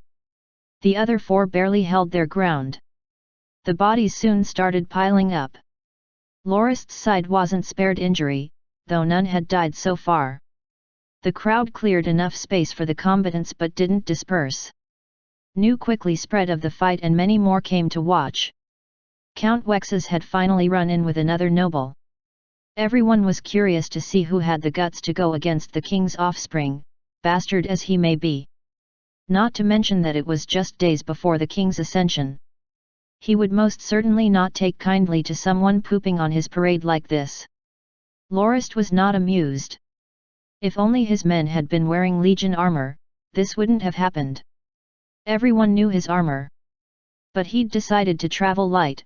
They would never get into a fight in the capital after all, and if they did, it would not merit using their armor. So he had his men just wear some thick cloth and put on a couple small embroidered badges. Nobody associate this with House Norden, however, and the badges were hidden behind the packages, so everyone thought they were just some inconsequential noble family. Even Ken Mays had to be told they were Norden uniforms. It worked well when nobody was making trouble, since you could move around incognito, but when it was good to have a big presence, it didn't help. That butler no doubt thought exactly the same and tried to force the invitations on the women. Nobody would have expected them to actually be associated with a duke, much less Lorist, and that Wexes, a mere count, would thus have no grounds for his invite and that they would thus naturally ignore him. Ham naturally resorted to pestering when they did and this all came about. Lorist could imagine the consequences, but he was suspicious of Wex's current wealth and position. He was a nobody before his father acknowledged him, and completely unknown before the incident with the late queen. Where had he gotten the money and influence to hire a gold rank as a guard and so many other powerful people? And where did he get the savvy necessary to run a guild? The men weren't normal silver ranks either. Lorist's men were veterans and trained in some of the best techniques the continent knew. No ordinary silver rank could match them. Even outnumbered as they were, ordinary silvers would not be able to give them this much trouble, but these managed to hold the fight at a stalemate. As Lorist watched, he noticed that the enemy was fighting using military tactics, not something civilians' guards ought to know, and they appeared quite well trained in them. Where did that little pest get them? The only explanation Lorist could come up with was that it was actually Auguslo. The king must be backing his bastard from the shadows and using him to go against Lorist and the salt merchant. His thoughts having gone to this point, he decided to act personally. He took a step forward, but was stopped by a familiar voice. "I'm here." It was Lowe's.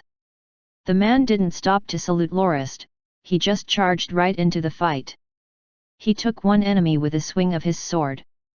Blood spurted everywhere behind his blade as he slaughtered his way up the street. Fierce Tiger Lowe's was too dominating. It only took a few minutes for the tide of the battle to turn as the numbers quickly evened. The enemy gold rank backed away as Lowe's closed in. "Treasonous scum," and grayed. Their swords met and the man screamed. "Blade Master! Well done!" Lowe's smiled, "First time anyone's called House Norden traitors. You have a lot of balls, but not a lot of brains, hey? You gave me an excuse to fight a good fight right after I broke through. I owe you one. Now let's enjoy ourselves." The gold rank's expression changed immediately. House Norden. Stop. This is all a misunderstanding. Another cry. The men fighting Pat were no match without the gold rank's support and were cut up. His Grace told us to kill them all, Pat shouted at Lowe's before rushing off to another grue nearby. Hee hee. Lowe's licked his lips, I love his orders the most. Now give me a good fight before dying for daring to go against my lord. No no no. This is a misunderstanding. We didn't know who you were. I don't care. You raised your swords against us, so you will die. No. The fight lasted all but 10 seconds. The man screamed the whole way, until Lowe's sword cut off his jaw and stoppered his throat. The last enemy fell less than a minute later. No one had escaped. Pat had the men cut off their heads and stack them in a mini pyramid in the middle of the street, the third Lorist had built so far, if much less impressive. The sun backed the street, but everyone watching the scene was shivering. What's going on, Locke? Ken Mays asked as he wobbled over. Lorist had charged out as he'd been busy going over the arrangements for the night's ball with Lowe's. A few minutes later the shop manager ran into the office and gasped something about a fight outside, and Lowe's charged out as well. Ken Mays had to wobble over awkwardly with his guards and try to push his way through the crowd. The man stared at the headless corpses for a few moments before he recognized the blood-stained uniforms. Why'd you kill Andlew's guards? What happened? Andlew. Oh, it's Count Wex's business, right? Where's his shop? Lorist asked, ignoring Ken Mays' question. Over there. He has the best spot and the largest building, Ken Mays answered, in a daze. Lowe's, Pat, tear it down. Kill everyone inside. Yes, Your Grace. Ken Mays watched on speechlessly. Chapter 573 Flipping Out and Falling Out. Duke Nor. Ton. What? What were you thinking? Yelled Auguslo uncontrollably as he slapped the desk, causing it to shatter and crumble. He was absolutely furious, so furious he even forgot to call Lorist brother Locke.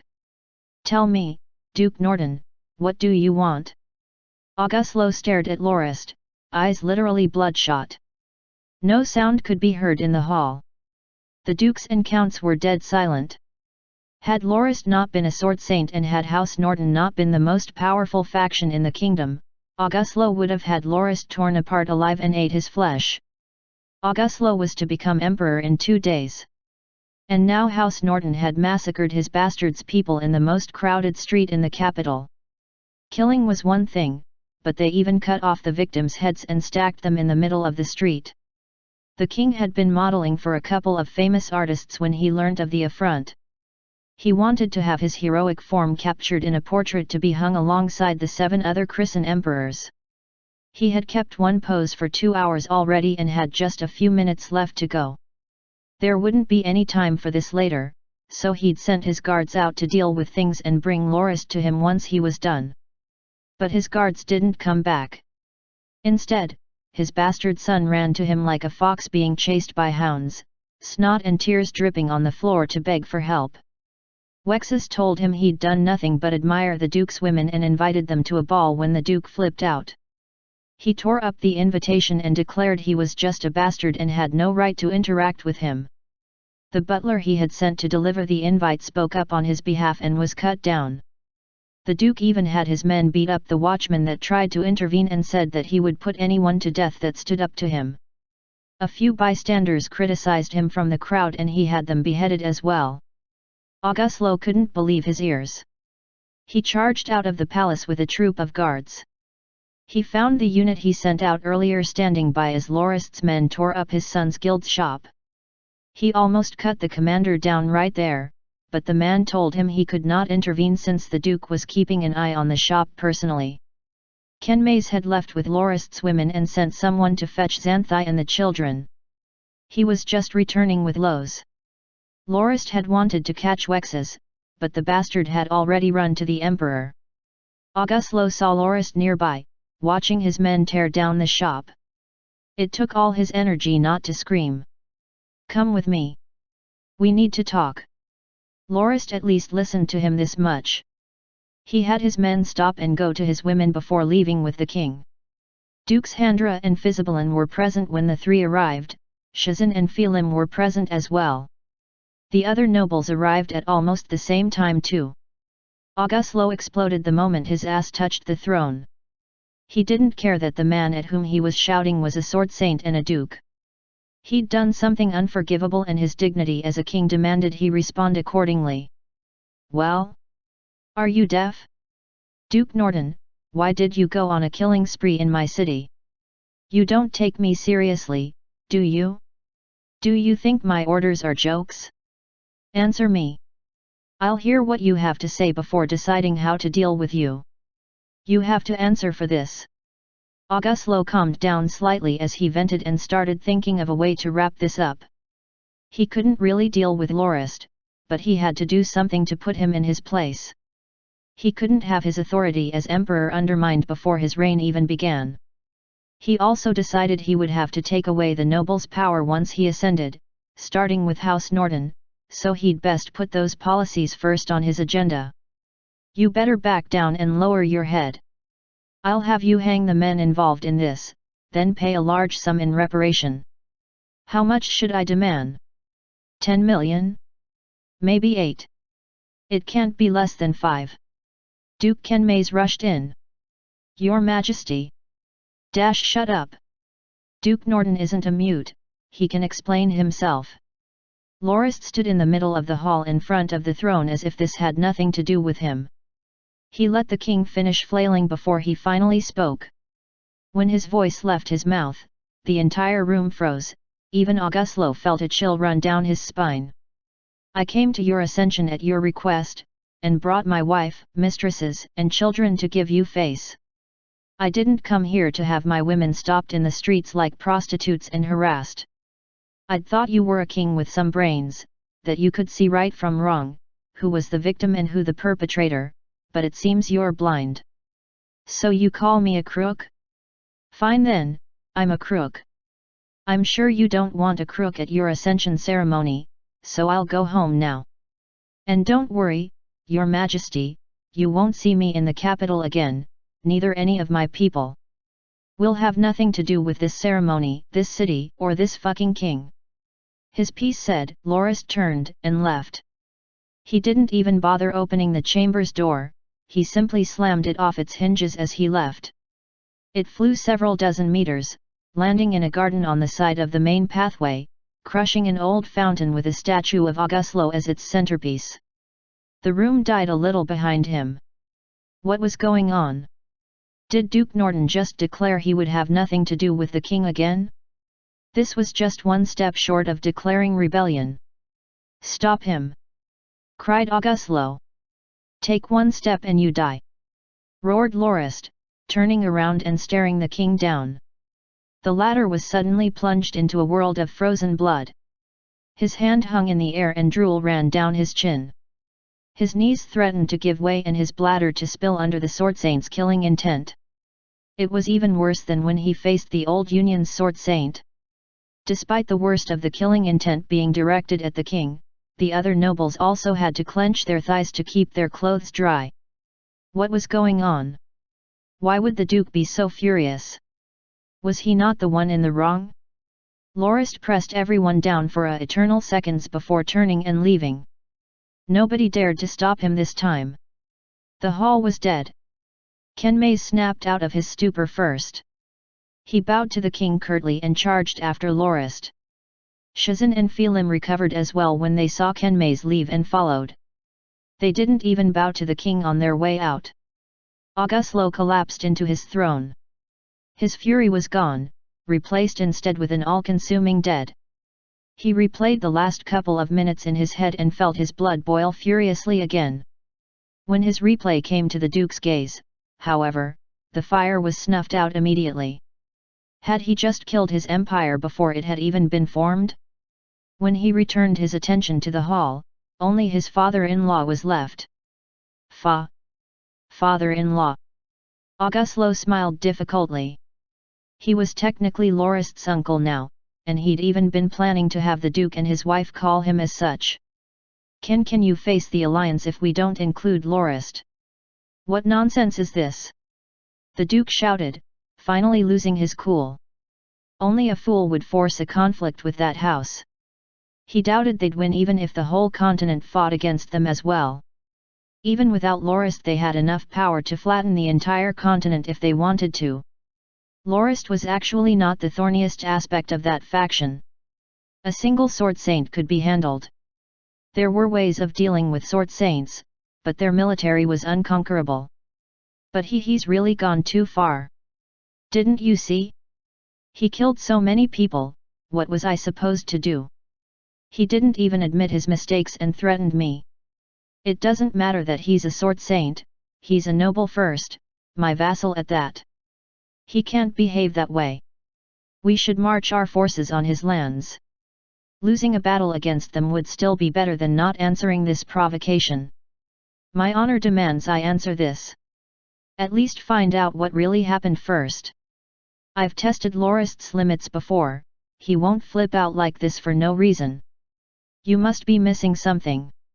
I also know him a little, he won't kill innocent people easily, granted, did wipe out 1,000,000 people in Hanayabarta. Ugh, the old man was right. Lorist wasn't a rash person, he always had good reason when he acted violently like that. Auguslo was very weary of House Norton's might, but he had to admit he admired their duke. He knew his saving grace was that the duke had no ambition for the throne, otherwise he'd have killed Auguslo many years ago. That said, he wasn't in absolute control of his faction. He might be pressured into taking action by those around him with more ambition. That was why he couldn't stand for him to have that much might. He couldn't do away with that faction's power, however, so his only option was to give them as little reason to act against him as possible while slowly eroding away their influence. He reluctantly gave in and called up some witnesses to the day's events. Everything was quickly laid bare. Auguslo was in a fury again when the last witness left. How dare his bastard of a son cause this much trouble? That useless shit just couldn't help himself, could he? He couldn't diligently build his own influence, no, he had to use his father's name at every corner. Did the bastard not know he'd be dead already if Lorist was not so timid? Stopping noble women and forcing them to attend his balls, was there a greater insult to a noble than to have their women toyed with? No wonder Lorist lost his cool. He was the greatest man in the kingdom besides Auguslo himself, how could his honor stand something like this? And from a bastard, no less. Only, why would he direct that anger at him? If he knew Lorist well, which he liked to think he did, he would have just explained what had really happened with a smug smile on his face. Hold on, did he think he was behind everything? Indeed, it made sense. Why would his spineless son dare do something this audacious if he didn't have the king's backing? Dukes Norton, Phelim, Shazan, and Kenmays have left the city. They're heading for Jilin Harbor with their families and forces, a guard reported as he rushed in. What? Auguslo yelled, why didn't anyone stop them? The guard didn't answer. Auguslo finally realized no one dared stop a duke, especially not when four were traveling together, and when one was a sword saint. That could only be done if the army was mobilized with an imperial decree, but was there a good reason? The dukes had not committed treason, and mobilizing the army would be an open declaration of war. Not to mention, the dukes came with their families, so if even one of them was hurt by the soldiers, then not a single noble would continue to support him and acknowledge him as king. Auguslo was in full panic. Duke Fizibalin yelled, go chase them, quick! Hold them back for now. I'll look for the other nobles to join us to convince them to stay. The grand ceremony is taking place 2 days later, and the 4 dukes must be there, especially a sword saint like Duke Norton. The consequences are unimaginable if he isn't there. Auguslo snapped out of it. I'll chase them down on horseback. I'll be counting on you for the rest, father-in-law. Chapter 574 Turning Back Suspicion-Filled. Locke, do you think the king is behind this? You think Count Wexes is only being used as a puppet? Asked Kenmays. Lorist, Kenmays, Phelim, and Shazan were heading to Jilin Harbor, the capital shrinking on the horizon behind them. They were accompanied by their family and forces. Their destination was Silaoz, where they'd regroup and discuss what to do next. The others were surprised that Lorist would turn his back on the king so resolutely. If Auguslo declared him a traitor, Endenac would once again taste civil war. As his allies, they, too, would be dragged in against the rest of the kingdom. Actually, you can stand with the king and turn on Lorist if you want, Ken Mays told Shizan and Philim. We're not idiots, the two immediately answered. It wasn't that they hadn't considered it, but, given the king's personality, they would be used as cannon fodder. The king would never trust them. Siding with Lorist was the better choice. Even if they were wiped out, they wouldn't have to worry about Lorist swallowing them. He would instead help them rebuild. Yes, Lorist replied glumly, you told me Andlu got into a trade war with you for the salt market last year, right? They suffered at least 100,000 gold fords in losses. Think about it. That isn't a small sum. Andlu should have been in bad shape. Tell me, do they look hampered? Andlu isn't like the trade unions guilds. It's a new establishment with shallow roots and even shallower pockets, or at least they should be, so how did they get out of this without collapsing? Someone is obviously footing the bill on their behalf, and who has that kind of money in this desolate kingdom besides the king? Then not long after you're suddenly targeted by a blade master? Tell me, what upstart guild can afford to order a blade master around, much less after just suffering a crushing defeat? We can easily conclude who the mastermind behind Andlu is. Do you think a mere bastard child can plot against a duke like you? Can he take such a loss, not to mention sending a blade master after you? Somebody is backing him. Do we even need to guess who? Ken Mays paled. Lorist made him incredibly nervous. But why would the king want to lay his hands on Salt Merchant Committee? I'm just a merchant. I didn't touch any of his industries. I'm not a threat either. You underestimate your importance, Lorist smiled, the war is over. Everyone knows we'll have several decades of peace. Now that there are no more external threats, the king has to start considering internal ones. What, other than our alliance, could spark his worry? Nothing. If he wants to implement some kind of nationwide policy, he'll have to go through us. He is desperate to break us up. I suspect he set his sights on Salt Merchant Committee because you're the sole common interest binding the four houses together. Shizan and Philim in particular are recovering quickly thanks to the kickbacks from the committee. They are rebuilding their militaries quickly as well. He first tried destroying the committee, now, failing that, he's targeting you. It was only a wild guess at first, but when I learnt that the bastard child was harassing the nobles and saw how his guild could bring out a gold rank guard, my suspicions deepened. How could Andlu have such a strong force without the king? Even the committee only uses silver ranks. Do you remember the king's fury when I had their guards killed? It was like a child's toy had been broken. He was also way too keen to get an answer out of me. I knew it was him when I saw that. What else can I say at this point? Why should I care about his reputation? I'll just leave. Philim, who had been listening from the side, nodded. Locke is right. What do you think the king will do next? Declare us traitors. I don't really care whether we're traitors or not, Shizan added, we can win any war he starts. Other than House Fizibalin, no one is willing to fight to the death for that man's sake. Most will probably only voice their support while finding excuses to sit on the sidelines. I'm most worried that the king will try to catch us before we reach Jilin. Everyone fell silent. They didn't have the forces to far the entire Imperial Guard right now.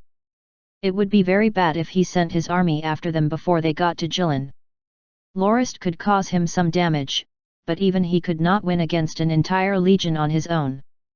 Not to mention their family were still here and could easily be turned into hostages against. If he really does something like that, we'll turn against him for good. I don't think he'll be quite that reckless. He'd be betting his entire bloodline and legacy on very unfavorable odds, and he knows it. We should stay on guard just in case, though.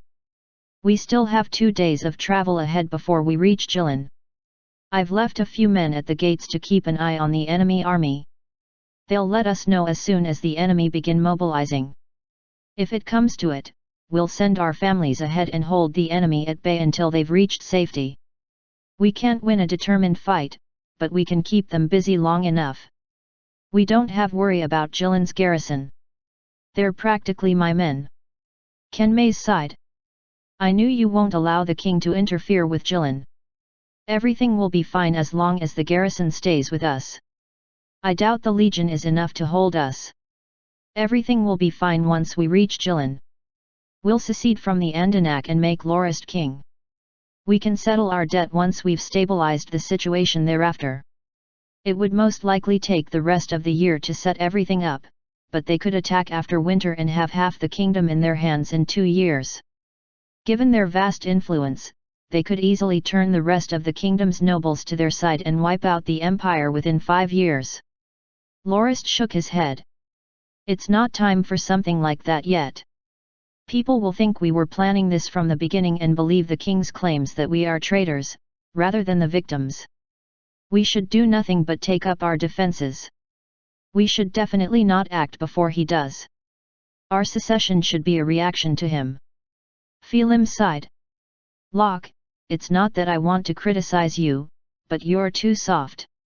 Don't worry so much about your reputation as a loyal vassal, it'll do you no good once you're a sovereign. If we declare independence after he makes his claim, people will believe we're doing damage control. We'll be the rebels that wanted to take over the kingdom but got caught out. No one will accept our declaration if we do it after the fact, and we won't be able to kill the king without being labeled king slayers. If you declare independence beforehand, however, this will be a fair war between 2 kingdoms and we can kill that bastard without having to worry about being called king slayers. The guards Lorist had left at the city gates slowly caught up with them. The king is on his way, Your Grace, announced the guard. Has the royal army been deployed? Asked Lorist. No. The king rides with only a small escort. Maybe he wants to hold us down while the army deploys and catches up, guessed Kenmei's. Send our family ahead. We'll following behind them a little slower and see what the king is up to. The group proceeded thusly for several more hours. The king only caught up with them at sunset, covered in sweat and breathing haggardly. Why did you leave without a word? I investigated the matter more thoroughly and know you are not to blame for what happened. That brat of mine stepped out of line. You were right to kill his henchmen. I shouldn't have thought you were insulting me when you killed them. Please, there are only 2 days left until the ceremony and it wouldn't do for you to not attend. I was too stressed about the arrangements and let it get the better of me. Auguslo dismounted and took hold of Lorist's reins as he spoke. He begged Lorist to return. The group refused but the king wouldn't let go of the reins. The 2 groups were left staring at each other's for half an hour until Duke Fisibalin arrived with the rest of the attending nobles to persuade Lorist to stay. Lorist stood firm, however, and the 2 groups were once again left staring at one another. The standoff continued until midnight, when the last of Lorist's men returned from the capital to report the army had still shown no signs of mobilizing. Lorist only gave in once he heard the final report. He spoke with his 3 companions and agreed to return to the capital, but refused to send for their families. Auguslo wasn't very happy that the 4 dukes weren't doing exactly as he asked, but he had to let it be, otherwise he'd get nothing. He was even more frustrated when each of the 4 only brought 100 guards back with them. Everyone could see the immense distrust in Lorist's eyes and knew an irreparable rift had formed between the 4 and the king. It was unlikely that the king's reign would be smooth going forward. A few even wondered if the emperor would live long enough to see his heir take the throne after him, if at all. Chapter 575 Marquis Krillos's Frustration. Bam! Krillos hurled away a purplish gold vase and it smashed against the ground and shattered into smithereens. The precious item worth nearly 1,000 gold fords disappeared just like that. Even when Krillos left the trade union during that chaotic night, he didn't forget to bring that vase with him. He treasured it so much that he would toy around with it from time to time. It could be seen how angry he must have been to smash it into the ground. It was the 10th day of the 8th month of year 1783, the day Andanak would be restored to the Christian Empire. Auguslo I, the king of Andanak, would also ascend to the post of emperor. From that day onward, Auguslo I would be known as Christian IX, or Emperor Auguslo. His unfortunate father, Andanak I, would be named posthumously as Christian VIII. The imperial capital was filled with a festive mood. Loud sounds of gongs and cheers could be heard in the streets. The parades were colorful and plentiful, and the citizens dutifully celebrated to congratulate their great king's ascension. Now Emperor, Auguslo announced that his citizens would be given free wine and meat to make the best of the day. They could eat all they want without spending a single cent. Cheers of "Long live the Emperor" and "Long live the Christian Empire" reverberated throughout the city. What was an occasion of great joy to the people was instead a source of grief to Krylos. Ever since he left the trade union, he had been living in the imperial capital and managed to get to know Count Wexes as he had planned. He used his startling intelligence to gain the Count's favor and offered himself up as his most trusted advisor. Back then, Wexes was but a knight. As he had offended House Norton, his position as commander of the royal guard had been stripped of him. After Auguslo returned, he decided to entitle Wexes to be a count in the faraway province of Magic and ordered him to leave for his dominion right away. During that crucial time, it was Krylos that stopped Wexes from leaving. He advised Wexes to beg pitifully to be allowed to stay in the palace and use his relation as family to win Auguslo over. In the end, the king rescinded his order and allowed Wexes to remain within the imperial capital. Since Wexes had grown up on the streets of the capital and had never gone anywhere else before, sending him to Magic so abruptly was indeed a little too heartless. Back then, Krylos told Wexes that the moment he left the imperial capital, he would no longer have a chance of inheriting the throne. But if he stayed, he might still stand a chance. Even though Auguslo had a proper heir now, it would take more than a decade for the child to mature, and anything could happen during that time. Wexes listened well and went to the palace to beg in the name of his dead mother and got what he wanted. After that, he started Andlul with the help of Krylos and used the excuse of earning money for the imperial family to gain Auguslo's trust and support, obtaining the rights to sell ores within the kingdom. Yet another wave of pain assailed him. Krylos's body stiffened and the two scars that stretched from his pale forehead to his chin contorted into a deformed shape. At that moment, his expression was ever so demonic and sinister. He looked like the devil himself. But he was alone in that room. For his revenge, Krylos made the two scars that were on his face and ruined his handsome face. Only by doing so could he move about in the imperial capital as he pleased without fear of being recognized as Marquis Krylos of the trade union. Perhaps I shouldn't have placed my hopes in Wexes, thought Krylos as he took out a bottle containing a blue concoction, loosened its cork, and poured the solution into his mouth. His expression finally returned to normal following the consumption of the medicine. He sat back down slowly and reached out for the purple gold vase he usually toyed around with out of habit, only to grab nothing but air. It was then when he recalled smashing his precious treasure in a fit of rage. Giving a pained look at the pieces on the ground, Krylos began to coldly contemplate what happened. Why did Duke Norton, someone who fell out with the king, show up during the ceremony with the three other dukes as if nothing happened? They even seemed to get along well. I heard Duke Norton flipped out against Auguslo in the palace before all the nobles present and kicked the great hall's doors flying before leaving with the other dukes and their families and servants to return to their dominion. When Krylos first heard about that news, he was overjoyed. The alliance of four houses was the most powerful faction in Andanak, and House Norton had the strongest military in all of Grindia. The trade union could be said to have lost solely because of them. Lorist was not only Duke of the Northlands, but also the kingdom's sword saint. A battle between him and Auguslo was the best thing Krylos could hope for. Even though the gold-ranked Marcus that followed him and the 40-plus loyal silver ranks were killed on the streets by Duke Norton and his guards, Krylos believed that if he could incite conflict between Lorist and Auguslo, it would have been worth the sacrifice of his loyal men because his revenge would finally have a chance of coming true. In fact, Lorist suspected Auguslo for being the mastermind behind Andlu and the one who tried to assassinate Kenmays.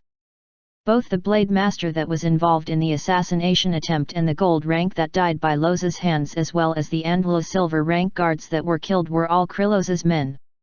Even the 100,000 gold forts lost by Andlu during the trade war was paid out with Krillos's personal funds. However, Lorist thought that it was Auguslo who was footing the bill for his illegitimate son. Yet, he didn't know of the loss Krillos had to bear nor about his close relationship with Wexes.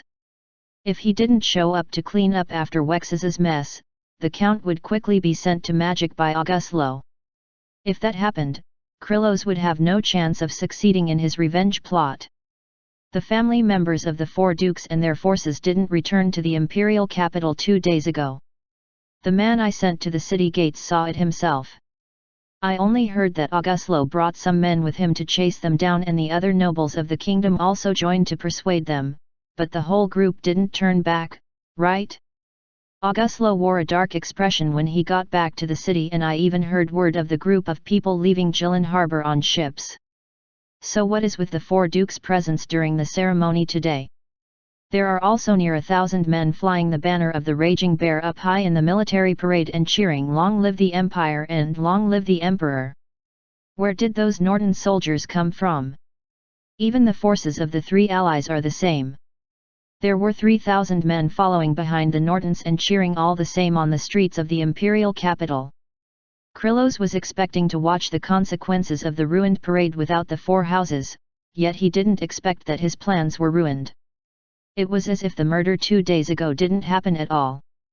That surprising outcome almost made Krillos freak out. The more he hoped, the more disappointed he became. When he returned to his residence, he began smashing things up.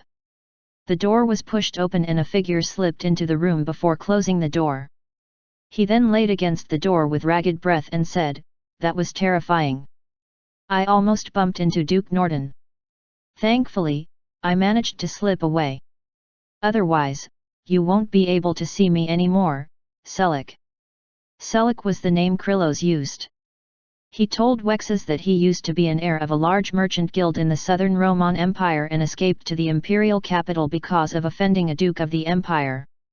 As he wanted to found his own merchant guild, he teamed up with Wexes and provided the funds. "I really got myself rubbish partners," thought Krillos as he touched his forehead. The person who slipped into his room without greeting was none other than Wexes. Krillos thought that Wexes inherited none of Auguslo's traits apart from his handsome appearance. He was nothing but a thug given his upbringing in the streets of the imperial capital. Maybe he doesn't even qualify as a thug. If it weren't for his adoptive father that laid good foundations for him as a knight and awakened his battle force during 16, he would have long starved to death during the war. He only managed to survive because of his battle force until he was found by Auguslo's men. Krillos thought that Wexes didn't have any good qualities at all, not to mention his lack of noble etiquette, his greed and lust as well as recklessness. However, Wexes was quite the loyal fellow. However, his loyalty to his friends only showed when he wanted to drag them down the pit along with him to suffer alongside him. Krillos had already suffered losses twice within the span of a year because of Wexes' antics. The first time was the trade war with Salt Merchant Committee. Everyone knew that nobles preferred rock salt to sea salt because of the latter's bitterness. Usually, only commoners used sea salt. Even though the Salt Merchant Committee's salt was white as snow, they were produced from seawater and were only used by nobles if they really didn't have rock salt. Krillos managed to get the rights to sell the yield from 3 salt mines from Auguslo through Wexes. In some sense, he would have monopolized the rock salt industry in the kingdom. He was going to market the rock salt to the nobles as a luxury seasoning. However, rock salt had to be processed quite extensively before they could be turned into fine salt. As Krillos wasn't in good physical condition, he left Wexes in charge of those matters. Krillos believed that as long as Wexes used Auguslo's name to pay visits to those nobles and market his salt, the plan would soon come to fruition. What he didn't expect was that when Wexes found that each bottle of salt made less than a small silver of profit, he felt that it was too much trouble. So, thanks to the advice from some friend of his, he bought lots of sea salt to be mixed together with rock salt before selling them out. He could increase the profit margin a few times more that way. Wexes gleefully thought that he had come up with a good plan, but he forgot that the nobles weren't idiots. Sea salt was white and rock salt was slightly greenish. It didn't take long before Wexes's white-green salt became a huge joke. In the end, Krillos had lost nearly 100,000 gold fords taken from his personal funds to fund the production of the rock salt. Incidentally, the friend that suggested the idea got 1,000 gold fords as a reward. The second loss he suffered was when he suggested Wexes to hold more balls and invite nobles to join them to expand his network. Andlo would pay for the costs of those balls. Wexes naturally found that idea to his liking, as partying about was what he liked to do best. He even went so far as to stop nobles in public to force his invitations on them. They had no choice but to endure it and accept the invitation in consideration of Auguslo's power. But the whole plan was ruined when they tried to invite the Norton ladies to the ball. That blunder caused Krillos to sacrifice Marcus, the gold rank, and more than 40 silver ranks. More than half of Andlo's shop was also torn down. When Krillos came to the imperial capital, he had less than 100 men with him. Now, half of them were gone. Whoa, why did you smash this precious thing? It's such a shame. Miss Belai said that if I gave it to her, she would spend 3 romantic nights with me. I knew I should have given to her if it was going to be smashed anyway, said Wexes when he discovered the pieces on the ground. You. Krillos felt a rush of anger, but he still had to give some explanation about it. I accidentally knocked it down. Oh, do you know why Duke Norton showed up in the ceremony? I thought he flipped out against the king and left the imperial capital with his family. Oh, well, didn't my father chase after him? In the end, he managed to convince him to return. However, he only came back with the 3 dukes and 10 or so guards. He's been staying within the palace for the past 2 days without leaving at all, and the soldiers of those houses are all impostors. They're actually members of the royal army, replied Wexes nonchalantly. Then why didn't you tell me about it earlier? Krillos was really mad that he was happy for nothing. What's the use of telling you about it? Didn't you see that I was busy hiding? I almost bumped into Duke Norton just now too. Krillos really didn't have anything to say about that. Sometimes, even he felt admiration for Wexes's luck. Even though he was the main cause of the trouble with House Norton and twisted the truth when he reported to Auguslo about that incident and caused the argument between him and Lorist, Auguslo didn't seek Wexes out to dish out the consequences after he chased Lorist down. Auguslo had been quite annoyed that Lorist didn't allow his family members and forces to return to the imperial capital and was too busy arranging the faking of the forces of the 4 houses. Lorist and the other dukes also kept a low profile and didn't leave their residences and forgot about Wexes completely, allowing him to travel about the imperial capital freely and even mingle among the other nobles during the ceremony. Lord Count, as your friend, I have to advise you that if you still intend to sit in the throne one day, you should really change your bad habits and become a proper noble. Only then can you gain the heartfelt support of the other nobles in the kingdom and become a magnificent ruler in the future, said Krillos. Enough, Selik. I know that. Don't need to nag me about it. I'll definitely become the successor of the imperial family, Wexes replied in annoyance. Also, do you have any more of those purple gold vases? I'll safe-keep it for you lest you accidentally smash them again. Krillos was at a loss for words.